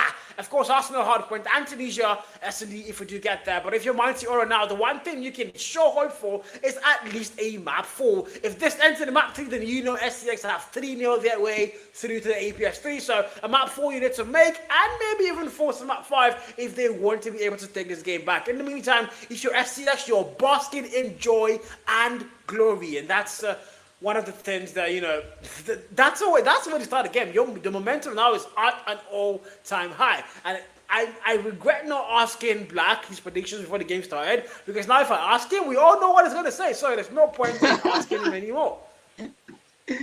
Oh my goodness. I mean, if you think about it in a good light, right? If it did ask me and it worked out this way, I would definitely, want to put you on the spot this time around. But you know what? It's S&D Slums, and we've seen the Strix before performing the X&D, and oh my goodness, the one man you must not push. Corrupt himself. Look at it. Everything you need to know. The kills, the KD, the impacts, the MVPs. Carl, it says everything. We don't even need to digress too much into this, man.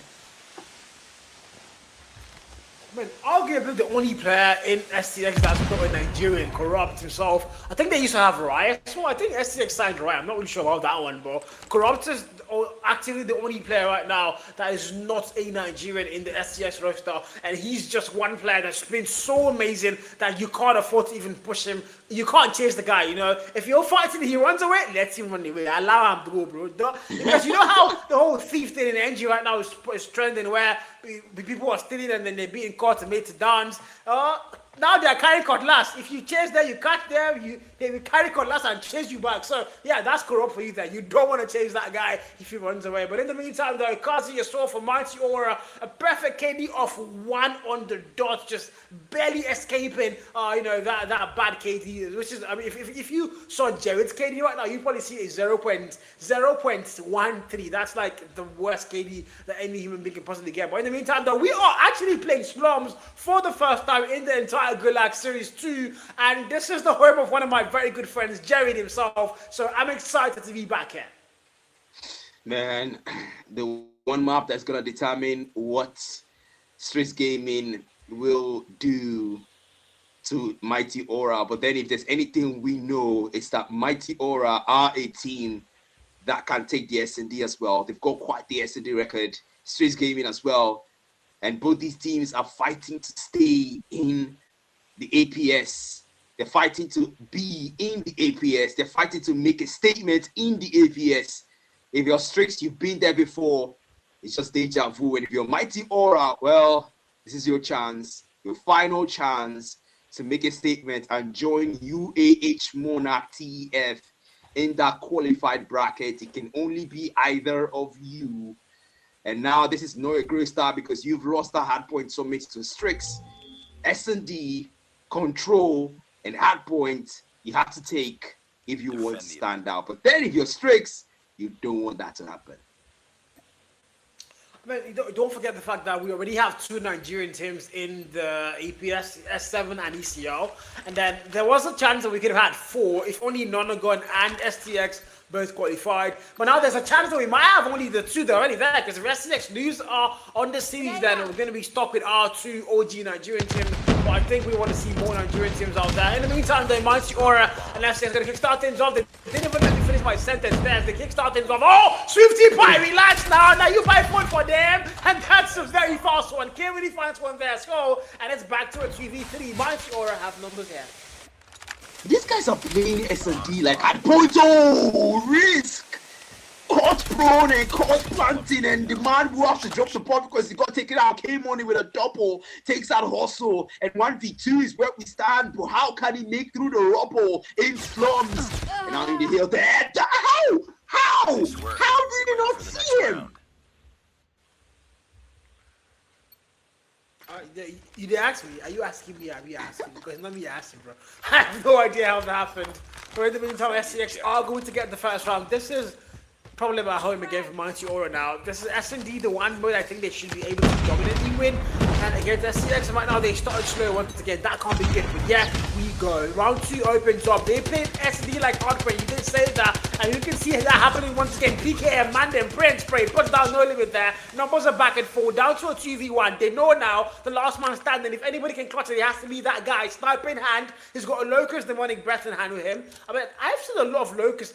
I think, I do know they are near the Tundra, but I don't think it was that bad, because I'm starting to see a lot of Locusts being brought back to comps, and I do like the fact that there's a new sniper now being introduced. I love that, but what exactly happened to the Tundra? Did it get nerfed that bad that we can't use it anymore? I think that might be the case. But in the meantime, though, Mandem and Zai yet to get his first kill, but I mean, it's just round 2, so if you're the no, you've got to make a clutch. The bomb is not picked up. He has to pick the bomb up, probably going for a plant, but he can play full to the end. There's a lot of time on that clock. He's going to clutch this. Bomb acquired. Oof. We're gonna find out that soon enough then, because man, he picks up the bomb there and he's gonna plant it soon. In the B side, towards that garbage, they do move through. The boys of Strix, they have to find their way, and Denor scouts the area first to check if they're coming or if they're not. He can plant the bomb though, you know, and he goes for that plant, proves himself. It's a ninja plant. Strix gaining position on the wrong side, B side, but now they know. Now they're gonna chase the man there, and Denor moving through. It's a 1v2. Can he clutch it? The pistol in hand, 50 GS, trustworthy systems slide through, and that peak, Mandem, Denor as well. They caught the side of each other, but they reposition immediately. They know the man is there with that Locust. In that side, they move through the garbage and now through the graveyard. And then 1v2, the start fight won. That was a good call. Now they go for the last. They go for the last. Yes, The 1v2. Now lie. The plot successfully made. Mighty Aura make a statement. The Nor made that work. And we're gonna take that one from him because man, what was that? We got the bomb. I mean, I don't understand that clutch. I don't at all. He's leading there. I thought he missed the angle, but somehow he was able to shift his aim, his crosshair, confirm the kill, and then still somehow got the second. That makes no sense, then, no? But my God, I guess it's your world and we live in it, no doubt. Crazy man that is, but in the meantime, though, things are back on par. 1 apiece now, and they know we will marvel at that snipe for a while for sure, but now 3v3, 3v4 actually. SCX don't have numbers, bomb does get planted. Mighty Aura now have the advantage. Yeah, they've got the momentum because after the 1v2 clutch, I think all their morals are hyped up to the core, to the max actually. And now Toji there, Shitty Boy puts him down. Check your freaking corners, K-Money now. And Zai yet to get his first kill. All the last 3 players now standing. Bomb already planted, then no sniper. 6 down Pixel, don't think from the kill. PKM Prince Spray, Rich gets put down. Zai finally gets that 1 kill. Trade comes in there. It's all down to Zai. And Ninja defuse would have actually happened, but no! Mighty Aura claimed 2 back-to-back rounds. My freaking God. That was so close. Man, it was Defend the objective. Mighty Aura, man, Mighty Aura. These guys, they know how to make it clutch work. 2-1 now, they lead, and now we start you Memorial Snow, the nade from Swifty Pie takes out Corrupt as a valid takedown. Vital kill and 2G with a double snipe. Takes down 2, 3v4 is when we stand. The pistol kill for Mandem takes out Hustle. Zai, FKS in hand, waiting for that come through. Try for a wall bang. We do know the potential of wall bangs when it comes to slums. You can wall bang even 3 walls in a row, that's possible. And now 4v2 is where we stand. And I love the insistence on Zai here. The man doesn't give up, he keeps trying his luck here, Carl. And that's what you do with a maximum rifle for sure. He's been able to get a 1 kill bag, so it has worked, hasn't it? But in the meantime, though, 4v2, if you're Mighty Aura, you don't have numbers to work with. That's something that has to be destroyed. But I mean, you have Denon now, so he's a 4v5. But now 1 more player falls, and I think this is going to be a very hard clutch now if he can do it. 1v4, bad sport to be in. Bomb is not picked up. They know exactly where it's coming from now, so they're going to have info. Denon somehow gets that kill. Care when he falls. Might get a double. He slides back in. Might get a freaking Jackson. No kill. Backs it down. Doji's waiting now. Doji especially waiting. If you make a move through either of those doors, you might be put down. 2 indoors. 1 scenario. Denon mid-map again. Sniper in hand, looking for Zai, but Zai puts him down first. And that's it. Clean 2-2. They're back on par once again. Oof, we've seen this kind of dance before between 2 teams. And we've seen this kind of dance being lost by Mighty Aura. And this cannot be any different if you're Strix. Ooh, this man, Denon! Who was that? That was clean. If you're Mighty Aura, man, you just lost one of your teammates, and No Limit falls as well to make it 3. 2 teammates lost. Mighty Aura, you gotta hang in there. 4v3 is where we stand. Denon's still there though, so they still got hope. And the man King Money as well, still there. The bomb drops at this point. They might want to go TDM. Mighty Aura, I want to play objective man then with that PKM, try for that wall bang. We're not able to find it though. The gunfights. It's used. A Corrupt finds Denon. Finally take down, vital kill. That's 4v2 now. They don't have numbers of Mighty Aura, but they do have Swifty Pie. And they have Hustle as well. And Corrupt takes Hustle out. Just as I mentioned his name. 4v1, and now Swifty Pie is left in a 1v4 clutch. Yeah, once you mention Corrupt's name, he's gonna go absolutely haywire. He's gonna see that 1 more player, 50 by first kill, might get the clutch. Okay, I don't want to jinx it now. He's not gonna get the clutch. Okay, of course I jinxed it already. Zai confirmed 1 kill. Wait, was that me? Okay, this is the replay. Yeah, I'm so cool. I need to buy glasses. I need to upgrade my glasses. You don't get it, bro. Oh my freaking god. Yeah, 3-2 STX are going to get the lead on ground. And Mighty Aura are the ones now in the back foot once again. And Hustle coming suicide. Somebody took on that man, Black. Honestly, man. Honestly, man. Mighty Aura right now. They really wow, okay, that's a great start. Corrupt taking out. If you're Mighty Aura, that's exactly what you want to do. But look at Denon! Look at Denon, the wall bang! Look at him! He gets that kill. 3v3. The numbers are tied, and Mighty Aura are looking to try to take this round here. But OG has got that sniper. It's a 1v1 against Denon. Who's the better sniper in this situation here? But the man prone around that A side, home planted by Mighty Aura, and at the time I counted down against Strix. They've got to get that defuse. Don't let history repeat itself. You lost around to a defuse before. Will you do the same? That was UAH Monarchs, if you remember. And 3v3, they might run into each other soon. It's only 25 seconds Strix. Don't let history repeat itself. You lost to a defuse once. Came on, positioned well. And 2 players around that side. Toji making his move. They move silently, but discreetly. Okay, money. It's Mandem who's there. Relax. 12 seconds, 10 seconds on that timer. You gotta get that defuse. Toji with a snipe, misses 2 shots, repositions immediately. It's only 5 seconds left on that timer, and get your defuse into double kill for K-Money. 1 second left on that timer, and again, history repeats itself. STX lose to a defuse. Denora, Senorita Denora. This man, Broski. Been very, very, very terrible, so I wouldn't even lie. But my god, 3 apists there, tied up once again. The 10 kill mark in 6 rounds. I don't think it gets any better than that, man. man. 10 kills in 6 rounds. And Hustle yet, he just got his first kill. I don't know how. I didn't know that donut shop by the corner when I was passing by, but the donut shop now has closed and he has a kill. Corrupt now with a nade to put Hustle down, and it's all down to a 4v4 once again. Numbers are on par here. Sniper Denodo being a 2-man walking army, so I would say it's not a 4v5 here. If you're STX, you have to put that man down, and they do exactly that. Corrupt puts him down, and now it's actually a 4v3. The bomb planted as well, Carl. Corrupt taking some hits there, but he's gonna have to reposition himself. And the timer counts down again. STX at this point, you gotta learn something from your past. Okay, Money fight the race. Okay, Money fight is 55. No Limit fights K, and now No Limit fights K as well. Gets a double. Corrupt fights no limits. And of course, STX, they finally get that defuse after taking out all the players. Wow. Is there a world where we see STX get a 3-0 in this best of 5? Is there a world? Because it seems that the only team that has been able to put them down is up against our Monarchs TEF Esports, Baby Go. I can't say that last part.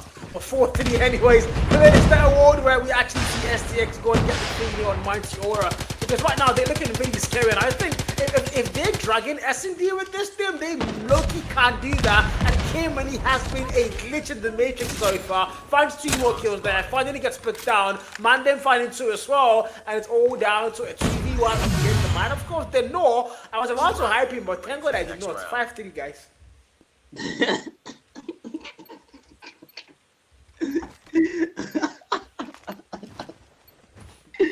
Oh my goodness.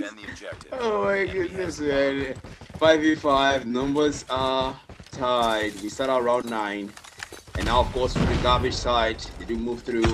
Now coming from the graveyard close to the church, the boys of Strix, they are holding their position there. Towards that A side though, Mighty Aura, 2 players are stationed and 3 players towards that B side. Wherever you come from, they're going to have there, but look at Risk, that PKM trying for a wall bang. They take this one pretty slow, but then sees the man through. They don't miss that shot and doesn't miss the second. Takes down Tochi. A counter snipe there.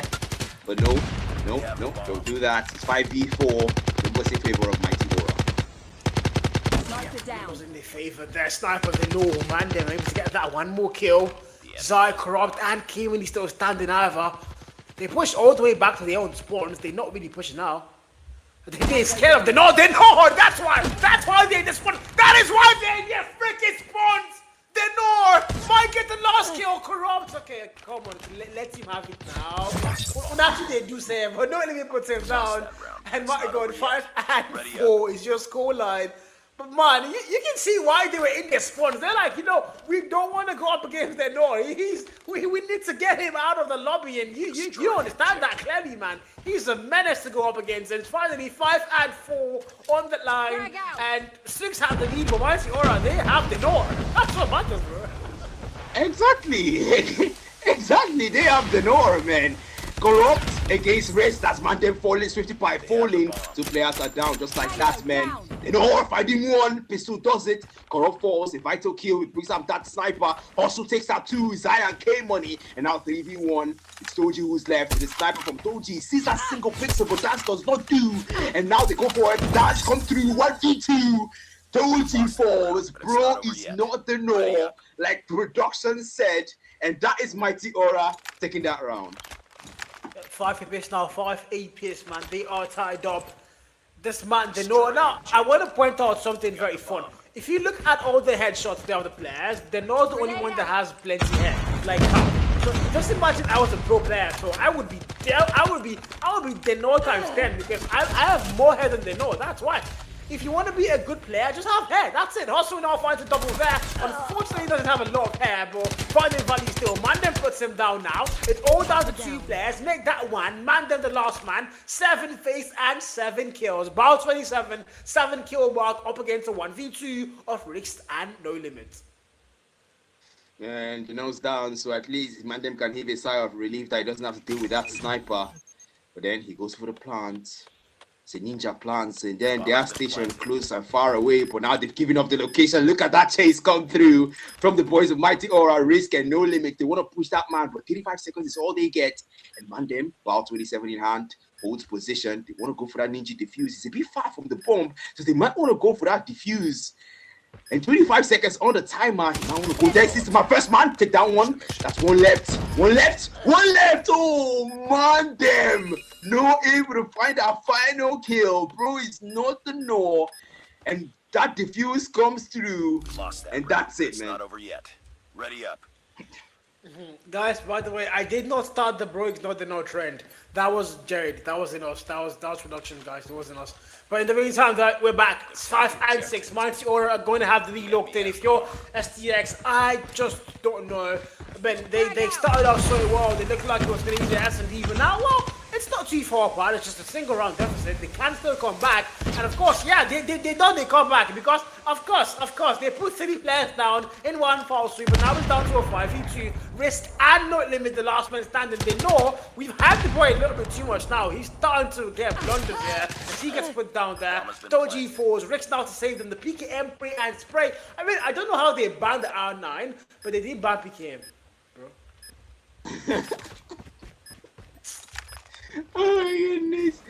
A 2v4 as we were standing at this round 12. Man standing. And now look at him on a position there. Zai finds Roost as a good takedown now. As SKS and of course Strix Gaming. They plant the bomb and they find the finisher. Zai finds the double, tying the lead. And man, 3 more rounds of either team. And that's GG's. Will it be Strix? Will it be Mighty Aura? Stay tuned to find out. Stay tuned to find out. There's not overtime. Don't forget that. There is no overtime. And it's all down to who's going to want to get it more. 6 and 6. This is now round 13 in action. The boys in blue start things off properly well. 2 back-to-back kills. 50 gets put down there as well. The North still standing however. Hustle for the chase. Fights wide. Almost gets the double. But yep, you don't chase corrupt, man. Puts him down there. Hustle gets put down. 4v2 now. The No gets put down. You know I'm like, if I get the No, I'm gonna will slap you, bro. You have custom, boy. I think we all jinxed it, man. But then to be fair, man, 15 kill mark. Don't forget, Zai takes out Risk and Strix Gaming take that round for themselves. You know what? Let's just keep moving, man. At this point, Strix Gaming and Mighty Aura are just doing you. Take one, I take one. Because we have seen the bomb being picked up and now we're going to the new round here. All nades being thrown towards that B side. Wow, that's a lot of nades and no limits falling to Doji. Man, they commit suicide. Corrupt gets wall back by Risk. And now the kill feed go in. They go for a snipe there. How did they miss that double? Oh, once it gets taken out, it's almost a double. Doji falls to Risk 50.5k money. They're playing the S&D like hard points. Because now it's 1v3. All of a sudden, less than 2 minutes round.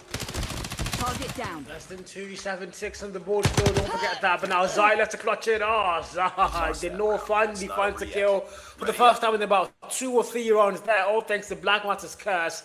But 7 apiece now, they're tied up, they're back in power once again. And this S&D is literally neck and neck. Nobody wants it more than either of these 2 teams. Man, I do know one team that doesn't want it though, XN9, they're already out. But SCS and Mighty Aura now, they're still in the fight. And one of them wants to go to the APS3. One of them, unfortunately, is going to join XN9 at home. Zai finding a kill. Mandem falls. Hustle puts him down. And this is a back and forth all the way through. The no finally finding wants to get sniper in hand for the man. 50 takes out Zai. Vital kill. It's down to Toji and Kimoni now. And the sniper for the no about to get that picture. The man backs it down. Who fights who first? The battle of the snipers. A classic Russian roulette standoff, but nobody, I mean, the ego child doesn't really come through. They go brought it back down. Kimoni, no limit left the game here. 5v4. That can't be good, man. They're gonna need the numbers. They're gonna need the numbers here. Speaking of numbers, Strix Gaming don't exactly have numbers there. Look at 55.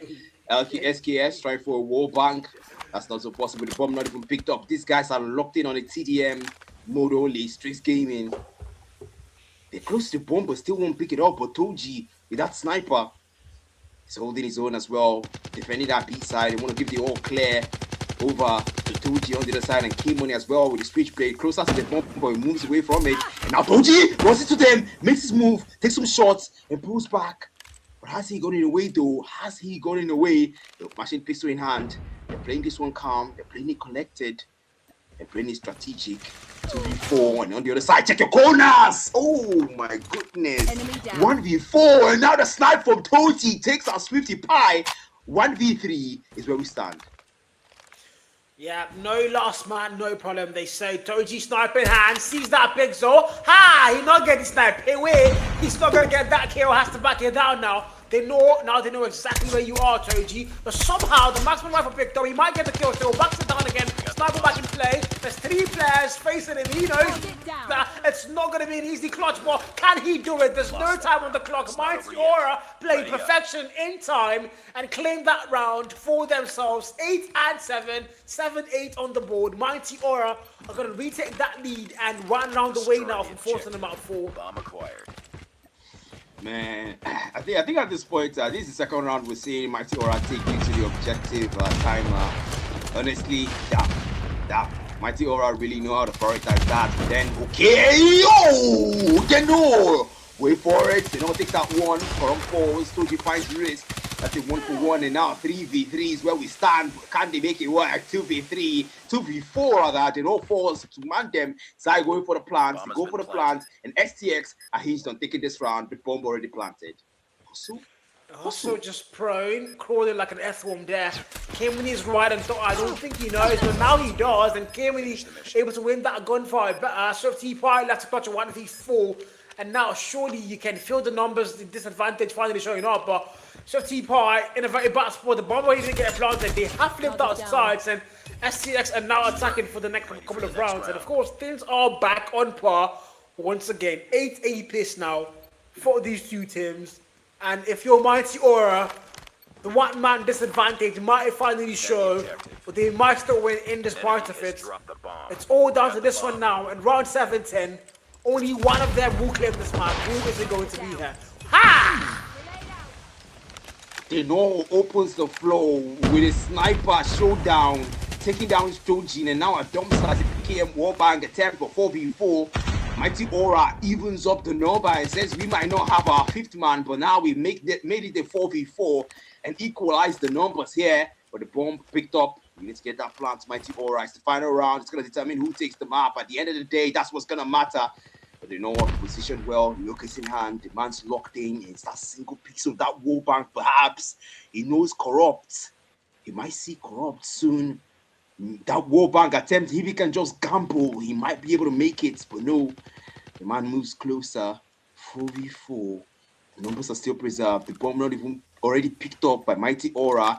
That's hustle. And he plays very calmly, man. But don't tell me say Angle did there. I won't use it for anything, but even though. Crossbow in the hand for the player, by the way. It's gonna be just backing it down. Nobody overcommitted to this one here. 4v4, by the way, don't forget that. Numbers advantage no longer there for either side. 4v4. And things are starting to slow down. Nobody's over. Don't forget, this is the very last round. There's no overtime. It's whoever wins this one wins the map. So you can understand why nobody's overcommitting to anything. They're playing very safe. And I don't think you want to go through that angle. There's a sniper there, I think. Nobody sees anybody. What are they doing? Kimini, that's in kill mark. Zai finds one. Shifty gets put down. They know where to train. And now they know fight a double. Numbers in their favor. Can they make it work? It's Zai. Zai's still there. They know sees him. They know has seen him.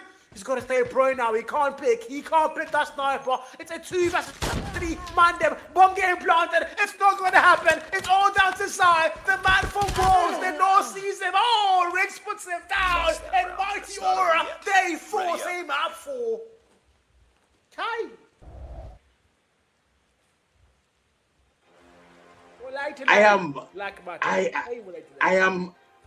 I am speechless, bro. I am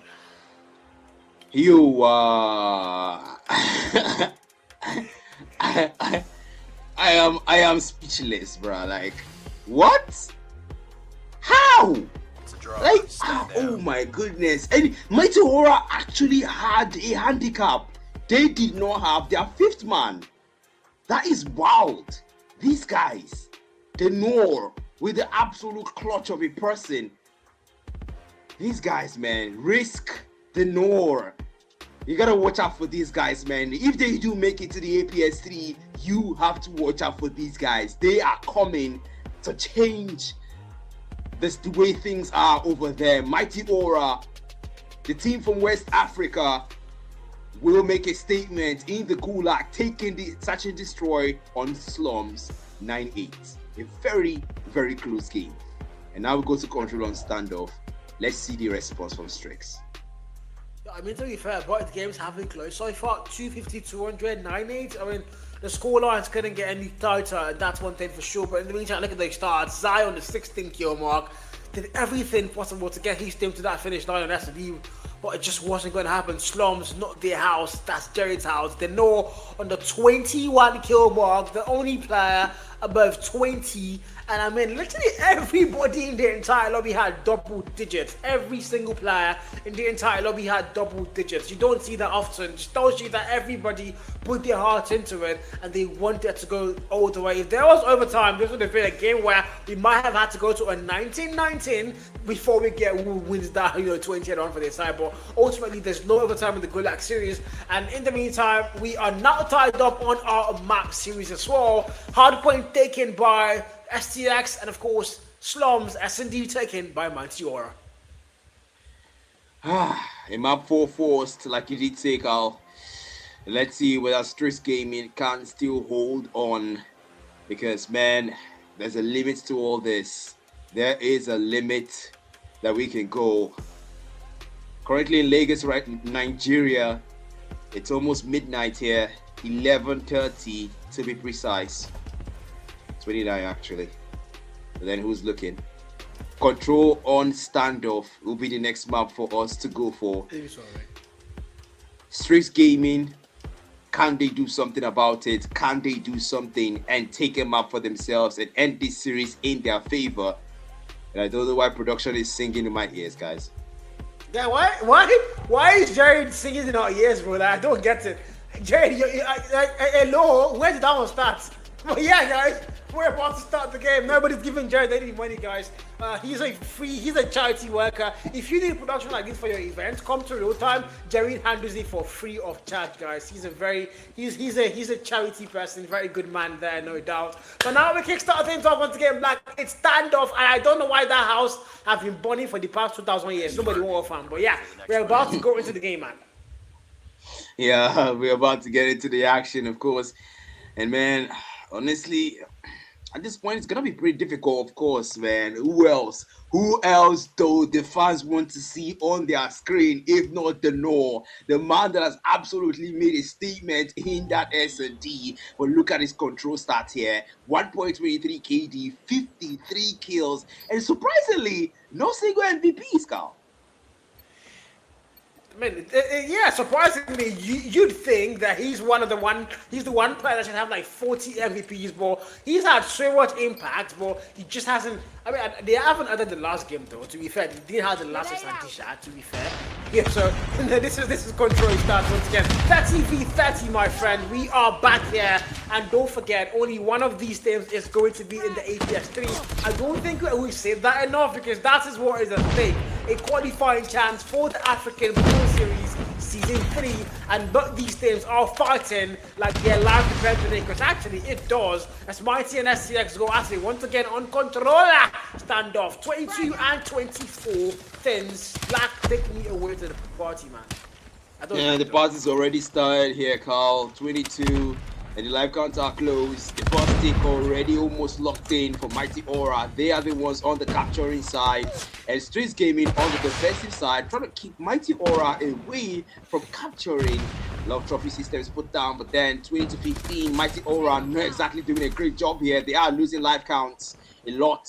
And 47 seconds, somebody's going to step on that hill. They've got time though, but look at how far they're going for them at their spoons. K-Money put down by Hustle, Corrupt as well. They are trying to target them before they even spawn. Oh my goodness, Corrupt with a double. These guys are not even letting them breathe, God. Enemy taking out. Not letting them breathe. But again, the lives are closed though, so I mean, if you're Mighty, however, you're the ones on the attack. You've got to get flat captures. One team with the A locked in so far, about to get a double there. Mighty Aura, they're doing their job perfectly well. They're putting that time, but SCX are also playing really well. TDM working. K-Money climbs up there, top grannies, but he's not going to check his corner there. Gets put down by a player from the side. Now, lives are going to get reload. Don't even off for spawn trap. Finally kill them. The reload at the wrong time puts him in despair. And 7v9. K-Money, Toji, K-Money again, finding value on the kill feed. 6 and 8, 5 now. No more response for STX. They're being kept in their spawn. A literal spawn trap can't be good, but now they do break out of it. In the meantime, lives are ridiculously close. But it's a 5v7, and Mighty Aura still has this one. Why do you laugh?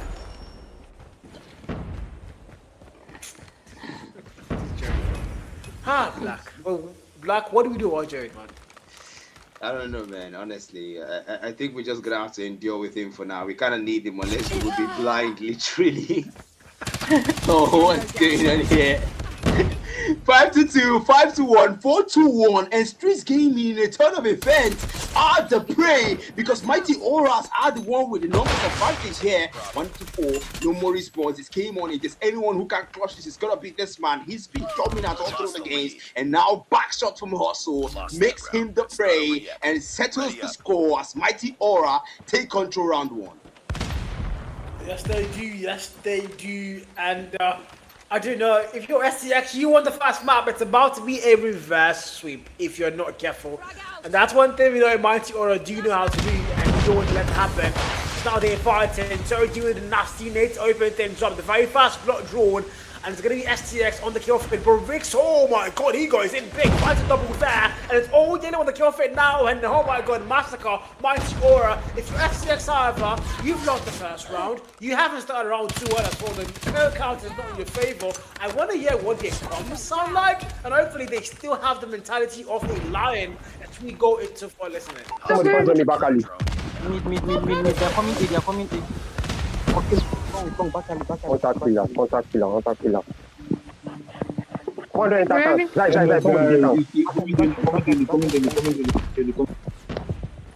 one mid tank, they come bottom. See there. Bottom blue. Who did they? Bro,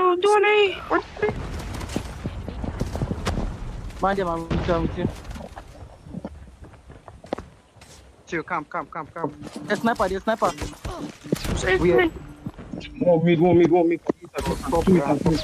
mid. Oh. Come on.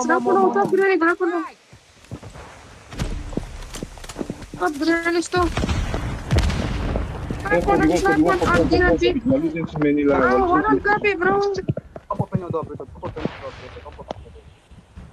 I don't invest my tempo. Yeah, man. You can tell that Strix Gaming definitely feeling it. Because we heard that listening in where they said we're losing too many lives, and that's definitely what's happening right now. 12-3 left. A lot of comms and call-outs being given, but then at the end of the day, this is our reality, Carl. What do you think about the listening in? Yeah, I'd say they did sound calm, but you could hear a little distress there in the words they were using. We are losing lives. The last famous words of STX Gaming in control round 2, Mighty Aura STX, a chance for the APS 3. And now we go into round 3 here, where Mighty have gotten the first 2.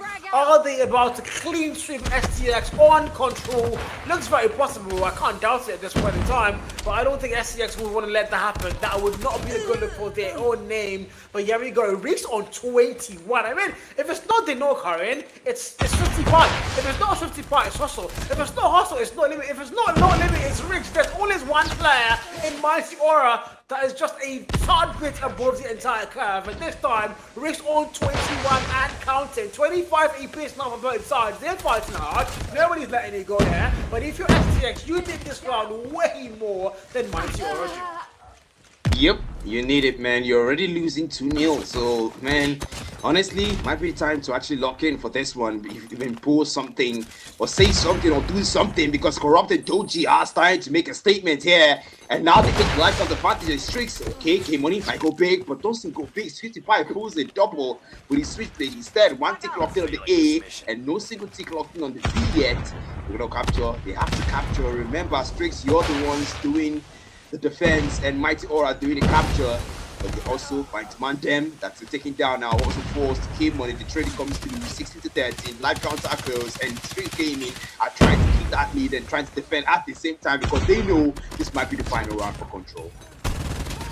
You know that 10 and 12, 10 and 11 now. Mighty Aura do have the lead in life, but just by the one, so it's not that too much, is it now? Equalizer, Jesu, he would have actually gone big, but the timing absolutely off for him. As they put him down, Equalizer wasted now. Hustle, Sparrow, a flag, 2 ticks knocked in the neck. That's 3 yes, they do get him. K-Winnie now, check your corners this time. 50 boys outside there. K-Winnie puts him down. 7v6, life's gonna get flipped out now. SCX have it locked in. No limit goes, 14 kill mark. They can 4 bodies there. Zai falls, Zai finds one. Now Zai falls. 5v4, life's so close. Both sides and no more response.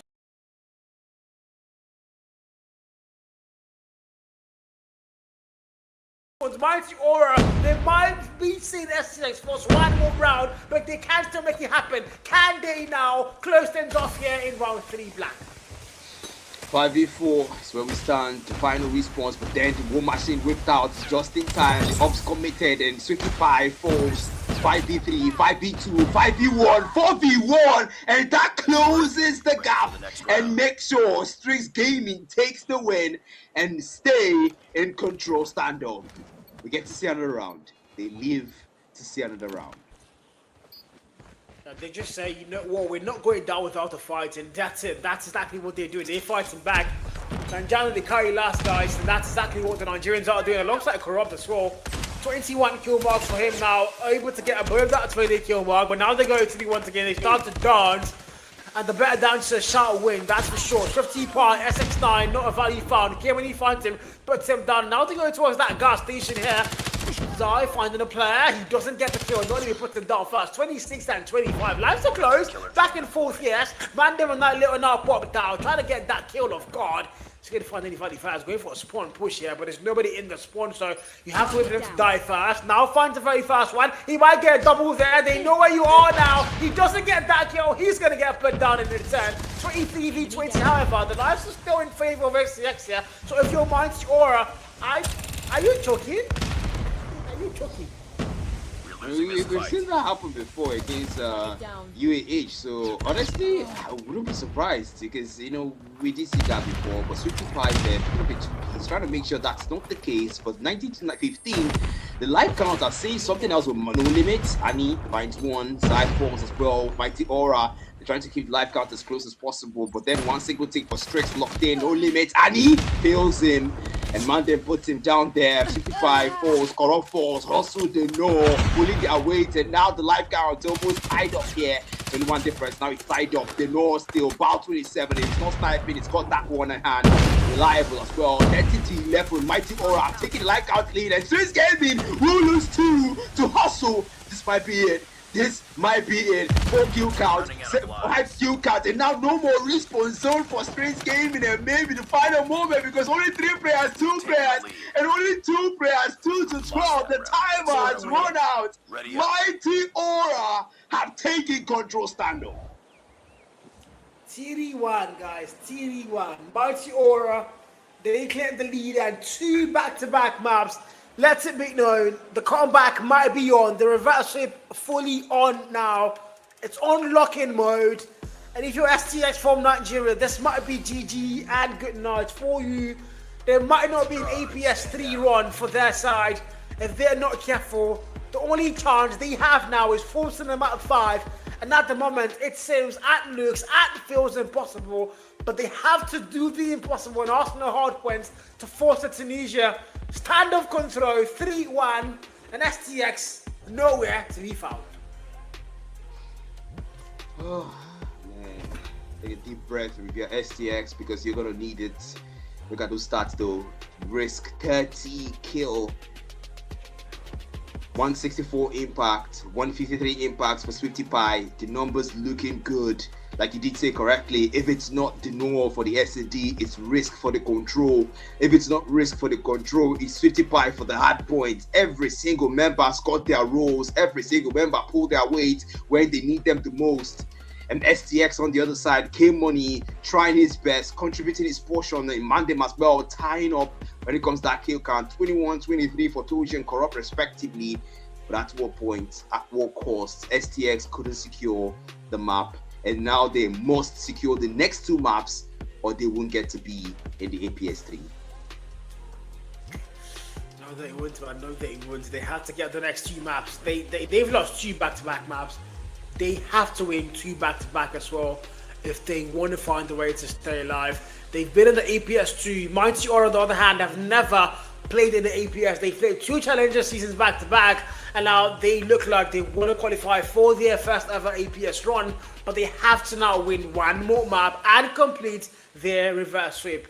Letting a map 5 be forced, I don't think that's something they want to risk. But again, S&D is their game mode. It's the one mode where they're literally almost unbeatable. So I think that's a little bit safe. But at the same time, you don't want to go to a no man's land and assume that, oh, because you know the mode better, then it would definitely be yours again. So yeah, that's not a risk that I think they're willing to take. And they have to close things off here on Arsenal Hardpoint. The first hardpoint we saw on Summits, don't forget it was close. 250, 200 scoreline. That was as close as it could get for that particular map. So it wasn't a blow off for either of these teams. And it wasn't like STX was just clearly better and clearly stronger on that map. It was just a case of, oh, they had better rotations at some point in time, and they definitely seem to be able to use their gunfights and their operator skills a little bit better than the side of Mighty Aura. But now we're going to Arsenal, a whole different map, and I wonder whose map pick this was, because that's going to tell us a whole different story, of course. And Arsenal Hardpoint, I haven't seen Arsenal in a while now, and I'm really excited to see what these boys are going to be able to go and do in Arsenal. But again, man, Arsenal freaking Hardpoint in black. I want to ask you here, live and direct, tell me one word. Who do you think is going to qualify, win this map? Just one word. Mighty or STX? Mighty. Chai! This boy not believing us Nigerians. Fire! Fire! Fire! Fire! Fire! Okay. Okay. He says Mighty, guys. Man. I low-key want to go and like say STX win it so we can do the King of Bartex thing, but I'm going to stay out of this one. We're going to let Black predict this thing, and we're going to see if that happens. If it doesn't happen, King of Bartex, the crown leaves on. But yeah, Arsenal Hardpoint is where we're making our way onto next. And of course, I do want to see Tunisia SD. It's a really beautiful map, really beautiful game mode, but I don't think Mighty Aura wants to see that. But I know for sure STX, they want to see that map. And if you're a Nigerian on the chat right now, you definitely want to see that. Of course, big shout out to our watch party host, by the way, Stephen. He's been watch partying the entire thing. Big shout out to you, Stephen. How are you doing? Hope you're having a lovely day. Don't forget to send Gary to my house. I have granuts and sugar. Send the Gary. You are not far from my house, but in the meantime, though, Arsenal Hardpoint. That's where we're going to next. And in the meantime, okay, again, I think we're talking about players a lot today. They know being one of them, but I think going back to a player like Corrupt, yeah. He wasn't originally in the STX Rockstar for. Did he play the last APS? No, I don't think he was in the last APS with them. I can't really confirm that. But he's been a standout player for them for the few months of sitting with this guys. He's been absolutely epic. And just having a look at that man, he's somebody that I think I think in the near future, a lot of teams are going to be trying to sign that man. A lot of these top tier teams will want to take him away from SCX. So if you're SCX, you have a golden boy on your hands now. And if a man like Dinar, so those 2 players, those are golden boys. You don't want to let them go. You want to make sure they stay here and build and grow with the team. But of course, you have to watch out for the big dogs and those big cash offers they're going to throw at the man eventually. In the meantime, K-Money, SCX, 7 Face. And now, what could be potentially our final map tonight? STX and Mighty Aura. It's Hardpoint. It's Arsenal. It's not the Arsenal that lost the U5 championship. Look at that direction, man. Look at that direction. But then double kill there for Zai. They start things off and open things out. But then, you know anything about Strix Gaming is that P1, they're always dominating. But then, of course, Mighty Aura will want to play for that. And they always seem to have difficulties. But looks like Hardpoint and Arsenal won't be that map for them. As Strix Gaming, they come forward, K-Money, still ripping through and still getting those numbers here. Already on the 3-point kill market. The man has started counting. And no shot for no limits. I don't want to believe he's hit his limits. I don't know. Things are looking a little bit good now. Mighty on 7-10. They started things off well, yeah, Black. And I think this is the one thing we talked about. If they start well, they almost often end well. So if you're STX, you can't afford to let that happen. And now it's 27 and 6 on the board. Zai's fighting back. They're going to try to break that P1, but eventually they need to start going towards the next turn because, I mean, there's no more time on that clock. Whatever they have to do, they've got to do it now. And it's going to be important that they get that rotation on point. But STX are going to get there first. The better spawn and the hill time now counting in their favor. Arsenal is one of those maps where rotations are very important because each hill is like 10,000 miles away from the last one. So it's really important that you will take first and start to stay hard point time. As you can see, STX utilize that chance properly. And now they've got a couple points and now they're trying to get things started up. So Monarchs now has to find a way now to break spawns at the same time, break the hill if they don't want to lose that lead. What he said, guys, what he said. 31 to 23 is where we stand right now. Oh, look at the rotation. Wow, is it just me or are they just moving on one corner of the map, the bottom corner of the map, because that's where the hill is? But then player 3 making a very weird movement there. That's Mandem just making a very weird movement. And man, where is he going to? It's going to the next spawn. Of course, they want to secure those spawns early, and now they are still playing for scraps. So Mighty Aura will now rotate because now the timer is up for the hill on P, and then we have to make sure they get that hill. But then Strix Gaming got there first, and you know how this works. Whoever gets there first gets to secure spawns and get to have the points first. But Mighty Aura trying to break in, but Strix won't let them. 33 to 39. They need to equalize that score. They cannot let Mighty Aura take this hard point, and now they will go for it. Gunfight starts, and 38 is where we stand for Strix Gaming. This is actually going back, and this is the thing we're talking about as well. This detail, they quite want to be in the EPS3, no doubt. And you can clearly see that nobody wants to let it go for the other. They're both being respectful, of course, but at the same time, they're both being disrespectful because they want to get the map locked in for their side. Corrupt there with a triple kill. Traders putting down fire. Now, man, them with the war machines are going to break that out. Smokes are going to get thrown. And if you know me, I do love smokes, and I love to go and see them being thrown. And here we go. Dance of Dragons, literally 43 and 49. They are as close as they possibly can get. Mighty Aura, however, they still have the lead locked in by a nickel, but now they need to go towards that next turn. Look at that mini map. Rotations are going to be on route, and looks like STX are going to send 2 players there first, but they're going to get overwhelmed, and it's going to be Mighty Aura now with 3 players on that next hill, and looking like they want to lock it down as well. They get there, they lock it down. Kevin now through that door. Another small gets thrown, but Hustle with his power to welcome him and say, hello, my boy. Take 2 more players, make that 3 in one foul swoop. 3 players get put down. Perfect utilization there with his power, and Mighty Aura continue to run rampage on the map. Rampage is the word to use, of course, because Risk brings up zone equalizer there. We see the upplay with his barrel, now we see the upplay with the equalizer as he gets a triple on official. Kill Money 4 was a vital kill. He goes for another, but Zai saw that through, and now 86 to 43. They have the hill. They're making sure they make the most of it, and no limits, absolutely shredding through with about 27 as he gets 4 and trying to make sure they close in on that 100 points. We're gonna hear what's going on with Mighty Aura because this performance, we need to hear the call out as we go for a listening for Mighty Aura. You. Do that. Long. I got one. Number one, play secret. Someone play secret. I almost have my machine. I got my claw. I got one. Flank dead. I'm using my machine. One side. Bro. I lost my machine. Fucking timing, bro. Fucking timing. Window. Enter window room. Is he pushing? He's low. Yeah, he's low. Dead. One more window dead. That's just one shot now. Easy. I'm looking. That's one. First time you got one. You can get one at least. Okay, P1. I'm playing P1. Oh, right. One secret low, no limit. Someone who's top? You're right. P1, play P1. Yeah, go P1. Shoot to the window. Shoot to the window. P1. They come P1. I shoot my teeth.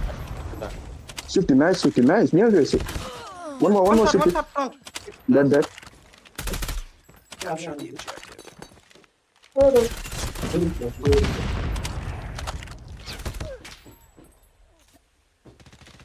Wow, that was... Yeah. What was that? I kind of liked it. I just like how they sounded confident, they sounded reassured, they sounded like they knew what they were doing, and you get a lot of nice.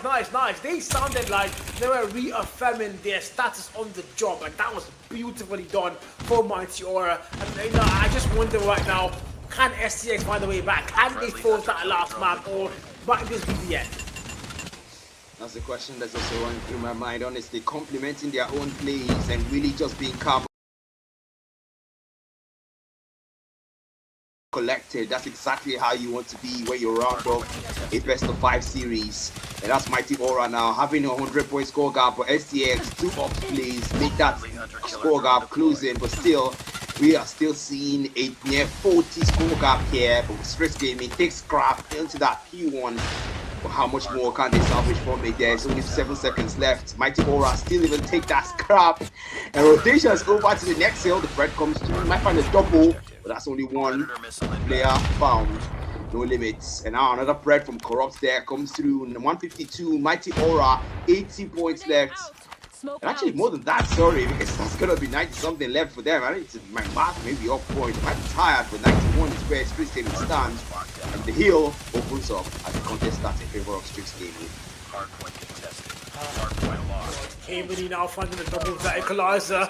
Like that 3 as he finally gets put down. But look at the scoreline though, Black. It's starting to get close. Mighty Aura now slowing down the pacing, and STX are coming back. STX now, Doji finding the trouble there with the Tempest, and they clear down the hill. SX9 for one more value to be added to that tally, and it's 107, 164. Both teams above the 100-point mark, and the entire gap we had, over 100-point gap now, fully closed. It's almost tie here, and if you're Mighty Aura, the question being asked, why are we slowing down? What exactly is happening? They sounded so confident, they had the map in control, and now they start to falter. But now we need to go to the next hill. Rotations are going to be key, very important. We're going to get there first, and look at that mini map. Both teams are sending everything they have towards that next hill, but STX are going to win all the gunfights onto next, and now they have 3 players there. Corruption finding value, finds a double from the back spawn, puts them in that same spawn, but now they finally put them down as well. But STX are going to get there first. 54 on the clock and counting down in their favor. Now it's your Mighty Aura. He's got to complete that front, and one player finds the kill. No limit finds the trade there. Hustling now with his power to go and break out that hill, but can he do it? The answer has to be yes. He does know that. STX are fighting back, and they are going to get wiped out finally. But now the Claw is more corrupt here. 31 kill mark. Claw finds one, finds the double as well. The nade finds him, puts him down. It's a back and forth all the way to do, but STX are right back in like he never left. 143 and counted. Now the war hold. Shit for Zai, only good for one. Trade finds him, puts him down. STX about to get that lead tied up. It's 150 on the board, and it's 149. And Mighty Aura are right back in. Right back in, man. They can't afford to choke this. Not here, not now. Look at risk there. He finds one, takes a risk, and almost finds a double. Toji puts it down to scrap time. Strix Gaming milk it down and form a near 100 score gap. Strix Gaming have made it 8 score gap, and Mighty Aura, which reminds me of the match against UAH. This was exactly what happened. This was the start of UAH fast people. Look at 50 Pi baiting 3 players and making them pay for coming through there. The War Machine on Mandem finds the Lord. 164 to 162. It's 50 Pi trying to find the value, but K1 says no. 162. They're almost close. They have the hill, and now that machine on no limits. Hoping to get some numbers there, but the no finds a triple, finds 4, and K1 will fall to no limits. The Mighty Aura says no, you don't. UAH denied us, and you was this time as well. Enemy down. So far, so good. Mighty has started well. They look like they want to finish well. They were not a 2-point marker. They're looking for a lot more. If you're STX, however, you have to fight back. You know that. And they are fighting back. But look at that scoreline starting to improve. And now they're going to be first to get above that 200-point mark. 50 points away now from the finish line. And qualifying for the EPS Symphony. You know that, don't they? Scrap time locks in. STX is going to get there, but not for enough time. They're going to get wiped out once again. Now we need to go all the way back to that next hill. And who's going to be getting there first? Rotations are once again going to be very key and very important. If you're STX, you need to get there first. You need to lock it down. You can't afford to let them do anything whatsoever there. But look at the mini-map. Of course they do. But Mighty are not far behind, and they're somehow going to break that hill with absolute ease. Now it's going to be theirs. Doji comes in for one. Only good for one. Trade fights him and puts him out. Mighty Aura are right in the hill, and they've got you on lockdown. Cable now for a trade there. Hoping they can break the hill. 38 skill bounce with the man on the counter. Now the War Machine for Denora. Senorita Denor finds the kill. They break the hill, and Mighty Aura still, they're holding it freaking down. STX, come on, fight back.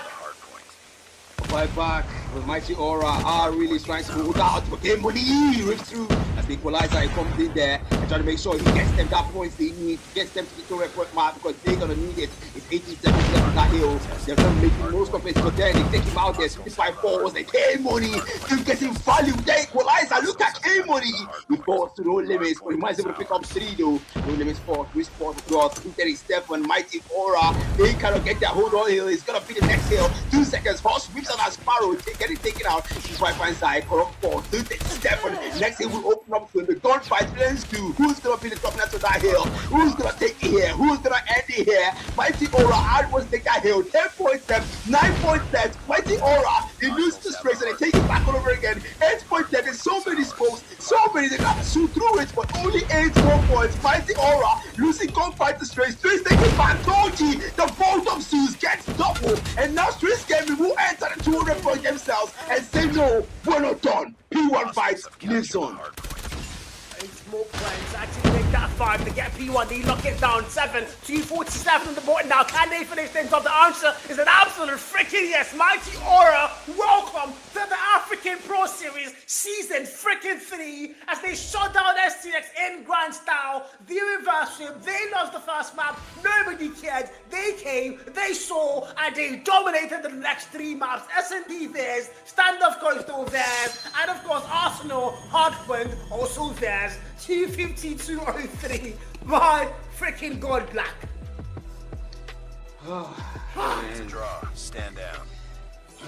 I was actually about to look at that, man. The roster that made the victory possible. Look at Billy in the center right there. The man that was fielded towards the last minute of the Gulag, the last fixture of the Gulag. Now in the center right there, he pulled his weight. Look at them, hustle, no limits. Look at them, the Nor. These guys, they made Mighty Aura a qualifying team in the African Pro Series Season 3. We will be seeing them as part of the other 7 teams. And geez, what a performance. Strix Gaming will join our other Nigerian brothers. Unfortunately, man, that does hurt my heart to say. I wouldn't even lie about that one. It does break my heart to see FCX not in the APS 3. I think they deserve to be there. They are an amazing team, but unfortunately, Mighty Aura are going to shove them down and say, not this season, hopefully maybe the next one after that. But in the meantime, Mighty Aura are your victors, and they are your second team to qualify from the Gulag, alongside UAHMT. Yeah, crazy, man. And wonderful stats. Look at those stats on the last hard quench. Nobody got left out. STX, man, 41 kills for Corrupt and 43 for Dino, man. These guys. The Nor being the MVP there. Look at that in maximum impact. Him and Risk though, same hard point time, but over to the other side, look at Toji, 2 minutes. That is ridiculous. Having the highest impact in the entire lobby. Of course, when you play points like that, you're bound to get a high impact, man, because technically hard points is not just the TDM mode. You also need to play for points because, yeah, that also matters as well. But then, wonderful for performance from Strix, just wasn't enough to take them into the APS. Oh my god, man, this has been such an amazing evening. Fun. I think this is one of my best casts in a very long time. I laughed, I choked. Oh, okay, yesterday I choked. I was there yesterday. Thanks to Kicho. This has been a very amazing cast, Black. It's been an amazing day. Big shout out to our sponsors at War Sports Gaming, ASG, My Ops. I have so much hating on them to do next season, but in the meantime, we are going to have to make peace before that the season 3 starts. But of course, we now have all our 8 teams that are going to be playing the APS 3, and UAHMT and Mighty Aura are definitely going to be part of those teams. They are making their first ever run and appearances in the African Pro Series. Mighty Aura particularly, man, they've been here from day one. They played the qualifiers for the first APS. They could not get into APS. They had to go down to the challenges, and then we saw them in season 2 as well. They did give it everything they had. After season 1, we saw them, of course, in the challenges and in the Gulag, and they could not get past the Gulag to the APS. And now, after this is their 3rd try, they finally get a chance to play in the premier event, the APS 3. So big shout out to Mighty Aura, welcome. And up against them making their first appearance as well, alongside Michael, who has somehow played every single APS with a different team. Wow! I mean, the man just knew how to align himself with a team that has the potential. So if you're an aspiring player that want to move teams, you might want to ask him for some guidance on how to choose the right team that's going to actually qualify for the APS or be in the APS. In this case, would be the APS Season 4 because, well, we already have the qualifiers from the Gulag, UAH, and Mighty Aura. They would have to settle the score in the APS Season 3, and that's going to be a banger. But then, once again, shout out to you, Carl, shout out to Black Mother, shout out to Kijo for handling the cast of the Gulag Series, man. This was an event worth casting, man. Yeah, big shout to all our casters here. What production? What did you say? I didn't hear you, man. Big shout to all our casting. Of course, okay. Of course, the fantasy, man. We have to give a shout out to that. It's gonna be starting once the APS starts, so don't forget to go to the website and register your fantasy team. You get to pick, is it 6 players? Yes, 5 players and 1 swap. So that is 6 players. And last year I was the #1 fantasy player. I was the #1 player in fantasy last season. I don't care if you don't believe me or not. That's the truth. If you don't believe me, go and find your phone. But yeah, you guys, if you want to challenge the #1 fantasy player on earth, you have to go and register on the website there, and you get a chance to challenge me. And also, there is a prize pool. $100 at the end of the season goes to the lucky winner of the fantasy. I think it's the top 3, I think. But yeah, just make sure you are registering your team and, of course, trying to challenge the greatest fantasy player of all time, Carl. Fights in the back. Wait, did you bow with your prediction? No, it's Kai, man. See what I mean? Kai! Yeah, so I don't get to take the king of bad takes. Yeah, the crown is still down. So yeah, that was the party. But then yeah, it's been amazing, guys. It's been a wonderful night. Currently past midnight in Lagos, Nigeria. And then wow, this has been a marathon cast. And of course, it's been wonderful. And shout out to you viewers that still till the end. Your devotion, admirable. And we'll see you in the APS Season 3. Good night. Good night, guys. Chai.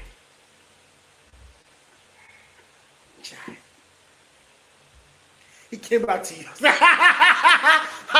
You know why I didn't leave my face? I knew Jerry was going to bring the car back. I was so sure that Jerry was going to bring the car back to us. That's why I was like, I was back just so that I would just stay like this. I'd be waiting for him to come and show our face again. I kept waiting. But yeah, anyways, goodbye, guys. Good night.